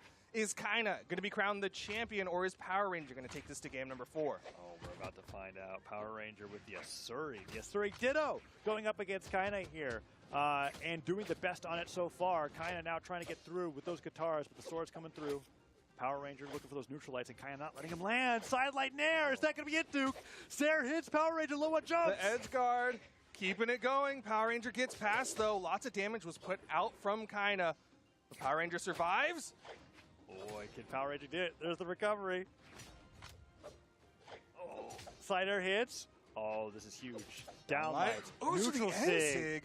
Okay, he doesn't hit, but he still gets the Sare afterwards, so it's like the same. Delayed Sare. Oh, Kinda sticking with him. Caught the dodge down. That's the recovery. Kinda takes it 3-0, and he's going to be the Autumn champion for South America. Amazing performance coming out from Kaima here in South America, taking it 3-0, just uncontested by everybody that he faced throughout the entire tournament. And as you said, he is the South American Autumn champion. Look at that sider coming through there for that spike. And even though Power Ranger had a really strong start with the Asuri here in the mirror matchup, kind of stabilized, and this guitar string was just phenomenal. Gets the recovery after neutral light and celebrates that emote at the very end. Giving a little bit of an applause for himself because, man, what a huge win, and a win that he definitely needed. I don't know for sure how close like the PR race is between Power Ranger and Kaina, but getting a win over Power Ranger in Grand Finals is certainly going to help Kaina get over the edge. I mean, it is, again, the final opportunity for players to get PR before the World Championship. So there's a real possibility that Kaina is now PR #1 and has potential to go to the World Championship because he could get his tickets at bcx.live like you can if you go to bcx.live. That's right. That's coming up soon. Wow, what an amazing tournament, dude. It was fun. It was great. I love watching South America, and we're technically not done because there's still more Autumn Championship tomorrow with North America. Today, we have crowned 2 new 1v1 champions, Acno winning it out in Europe for Autumn Champion, and then, of course, Kaina here in the South American region. Yeah, I still have to, like, think about you saying new. But it is new for this year that Acno won a one tournament. Wow, what a way to shake up the scene before BCX. Right before BCX. And we're going to have to see how that plays out tomorrow in North America, Duke. I can't wait for it. Well, thank you all for watching. We're going to let y'all go. Have a wonderful rest of your night, and we'll catch y'all tomorrow with the North American portion of the Autumn Championship singles. See y'all tomorrow. Epic as that final boss music was right there. The final 4 are here to try and get crowned for Autumn Championships 2022 North American Edition. As many of y'all can see behind us here on the predictions wall, many of us are suffering because Radish has already fallen. But there are still 2 left in quite a few, and 2 left of us to call the rest of the action. I'm Ajax here once again with Duke. I was really... Oh, there he is. There, yeah, that guy said Pier.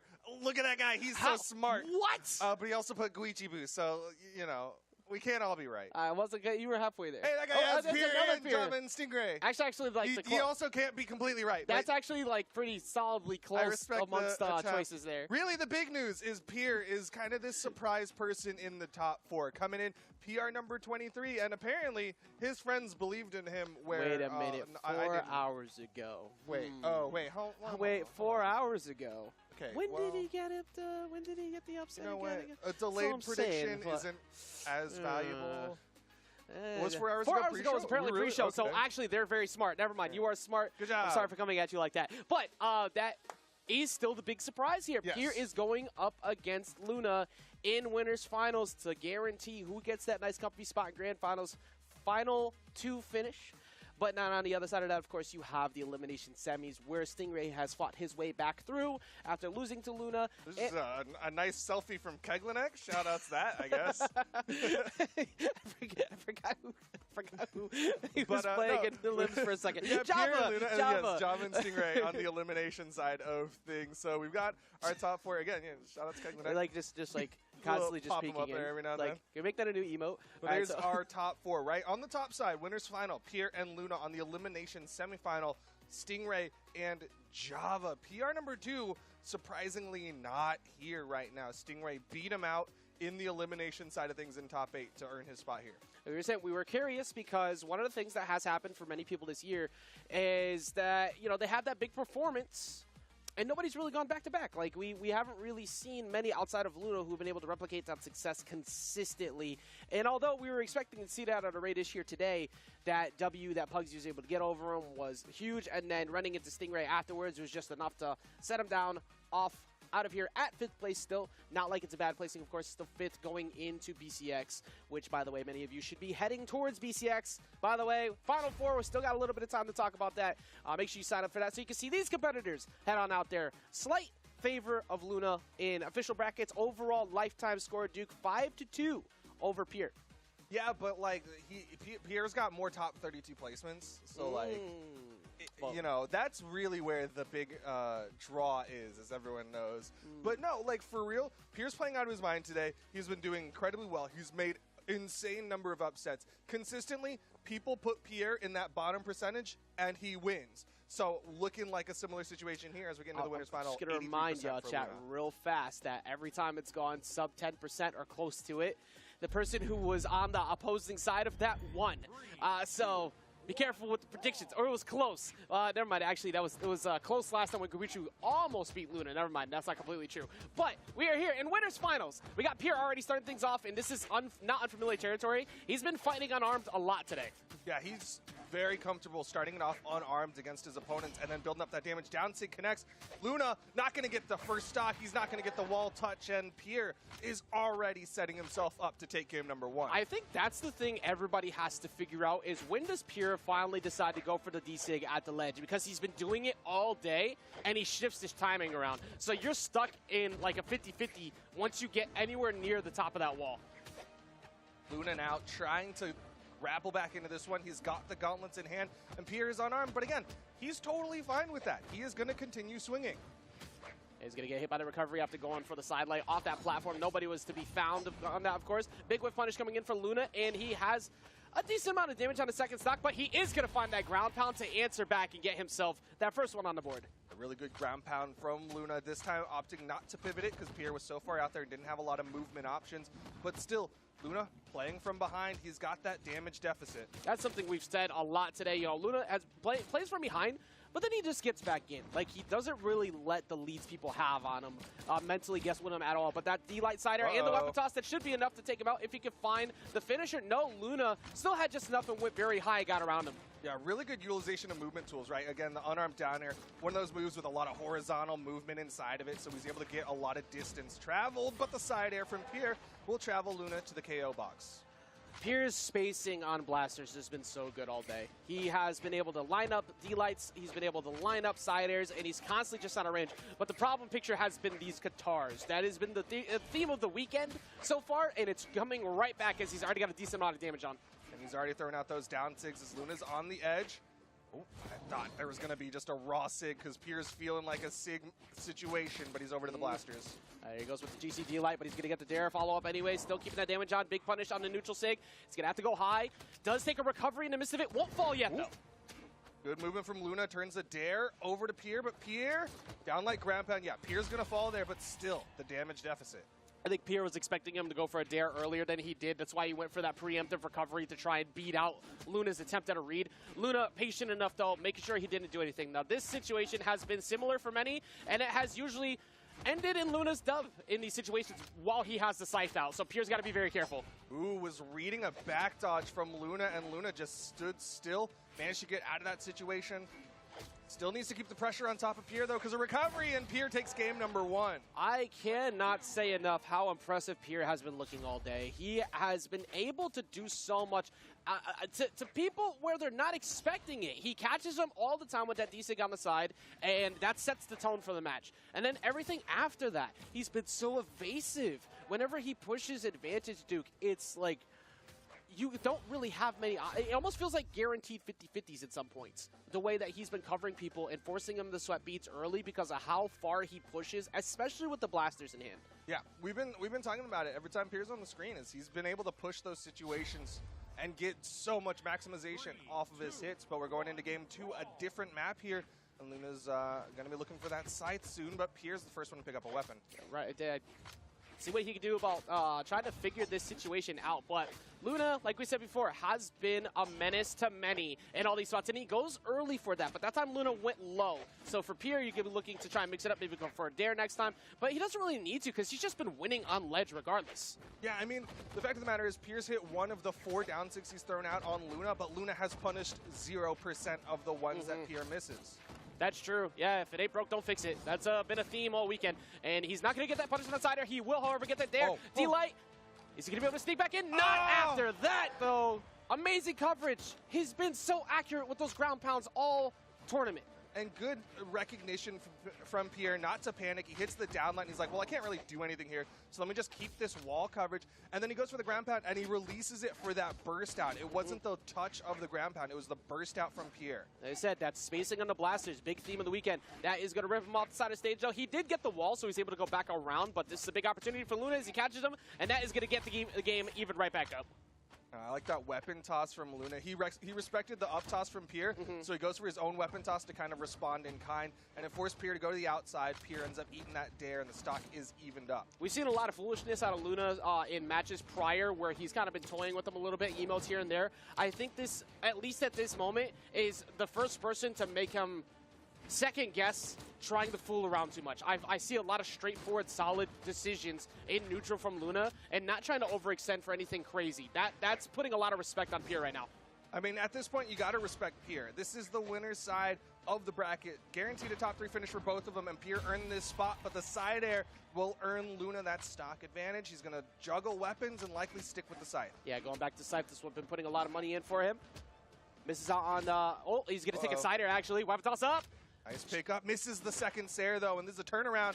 Pier sweat beating. Still running out of movement options, but the Sair gets him back on. And amazing coverage afterwards, too. Sneaking in underneath that weapon toss to seal out that stock. Even here again, Pier was able to take it last time with a slight life lead, though. Oh, and I like the attempt there for that ground pound. Knew there was a weapon spawn below, so it was expected Luna to go straight for it and tried to cover it with that high damaging Qatar ground pound. Didn't quite work out for him, but I like the idea. This is crazy again, Duke, just looking at this and realizing that there's a world where it's continuing where Luna might potentially go down 2-0 to start off a match, and he might have to work his way back in. That's if he doesn't get this. Edgeguard here gets the D-Light, does not get the follow-up.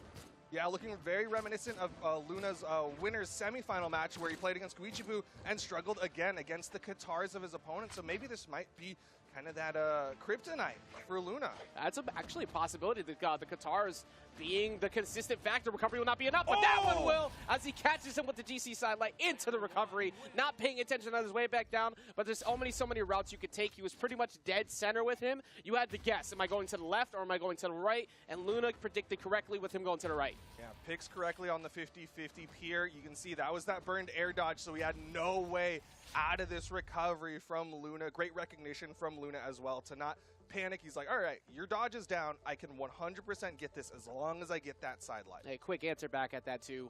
Not going down 2-0 here, going up 1-1. Like we said before, this matters a lot. Every match counts, but when you have that comfort zone of having that grand finals reset in front of you, you don't want to give that up here in Winners Finals. You want that comfortable cushion as much as possible. So we'll see if Pier can answer back. It's not even like that game was that far off. Like, that was an incredibly close first game. Are we seeing the same thing? Is it Bro swap on win? Huh? That's the Arcadia, which is not a bad character by any means. Spear looking great. Great sword is in this spot where people are, in my opinion, sleeping on it. But at the same time, like, swap on win? That's kind of throwing me off, considering how solid he played a second ago. I mean, it was a close game, for sure. What's the stage? Like, I think this has to be stage. No, it's just right back to Apocalypse. So I guess not feeling comfortable enough on the Mordex in the first 2 games. That or because you've gone up 1 game, you feel like you have that spacer to make this work here? I don't know. It's to me, it's just Luna ego getting in the way of everything. That there's might no be part of it. carryover to the last pick of the Mordex. There's no carryover to the iconic Terrace that he's played. Instead, it's just him being like, you know what? I'm so good at this game. I'm going to play something that nobody expected and pull out the Arcadia. Well, I mean, he's already getting 2 pieces to start things off here. And it's not like Greatsword hasn't been looking good overall this weekend. We saw Machete before, and we just saw him deliver a swift knockout. So definitely, it's a quicker knockout that's happened so far as compared to the Tai Lung. Yeah, this is definitely looking really solid. Obviously, like, ego aside, he's looking good. He's going for those resets. He's going for those dodge reads. And, of course, he is playing well with this greatsword.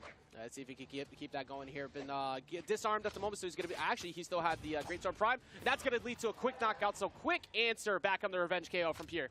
Yeah, really good pickup from him with that neutral signature, and now Luna is disarmed for a little while here. Tries to go in unarmed here, catches him with the neutral air, but damage advantage. Looking for sidelights combo starter, not caring much about the spear, actually. Just getting away from that recovery as well on the Qatars. Well, like we said before, the Qatars have been the issue. That's been a consistent issue. What a good dodge read. That's twice now where Pierre's gone in, N-Light, N-Sig. Doesn't go for it that time. Luna gets away from it. But, man, Pierre's been getting away with those on Luna. And Luna took a long time before he went. And that time, finally dipping low, like you're saying. He's been reading that over and over. Going for the D-Zig, not going to get hit. Actually, no, he did get a big punish for it. Never mind. Luckily, got away from the side air. And Luna, deep off stage, just below the D-Zig. Not going to get punished by that. Still trying to read the reaction out of the bridge there. But Pierre gets away from it. Luna did even up the damage off that whiff from Pierre because that's a burned air dodge. But Luna needs to find a way to finish the stock off.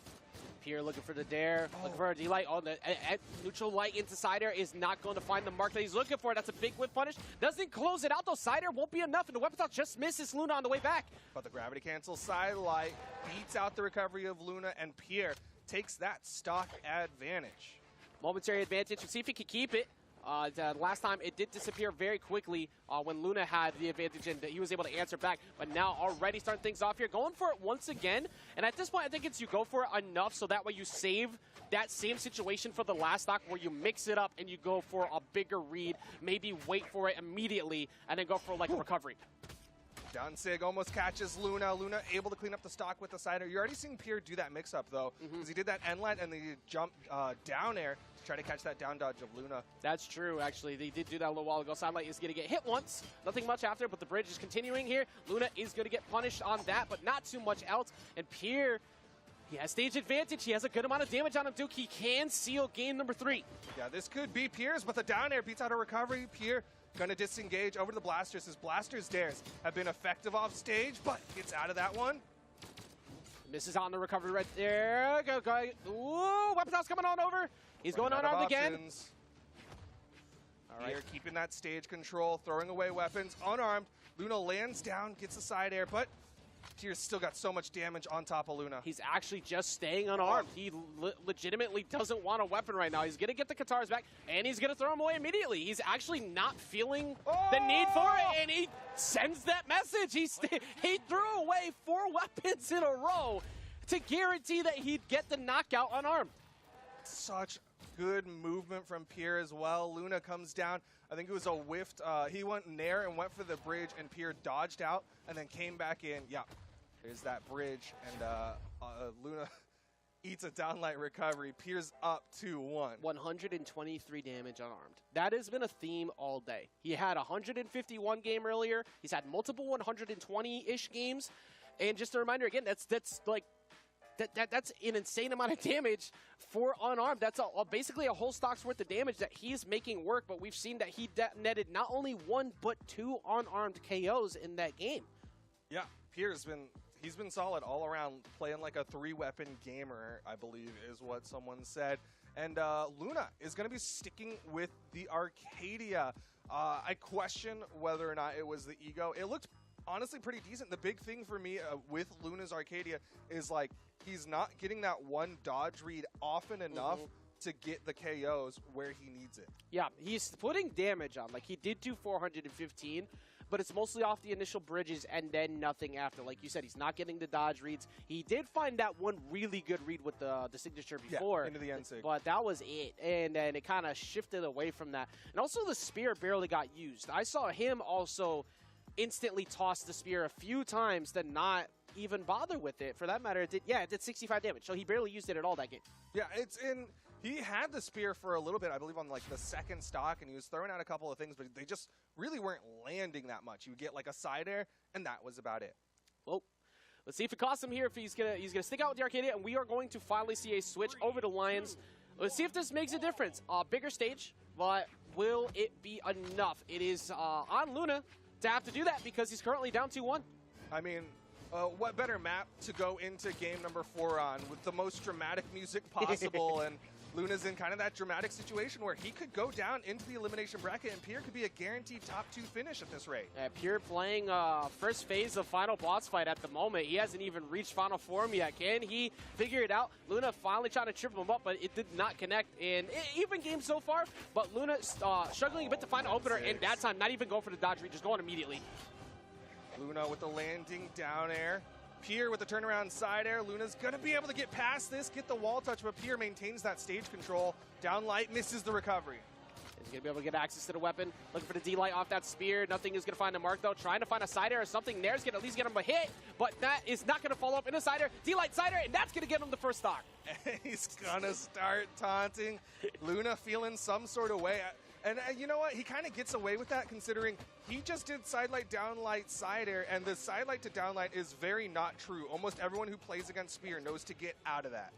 Let's see if he can do much else about keeping this lead. Going for the end lights, but they did not find the mark. That's going to be a nair that misses entirely, but the volley off the wall on recovery won't be enough here. It's going to close it out by doing not one, but faking the idea that he can actually get by him and using the GCN SIG instead to close it out. Here's been using those N6 against Luna to great effect, catching him off end lights repeatedly. It's actually so impressive the way that he's like, you see so many come out. It's like, okay, what's the point of doing like that many row? Like it's not connecting, but it's a mix-up game in and of itself, and it's so quick, and it's been lining up very well for him. Luna now in that awkward spot, sitting on the wall, hits a recovery, chases up, but he doesn't have another move there. Pierre able to land back down safely. I'm glad we're seeing so much more of the spear out of Luna too, because I was literally just mentioning last game, as he instantly throws it away after I pointed out, it was barely used last game, and now it's been used very solidly this game. Tried to triple him up there to catch him with a, like on the weapon switch, but didn't end up hitting. Pierre just runs by, kicks him in the knees, and keeps going, picks up some blasters. Both of them in the red. It's going to be a recovery to KO. Who's going to be the one who hits it, though? The falling side air from Pierre. Weapon toss is going to go away. We already know Pierre is not one to worry about being unarmed. He will box as he gets the stock right there. It does not matter. If you try to weapon starve me, I'm perfectly fine. Like we said before, he's a 3-weapon legend. And now, back to the unarmed, denying weapons from Luna, denying weapons from himself. Another pickup. Goes in with the blasters. Luna trying to finish off this stock. He will with the N-Sig, but last stocks here in game number 4. Luna could go down to the elimination bracket. Like you said, Luna looking at the elimination side right now would have to potentially have a run back against Stingray or deal with Java. That's if he could get through Pierre and shut that down right now. He's still got another game to play here, but Pierre is boxing him out. Greatsword does not matter. I don't care about that range. I have these hands and they are ready for you. These hands are rated E for everyone, but right now Luna's the only one in the theater, and he is getting all of these hands. But Pierre comes down with the Katars, hits it down air, keeps Luna on the wall. Pierre wants all the smoke, you already know. He's ready to go for the N-Sig, and he does not get it.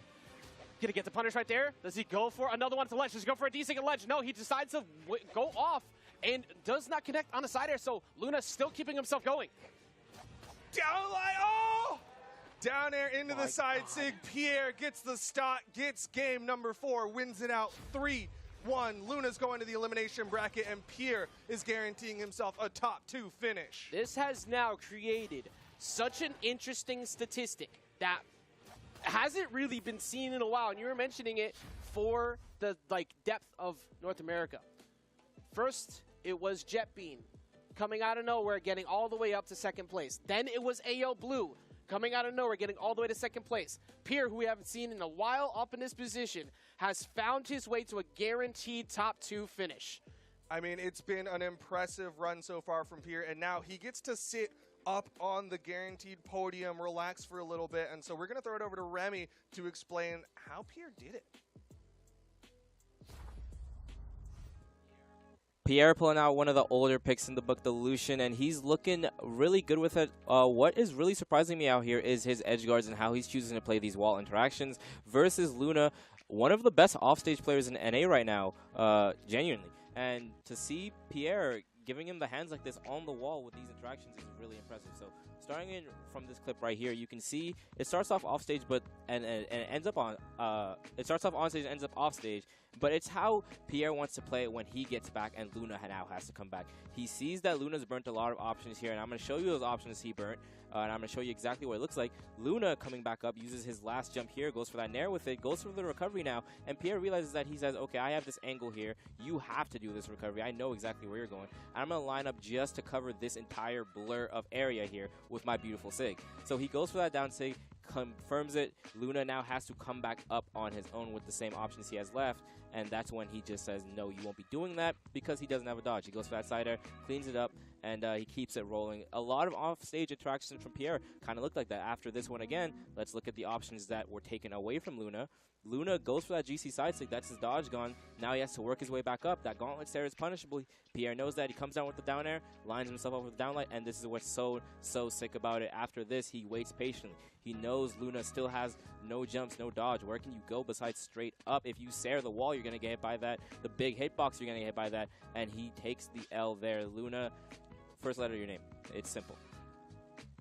continuing on throughout that set, it's a lot of offstage, beautiful stuff coming from Pierre. Like I said, this one's a nice little punish, throws the weapon. Luna's already used that recovery, and it's all about that spacing. It's all about that knowledge. He uses his last jump right here, and it was actually an exhausted recovery. If you guys saw earlier, he uses that last jump to turn into an exhausted recovery, gets beat up by the GC sidelight. Pierre, all off stage, all great kill confirms, and it looked exemplary. Luna was mainly getting his kills on stage with signature. Pierre was doing stuff like this, baiting the movement out with the first end sig. You see the dodge is gone now. He can go up higher, but most players don't want to go up that high because they're left coming on the map with no options left. He's expecting Pierre to go back. Pierre doesn't care about going back. He's going to go down, and he's going to be moving straight into another wall of N6. Pierre's looking excellent today. That's why he's sitting in the grand finals. Casper's going to show you what's up next. Luna. And now Luna is sitting on the L side of the bracket, the elimination final, to await the winner of our next match, Stingray versus Java. There's another interesting statistic that I just realized, because I've been talking about the win-loss ratios for people all weekend, and this just like occurred to me. I don't know how completely true it is, but it definitely happened every time I brought it up. People who have had a big win-loss differential compared to our opponent, the losing side of that has been winning more often this whole weekend. There were multiple times yesterday where people had 4-0s, 5-0s in their favor, and they did not win that set. Pierre was down in set count against Luna a second ago, won that set. That's been happening a lot with a lot of people all weekend, and that's the reason why I'm putting that out is because I want to see if this influences the betting. Because going into this, Stingray is currently up 6-2 lifetime on Java. I see people currently have in favor of Stingray.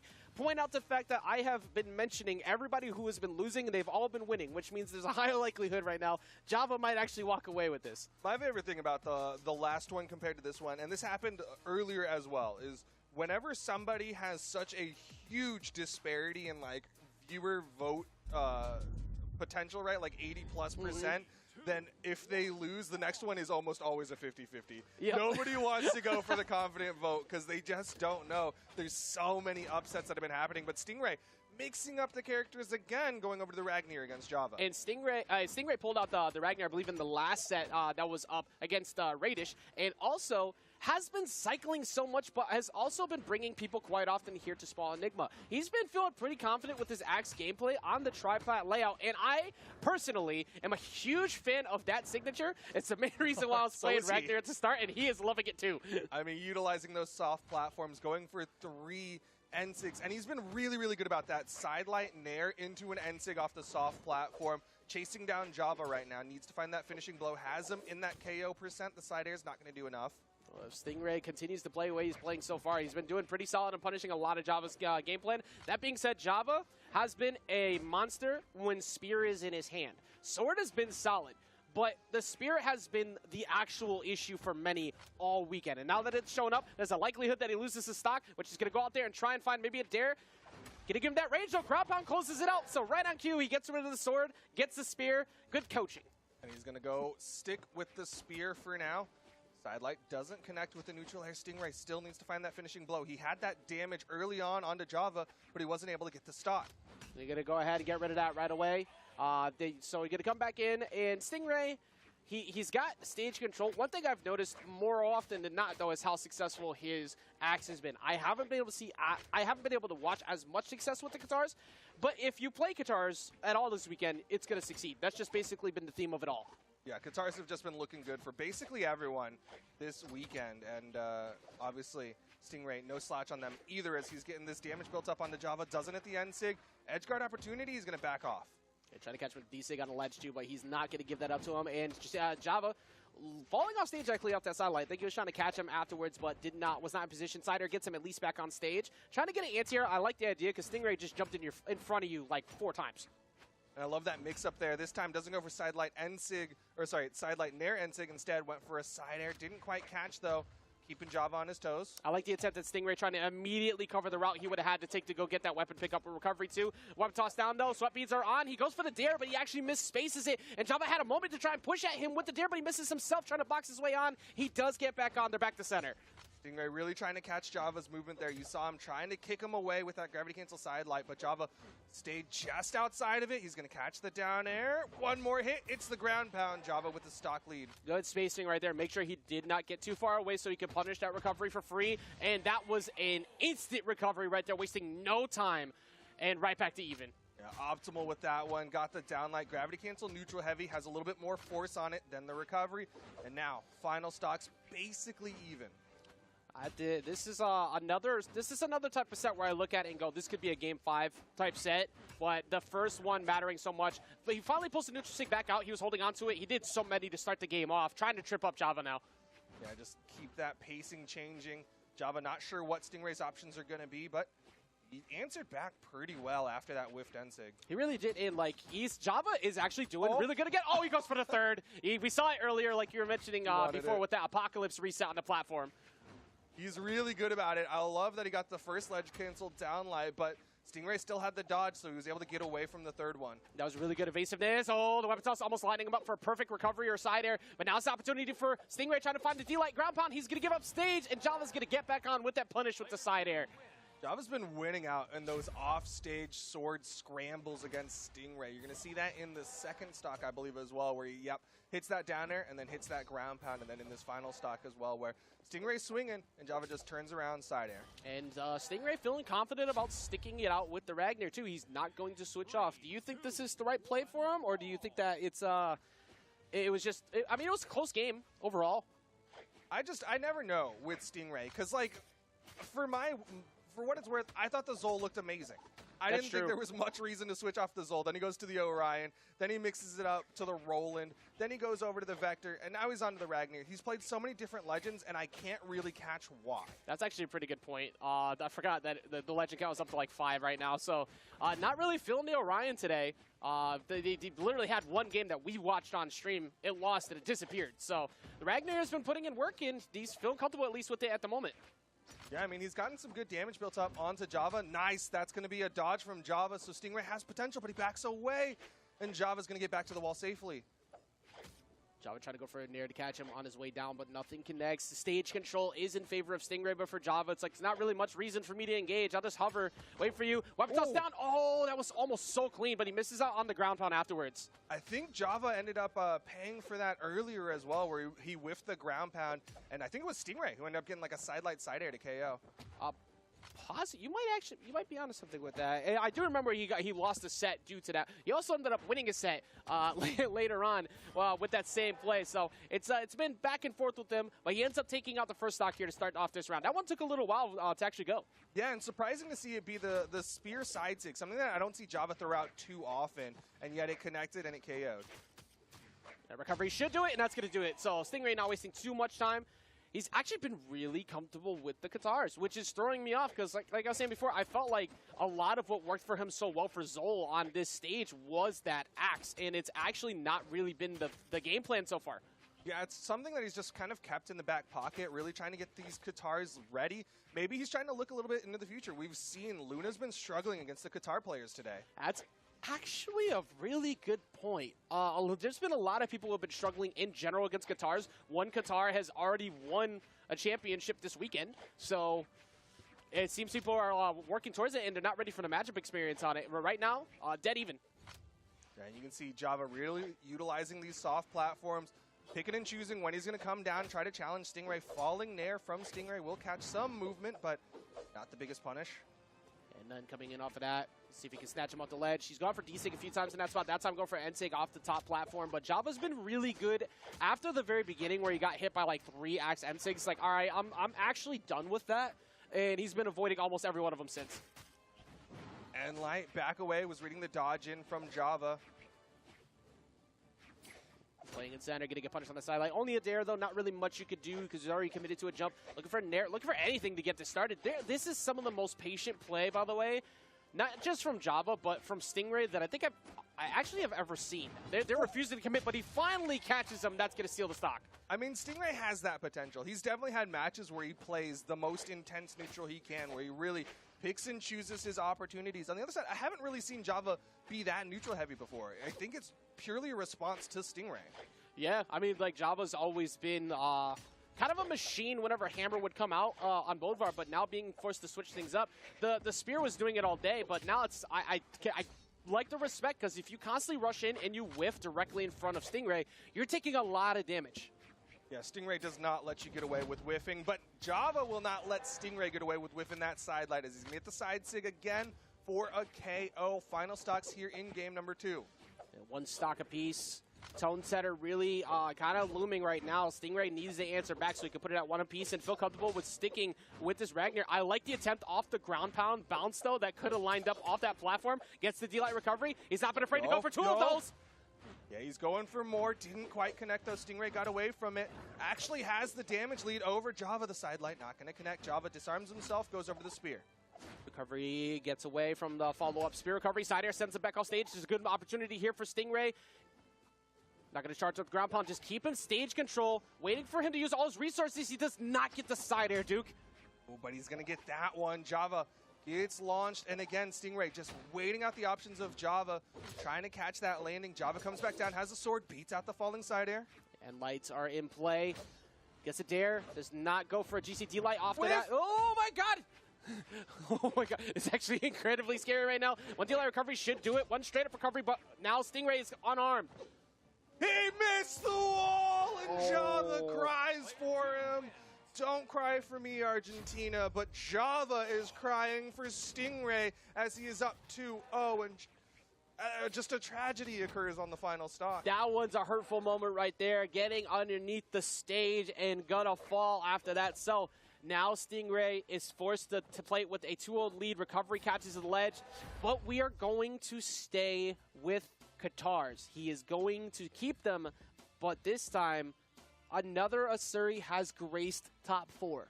It's been a bit since we've seen an Asuri on our screen. 387 damage put out on his Ragnar Qatars. I get it. Yeah, I mean, that's pretty much what was getting all the work done. The axe has just been irrelevant, so going to go with a more consistent, simple game plan with the sword. And like we said before, I mean, the Asuri just put in so much work this weekend. You saw Kinda get that dub. You saw Dot putting in work earlier this weekend. So the Qatars have been the name of the game, and that is continuing here for Stingray. Yeah, and really, like, Stingray was struggling to finish with the axe, right? He had to find those fadeaway Sayers and add up quite a bit of damage. Going over the sword with that consistent KO tool of the downlight setup for the Sayer recovery, it's going to be a lot better for him, especially off the soft platform if you can get another one. I like the fact he decided to reset too. You do not want to get caught by spear recovery in exchange for trying to double up on an exhausted recovery play up there, because Java will punish you for it. It's already happened earlier today. Oh yeah, he's just hoping that you're going to bet on that second recovery and you can get that turnaround. Right now, though, Stingray's sword play working really well against Java. He's adding up that damage. And we've been staying on triplats, too. We actually haven't gone away from here. D-Light side air might be enough to get that closeout. He is not going to be able to sneak his way underneath either. No tears need to go out for this one, though, because that was only the first stock. Yeah, and a big bet from Java, expecting Stingray to come down, also try to change up his movement as he goes towards the stage. Stingray's like, well, I watched you burn everything. Goodbye. Yeah, no need to overextend in those positions, because that's how you end up losing out on edge guard. But also sometimes giving an opportunity to give someone a chance to get back. Looking for the dare reset, does not find the mark, but at least here in game 3, it's still Qatars, but it's looking better. Yeah, and he's getting so many hits on a Java. Java, his only response in the last minute or so has been that weapon toss. There's the downlight double. Misses the jump for the Sayer. I thought he was going to go for the triple. I honestly thought he was going to go for the triple, too, and might not have prepared for it. The recovery won't be enough here. But this is actually going to give Stingray a chance to go up. That chance is no longer a question. He has now gone up 2 stocks. Yeah, this is a great swap from Stingray over to the Asuri, and he really wants to get himself on the board because, again, this is the elimination side of the bracket. Losing here means Stingray is going home with the 4th place finish. Trying to make sure that that does not happen. Trying to make sure that that continues here. The Nair falling in. Java has actually been struggling really hard to get something started. Oh, this is actually a big opportunity for Stingray to get a steal here, but he's going to get reversed. That was so good by Java to keep himself in the game. Yeah, good option from him, going for that gravity cancel side signature and making sure he gets the wall touch, because the side sig did not move him close enough to reset his jumps.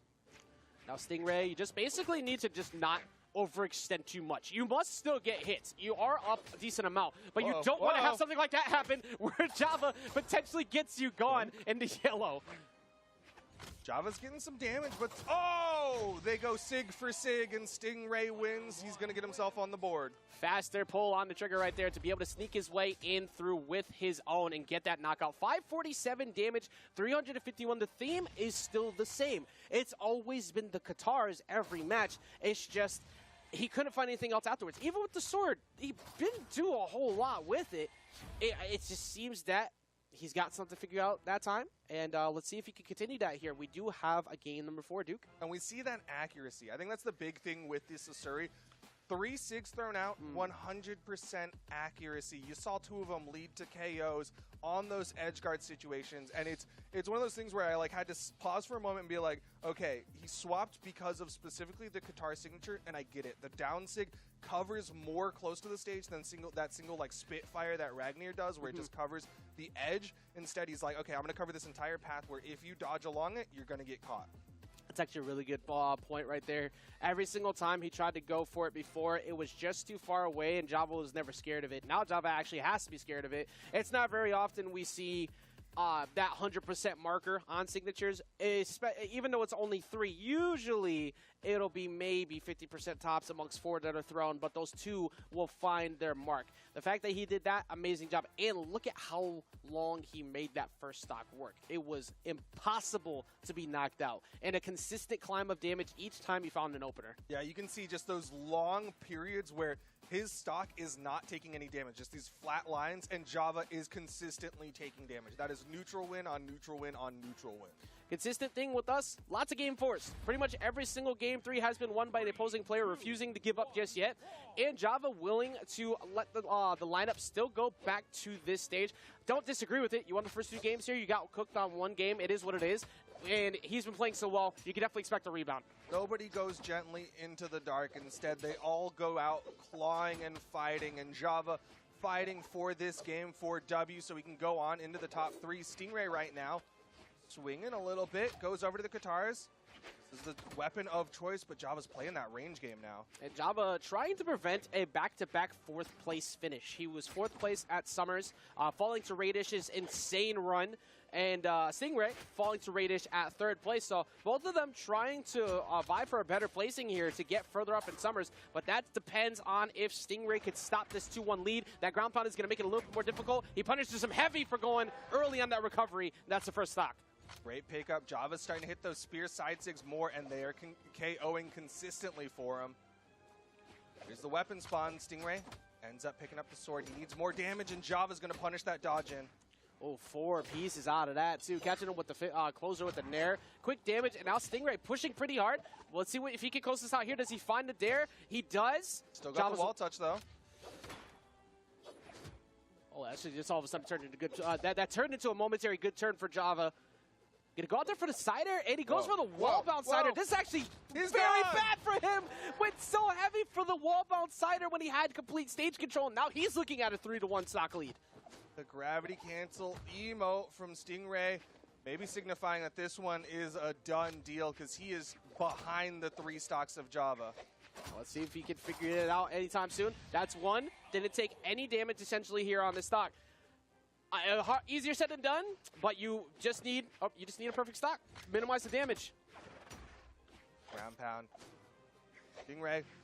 He's not going to touch! Stingray's allergic to walls, and unfortunately he falls in game number 4 to just accidents. The butter on the walls was too much. That is definitely a brand new allergy I haven't heard of in a while, but it's definitely something we need to get diagnosed ASAP because he has fallen 2 games, he misses the corner, and that is going to be Java guaranteeing a podium finish in a little while now. Stingray has fallen out of the top 3, and once again, another 4th place finish. He went 4th to 3rd, but this time coming back to 4th. Unfortunate for Stingray, but very fortunate for Java, who's been making this lower bracket run, and now he's going to be going into Luna for a top 3 fight. Just remembered again, that is, I think it's undefeated so far on how many times I've pointed this out. Every single person who has been down on set counts this weekend that has been pointed out or just in general down has beaten their opposing player. Well, then you got to give me the set count on this one. All right, well, there we go. We're going to go pull it up. So I kind of know. I'm pretty sure it's in favor of Java. Fun fact is that Java is one of the few people who has Luna's number. And, well, if what you've been saying holds true, then maybe this is Luna's time to shine. Well, that set count lifetime overall amongst all tournaments that they have played in is 12-8 in favor of Java. So that means that if history repeats itself, that Luna is in favor to take this. Now, Luna currently obviously has quite a bit of history on his side, currently vying to try and get himself back in to get another championship under his belt. But like you said, sometimes people just have an opposing player's number, and Java is one of those people. Let's see if it matters, because we are now going to begin elimination finals to get themselves that matchup against Pierre in Grands. And Luna back to the Magyar, the Tai Lung crossover, hoping that this will work out for him, as the Arcadia clearly did not when he was in that winner's final. Yeah, that was definitely a questionable pick for sure. But like we said, it's kind of hard to question Luna sometimes because he did pull out the Jiro in the past, and it worked. He's mixed things up before, but the Arcadia, definitely not it. Back here on the Mordex, definitely the right call. And he's got a good lead so far, but Java has been playing so good from behind it. I actually don't have any fear for him right now with this lead. I mean, even more so is like my fear for Luna's KO capacity, because he's been struggling to find that finishing blow. He'll generally throw out that side stick. Didn't work out that well earlier, and now we're already seeing Java even up this damage. Yeah, it's wasting no time whatsoever. Gonna go ahead and sneak his way past on the platform. He's gonna get back. That has been a very low hit ratio so far for Luna. I don't think I've seen him successfully connect on one of those, at least since we've been up here. I think the only SIG I've seen him connect with on the scythe is the end SIG. I don't think he's hit a side. I don't think he's hit a down. He's going to need to find those marks soon. That's a huge part of his kit. It's a big part of his confidence, too. He's so good at that. I think that's why we're seeing so much Gauntlet out of him, because he has the consistency of knockouts with the Gauntlets compared to these big plays he keeps trying to get with the Scythe. Yeah, that's definitely what we'll see out of a lot of Mordexes is like they build up this damage with the Scythe, and then they'll go over to the Gauntlets for that Gauntlet recovery. And there, it is not quite enough, though. Apocalypse's ceiling is too high. Yeah, Luna kept playing right. He was actually looking like he was waiting for Java to go for that dare so he could take it. Like, that's fine. I am at no damage. I can get a free punish here on that. But still, Java hasn't fallen. Yeah, and Luna still denying weapons, but not getting the stock. The end light will catch the landing. And there we go. Luna evens up the stock count. What's he going to stick with? Scythe. Gauntlets. For a second, I'm not going to lie. I thought he was going to switch one more time. It looked like it. Well, going to be starting things off here with the Gauntlets. It's been a moneymaker from... Oh, big dare. Not done yet. Not done yet. Java gets the wall touch. Both of them get back to weapons. Like we said before, Java has been succeeding primarily with this weapon right here. The Spear has been the nightmare. But because of Luna's switch up now to a grounded gameplay, he's not getting hit by the D-Lights or these nairs that Java's been looking for. And Luna's going for the SIG. Great dodge up, ground pound. Java's in trouble, still gets the wall touch, and now Luna's the one in trouble. Ooh. Narrowly touches. Sneaks his way underneath that, but he's got to be careful again. And that was good on Luna to react to that, too, because Java went for ground pound stock 1, and he knew he'd go for it again. That's going to reverse the situation for him, though. Does he find the side air? No, goes for a dare, and Java sneaks his way back on. Another ground pound.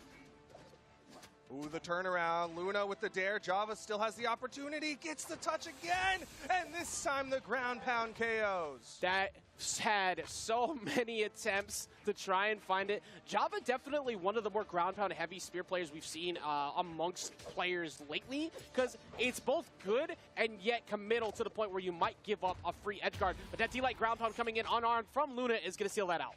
Yeah, spear ground pound is one of those things that, like, it can be a filter move where like a bunch of people in gold are just utilizing it a lot. But, oh, Java still gets the touch. Man, he fell so low. I honestly was going to freak out if that happened.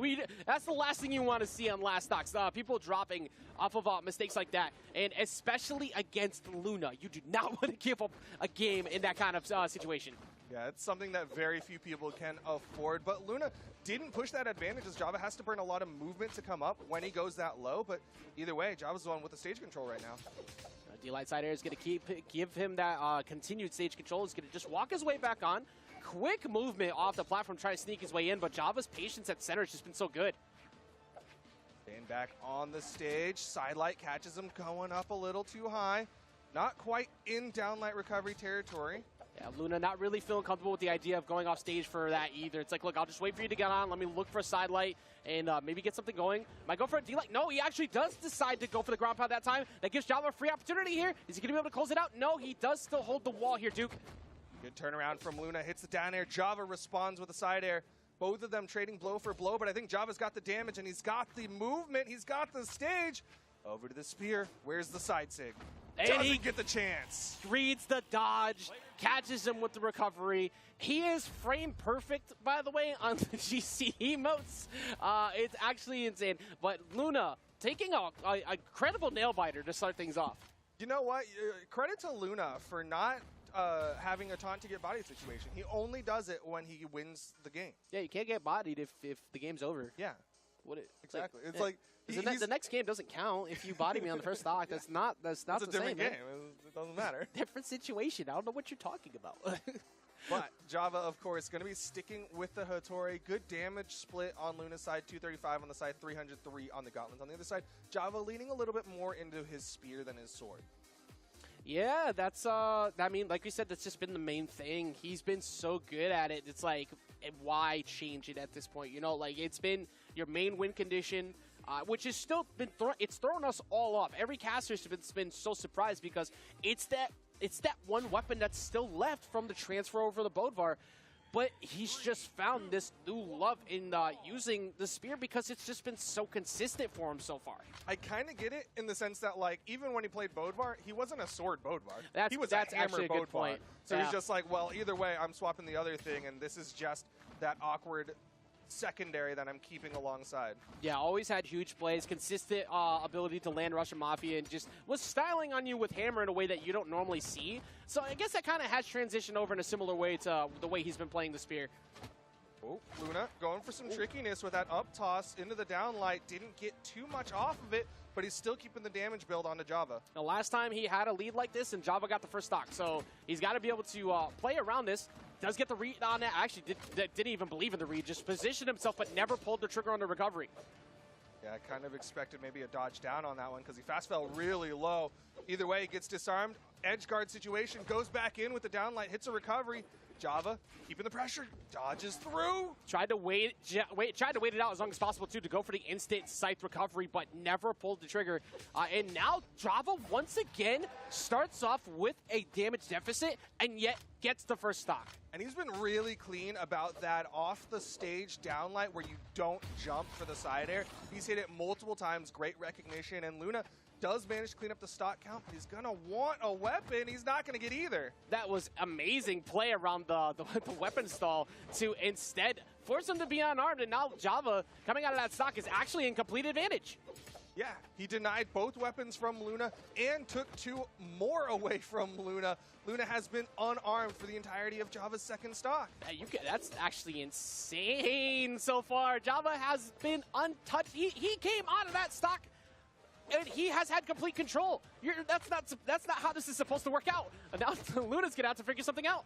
He's finally starting to find some hits onto Java, but still, Java had built up so much of a lead, and Luna generally struggling to finish off the stocks of Java. Luna gonna force him over to the ledge at least. He's getting more damage on now. He goes for a second one right there, tried to get him on it, which would have closed it out, but now recovery coming back in here. Weapon toss actually comes out and helps him out in the moment that he needed it most. That was really fortunate for Luna because it narrowly went around the edge of that soft platform, which Java was trying to use for cover. Still has the gauntlets, and he'll have the recovery as Java has no dodge to avoid that one. Luna, yeah, he's not going to juggle one more time. He's like, I need to keep a weapon. No, I'm holding on to it, and that's going to be instantly evened up. Also, I really like how even if Luna didn't go for just a straight up read, I feel like he was going to go for that recovery instantly anyways, because the last 2 times he had Java in that position, he dodged. So he's reading through him. Weapon toss down, actually big play, but the recovery does sneak him back on. Java's been fighting back from the depths time and time again, where Luna tries to pressure him in the offstage. It's very tense right now between both of them. Center stage. Trying to find opener is actually like the most questionable thing to try and do when it's these 2 players, because Java's been, like you said, way more neutral heavy of late, but it's Luna. You just can't afford to get hit by him right now. He's got sight. And Java read the dodge down, but just didn't go the correct direction there. Downlight, double downlight, into the side air, damage advantage. Can he keep this in his favor right now? He's not been shy away from going for ground pound, but I like the fact that he didn't. You don't want to give up stage control and get ripped off stage by one of those Scythenaires. He's ripping him out of the skies multiple times. Side air comes through. Java is going to be first to go low. He reads him out. Beats. Java's out of jumps, and Java's gonna fall. Luna takes game number 2. That is why you can't afford to get hit once by Luna. It doesn't matter if you had a damage lead. You have to play so careful on that last stock. It's why we're seeing Java play so much more patient. But one mistake, that's all you need, and that's all that Luna needed to close out that game. I mean, just like the raw pressure from Luna on that left side, making Java burn jump after jump. And the second sweat beats come out, Luna's like, all right, well, all I have to do is make sure you don't touch a wall, don't touch the stage, and your stock is going to be gone. Now looking at what could be a potential 3-0 here to try and get himself back in the rematch against Pierre, who is sitting there comfortably after getting a very solid W against Luna just a little while ago with a 3-1, which is still incredible to even say in general. But history bears repeating. Every single person who has been down 2-0 has won in game number 3. At least when we're on. So there's a high likelihood that Java's probably winning this game 4. We'll see what happens here, of course. It's not like it's been far apart. Every single game has been down to last hit. It's just been Luna who's been able to close it out first. Yeah, that game 2 definitely was potential for Java, but now we're into game number 3.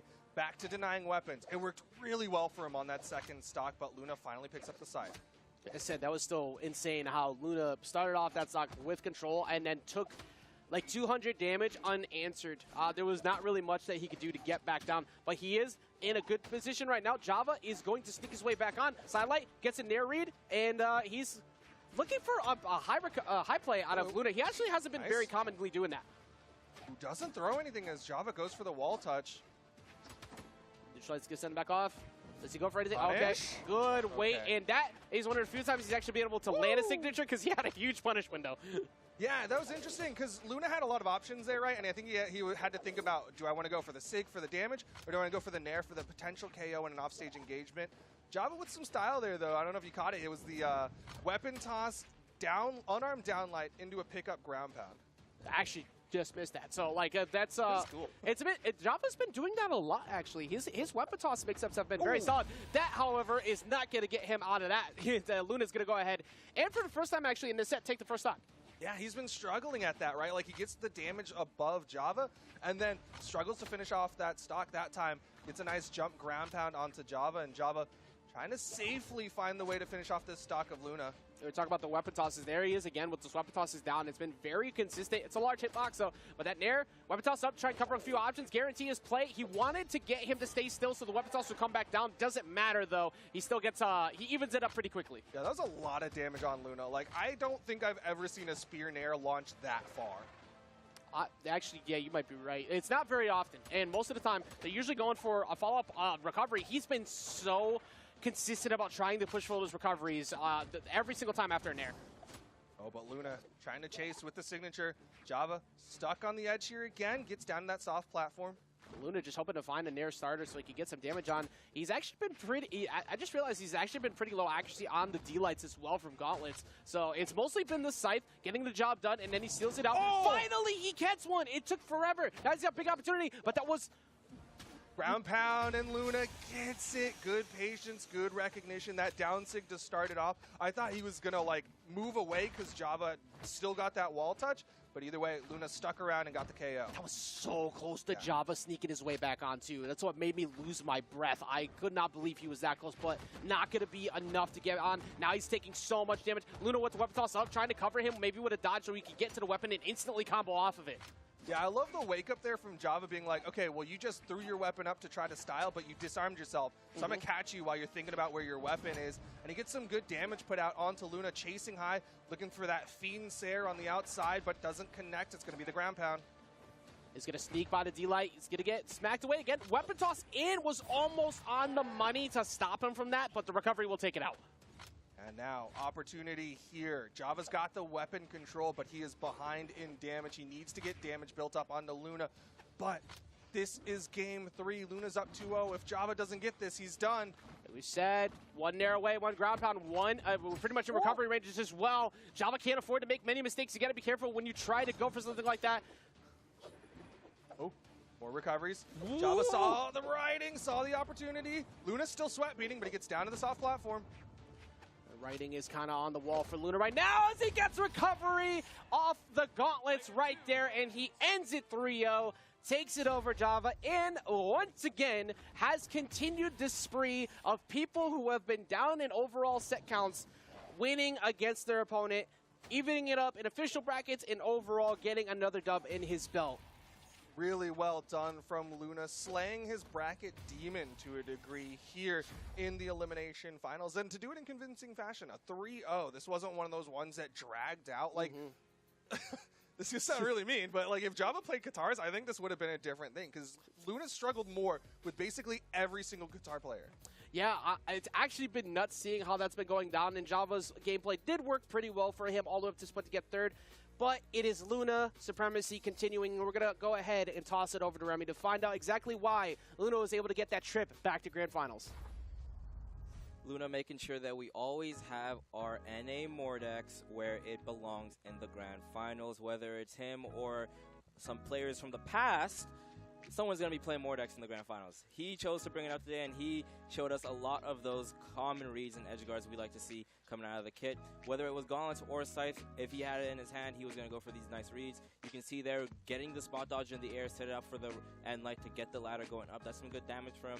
But it was more than damage. His reads were also leading to KOs, like this common gauntlet sidelight turnaround read, and it just kept building and building on. Whether it was unarmed, you could see he gets the nice spot dodge there for that wake up, hits another end light, and then turns it into gauntlets, end lights, gauntlet nair into end lights. And it felt like Luna was winning a lot of interactions. I'm going to show you here in another clip where it wasn't just one interaction. It wasn't just like, okay, he won this and it was a big interaction, so he got a bunch of damage. It was like he won this, got a lot of damage, and then he won the next one and the next one and the next one. That's why you saw him bringing back those hard leads Java had in a lot of these games. So yeah, we can see that, and he goes back on stage and comes back on stage, and it's the exact same thing. More damage from unanswered by Java. You can see he started off in red, but now he's basically brought it back and has map advantage versus Java. In a situation here, you can see it, once again, too fast for your eyes, not for mine. But you can see it here, he hits that one nair, and then he hits another nair, and he still has this damage deficit, but Luna can just play around it so well that beautiful side air is going to set Java up for nothing but failure, because now he's low on jumps, he's used his dodge, all he has left is that recovery. He doesn't want to use it without aggression, and you can just see how he lines himself up here. Just going to shoot the play, he goes for that recovery, and Luna is there already, lined up for the punish. He sees it. He's going to throw it back with the active input, and it's all about what Java can do next. He doesn't have a lot of options handed to him. With no jumps and no dodge left, no recovery, Luna sweeps it up, cleans it up nice and sweet, and that was from a huge deficit. It's those interactions that go 1, 2, 3, and you notice that you've gotten hit 1, 2, 3 times by Luna, yet you haven't hit him at all. So you gotta think what's going on your side. Same thing here, beautiful one Sair turns into the dare, follows up by this nice down sig that's placed very well. Java actually does clap back on his way back to stage, but it's not enough.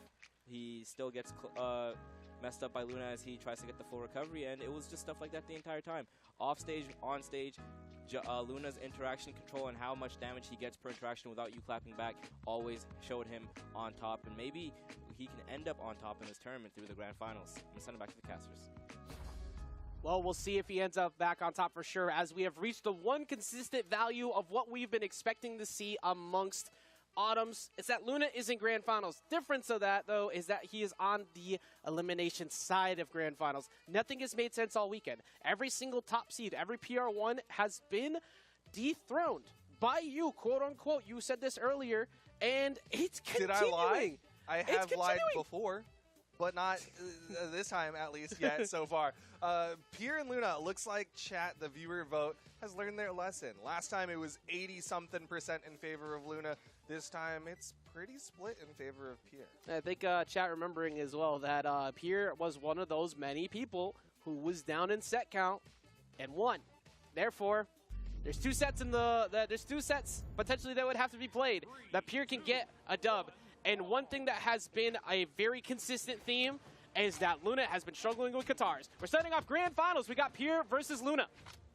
No, but Luna not having to warm up now, already chain dodging off stage, looking for the nair. Pierce still staying unarmed. One of the few people who seems comfortable with it, and you're already seeing him swinging on Luna. Going to take his time going back for the weapon. It's actually been insanely impressive to watch. Like, it's one thing to do it like once or twice. It's another thing to do it every single game and still mess people up on it. Like like it doesn't. Weapon stars don't matter against Pierre. It actually literally doesn't. Yeah, he's totally fine with it as he throws away the blast just to swap over to the guitars. Goes for the down sig that works so well in their last set, but this time Luna's ready for it. Keeping the edge guard going. Pierre with the nair. Luna can't touch. Pierre's going to get the first stock. That is so similar to what happened the first game where Pierre was able to get him with the D-Sig on the side, but he got caught for it this time from Luna. However, after that, Pierre is going up there again. Pierre wasting no time. D-Light ground pound is going to potentially get the get him out. No, but he sneaks under. Pierre's so good at picking and choosing when he wants to go aggressive, and that's throwing Luna off. He's trying to catch him, right? Like that gravity cancel N-Sig. If Pierre went aggressive, Luna touches back, he gets the chase dodge and everything, but now he's going aggressive against Luna. I don't say this often early on because I think it's a little bit too early to write off anything, but Pierre is playing like a champion. Like, he's playing like he can take this whole thing. It's not very often you see that type of style, but just look at the way he's controlling Luna. He's up 2 stocks on him, Duke. He is handling PR #1. Luna is struggling right now against Pierre. He's going to deny the 3 stock, but he is a full stock behind. This would be an enormous feat for him, as this would be his first place in actually, I think ever in terms of official championship. So he's trying to make that happen. He sees the light at the end of the tunnel, but Luna is that monster ready to shut that down. Luna is not someone to fall asleep on ever, even with a lead like this. Yeah, you cannot rest yet here. Sweat beating, but he gets back the dares from Pierre. 3 dares thrown out, and they're all working out for him. Pierre going to go ahead and shift both sides. Oh. What a punish! Luna trying to struggle to get down. He avoids the recovery, at least from Pierre, but that could have possibly ended it right there. It's a 2-piece, doesn't get the downlight, though. Still behind Pierre. N-Sig again, and Pierre going to take game #1. I have absolutely no understanding of how much he has leveled up this quickly, but what an insane performance we're seeing out of him. That is multiple times he has lined that up, and here's one of the scariest parts, Duke, that I've noticed. I have barely seen Pierre get punished on neutral lights. I've seen him barely get punished on D-lights. It's like that just before that interaction, he shifted back and forth twice on 2 space neutralites, and Luna wasn't prepared to react to either one of them, and he walks away with that dub basically free.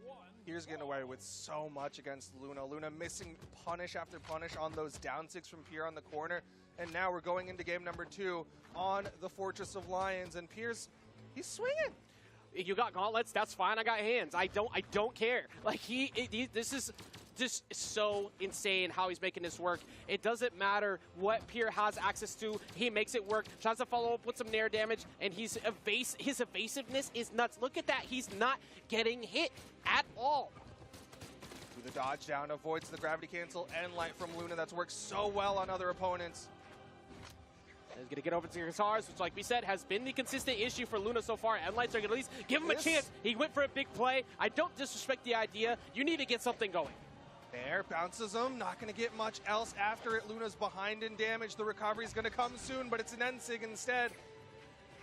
This is now final phase up here. Like we said before, the epic boss music has been...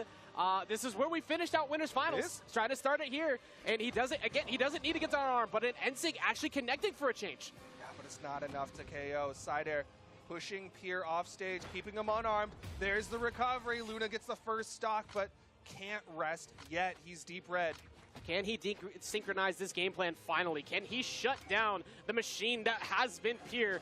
So far, that's really good because he used quite a few resources. He gets at least a few hits out of that. No follow-up, and Luna actually hasn't been hit in a little while.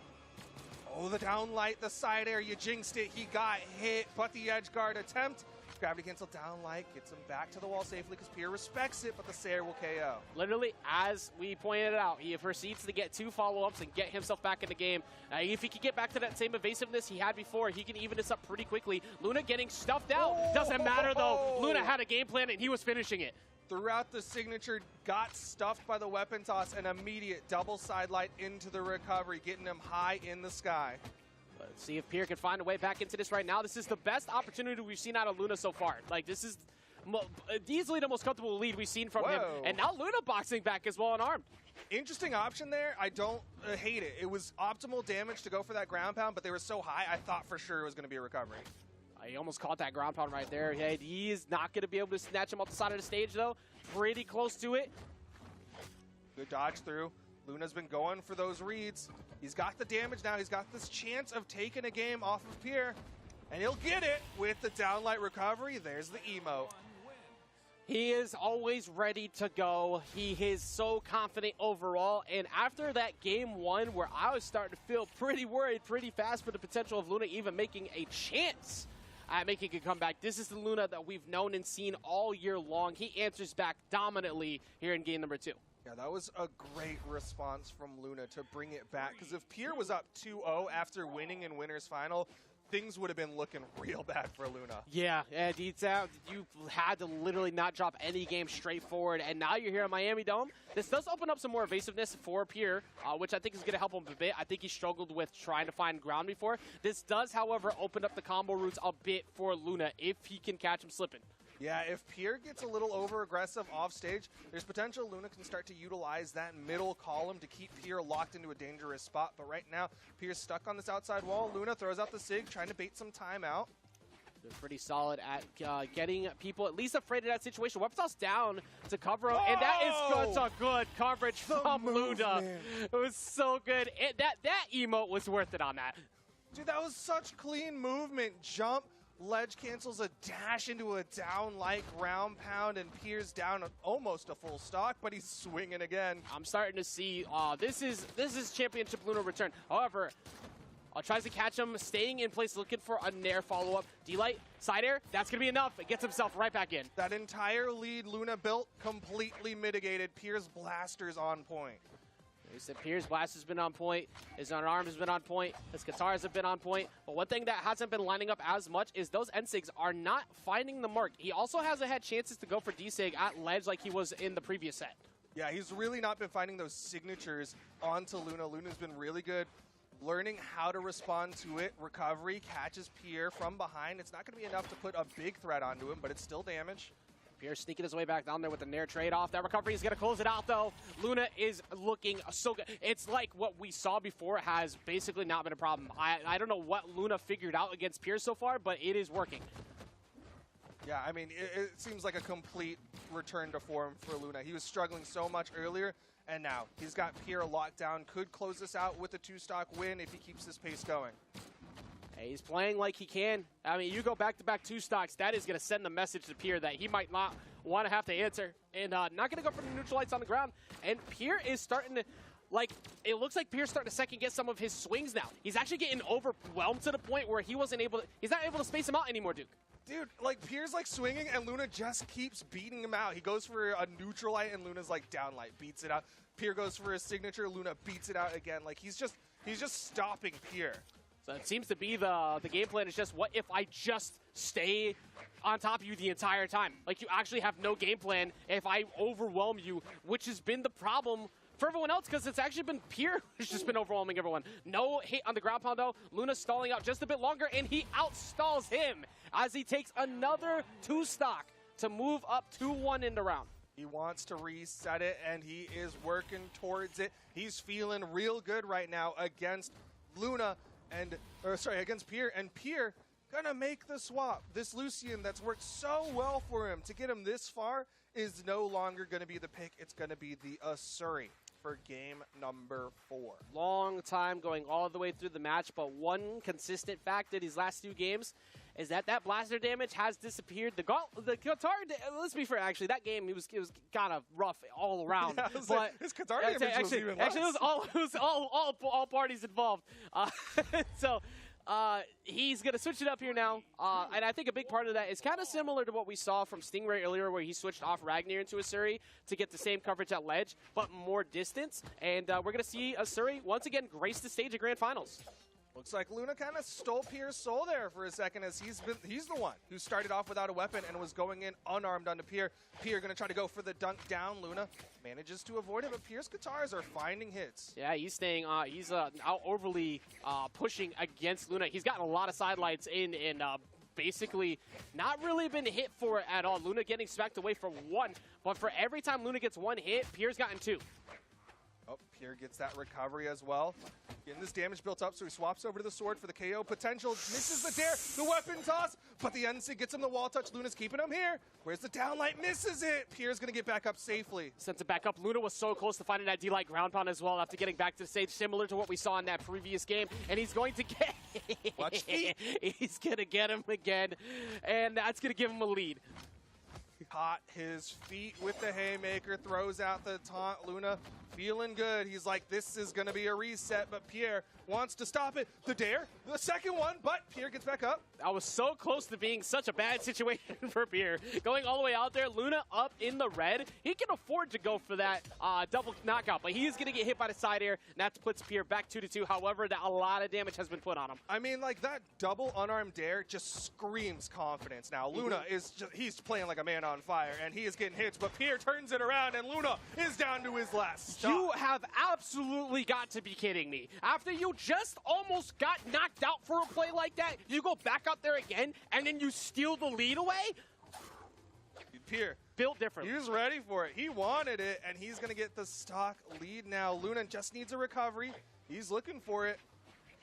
This is actually such a good position all of a sudden for Pierre with this switch. I mean, some part of it's the switch. The other part of it is how aggressive he's gotten in this game, and it's nuts. That is going to be a recovery, but this could be a completely different game right now. If he did not get that edge guard on the Luna, he might be looking at a large 2-1 deficit. Yeah, I mean, obviously credit for turning that edge guard around, but also for pushing his lead after getting it, right? Like, he got so much extra credit now that Luna is playing from the deficit, gets the recovery, though, keeping the weapon advantage away from Pierre. He finally sneaks his way through that, but Luna saw through the fact, it's like, oh, wait, you have no resources. I could push this advantage as long as I want.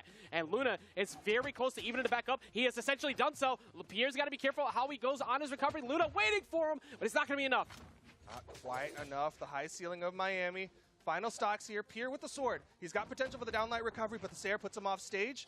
He's going to be able to sneak by Luna. Luna's going to get the D-Light ground pound, waits it out just long enough, sends that message to him saying, I'm not done. Luna gets the reset and gets another chance at getting himself another championship belt this year. Showing why Luna's so good at the offstage. Pierre, obviously very good as well, as he got this double down air into the ground pound and makes it back.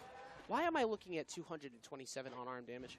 Because he was swinging. Why am I looking at that right now? These two players are actually crazy. 258 was done on Scythe, 103 was done on Gauntlets, but the unarmed almost outdid the damage on his Scythe. That is crazy. That's the confidence factor you mentioned before, the ego, if we will, with answering back. But he also just made it work. Like, he was just... Look at that tiny triangle. Wait, can y'all bring that graph up real quick? Yeah, actually, it's another look at this graph moment. All right, look at this tiny triangle. Look at that. That's a little baby triangle. This mommy has daddy, and that's the little baby. Mama bear? Papa bear? Or, yeah, mama bear, papa bear, baby bear. That's a tiny little triangle. Well, that's what you know that math? That's two down airs and a ground pound. Quick math. That's what that triangle looks like. If you're ever wondering. This is a baby one. We got a reset, though. Oh, my God. We got Pierre with the R because he got reset on Luna with the L because he took one from Pierre earlier. The final set to determine who's going to be the autumn champion, Pierre versus Luna.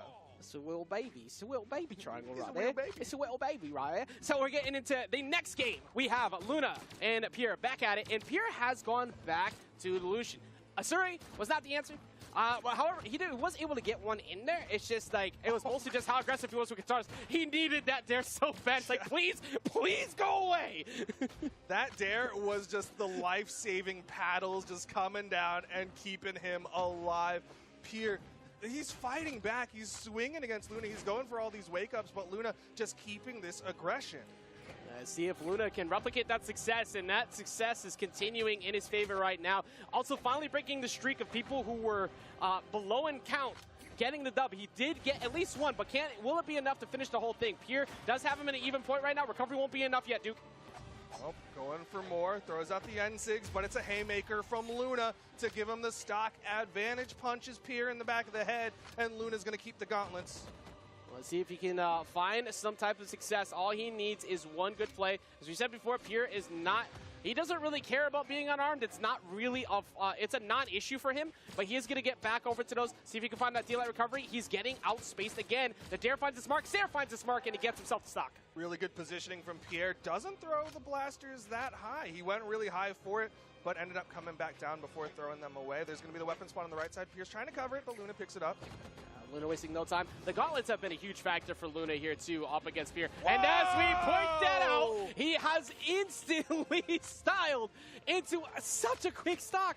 That's another tiny triangle right there. Yeah, that's another real tiny triangle there.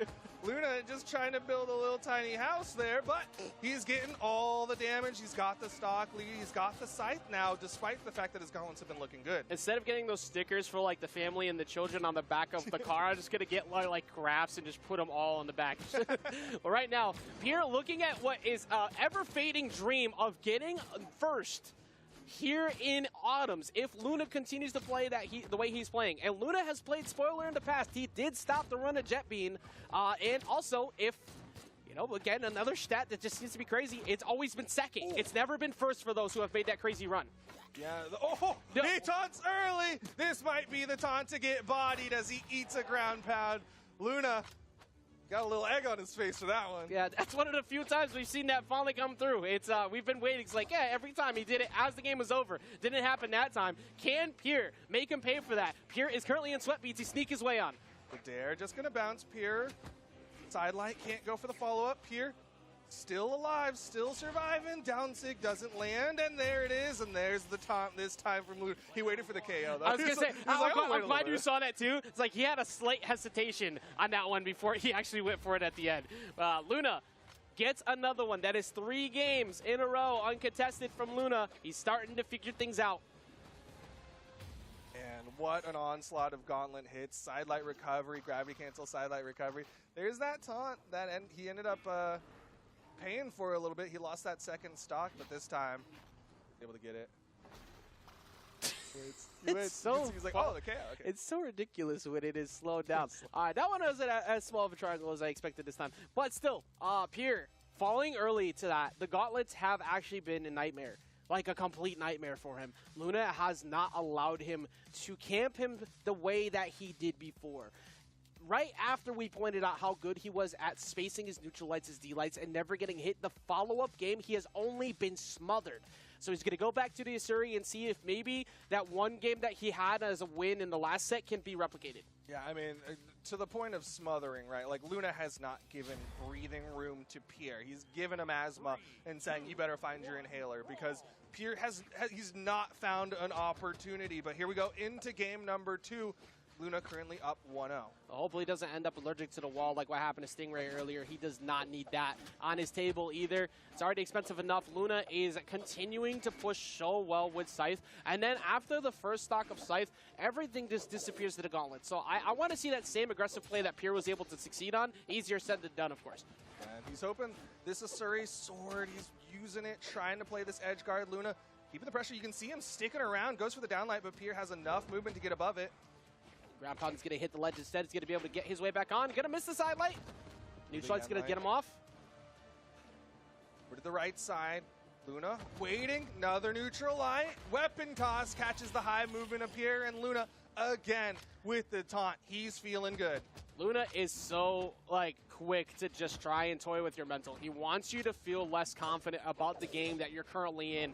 And that ground pound is going to potentially set up. Okay, Luna did not decide to go for that time, but every time we've seen a ground pound come out from Pierre, there has been an absolute scuffle in the bottom of the stage. I totally thought after Luna went for that weapon toss and burned some movement from Pierre, he was going to go for that ground pound. Instead, opted to play it a little bit safer. He's like, you know what? I've been taunting a lot. I don't really want to lose it after I do that. It's also, he's been in such much control that at this point it's like it's on Pierre to figure it out, and giving a stock away like that is not something he should do. Granted, he is now in red, so he can afford to go for a deeper play and get a trade-off if he needs it. Whoa!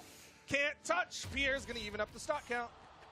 Gets him, and that wasn't actually that much damage there for Pierre in that stock, so not too bad. But one thing that is still a big issue is he's not finding too many combo starters. Like, guitars are actually not really a problem anymore when they were the problem.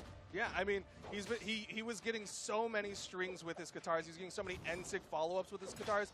And right now, like, Luna has just had so much control. Pierre's able to respond, like he's trading back and forth every now and then, but it's still just like so much momentum weighted towards Luna. Exactly. You need, when you win out in neutral, you need to make it work. He got 2 hits out of it that time at least, but most of the time it's been 1. But that's going to give him the lead. He's able to catch him with the down signature, very similar to the guitar down signature in that it covers a small area around you, but long active frames. Able to get that stock lead. Can he push it? See if he can keep this going right now. Weapontoss gets him in. Like we said before, does not really care if he's unarmed most of the time, but you are now in the problem picture. Gauntlets have been the issue that is going to continue to be the issue as he answers right back, gets a D-Light recovery. Luna, dying weapons, has the scythe in hand. Final stock here in game number 2 for both players. Little damage lead for Pierre, but Luna's got so much weapon denial. 3 and what? Yeah, actually, that's actually another big point. Before it wasn't an issue. Now it's actually, now you can't find anything to start at all off an unarmed. But guitars, you need to make these work. You gotta get that success back. That success might not find its way here as Luna gonna actually back off. Didn't believe hard enough in that. Hit him high, not quite enough. Pierre fighting back, swinging onto Luna. NSIG misses. Luna survives. Luna gets him with the side air, pushes him back off stage. Waiting for it, and he baited him out. Waited for it, and he is gonna not sneak in far enough. Try to use as much resources as he can to sneak back on, but Weapontoss seals the deal, and Luna is 1 game away from being your autumn champion. A good mix-up from Pierre. He ate a high weapon toss from Luna on the first stock, so on the third one, he goes for a GC. It just doesn't quite work out for him because he still is burning his dodge on that point, and Luna finds another weapon spawn for the weapon toss, and Luna is up 2-0. The pressure is on Pierre. Can he make the magic happen? Can he be yet another Cinderella story that has found their way all the way up to the top, but hasn't been able to finish it? Will he be the first one? PR 23 sitting here in grand finals and trying to make that W happen. But like we said before, every other person who has gotten to this point has always been second. 3 events in a row, we've had the same exact situation, and it's always been second place. Yeah, these underdogs make it so incredibly far, and it's so fun to watch, and we're like, yes, this underdog, it's so cool. And then the other guy is like, hey, I'm still the big guy. Well, it's funny, like, at least like it was Luna against Jetbean, but with the last one, it was that insane run from Radish. Yeah, so like that's fair. that was just like a fun story overall with Radish and AO Blue both popping off. But here's Luna playing Party Pooper again. He's here to shut down the party, turn off all the music, and take all your goods. He's the gatekeeper. He's gotten the golden keys to the castle so often that he's like, okay, well, my turn again to get the golden keys. And it's down to Pierre on game number 3, locking in the Yasuri, hoping that this is going to be the thing to turn this one around. Yeah, and this matters a lot for Luna, too, because this is the last step before BCX. Luna is in that small contention number of people who we look at as potential candidates to win it all. And he wants to go into BCX with yet another championship under his belt.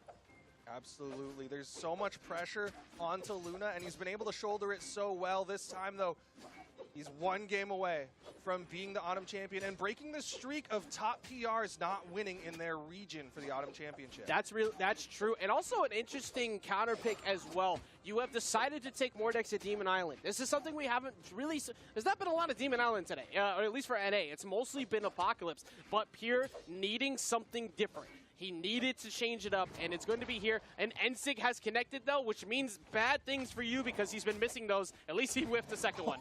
Luna is throwing out SIG after his SIG. He's getting away with it now. He's feeling good. He's feeling confident. He throws out the NSIG. He throws out the down SIG. They're not connecting, though. I am so glad that after we pointed out he got one, he whiffs 5 in a row. So thank you for putting the storyline back in place, Luna. He doesn't like having a passing grade on Sig hits. Pier jumps and misses the Sair.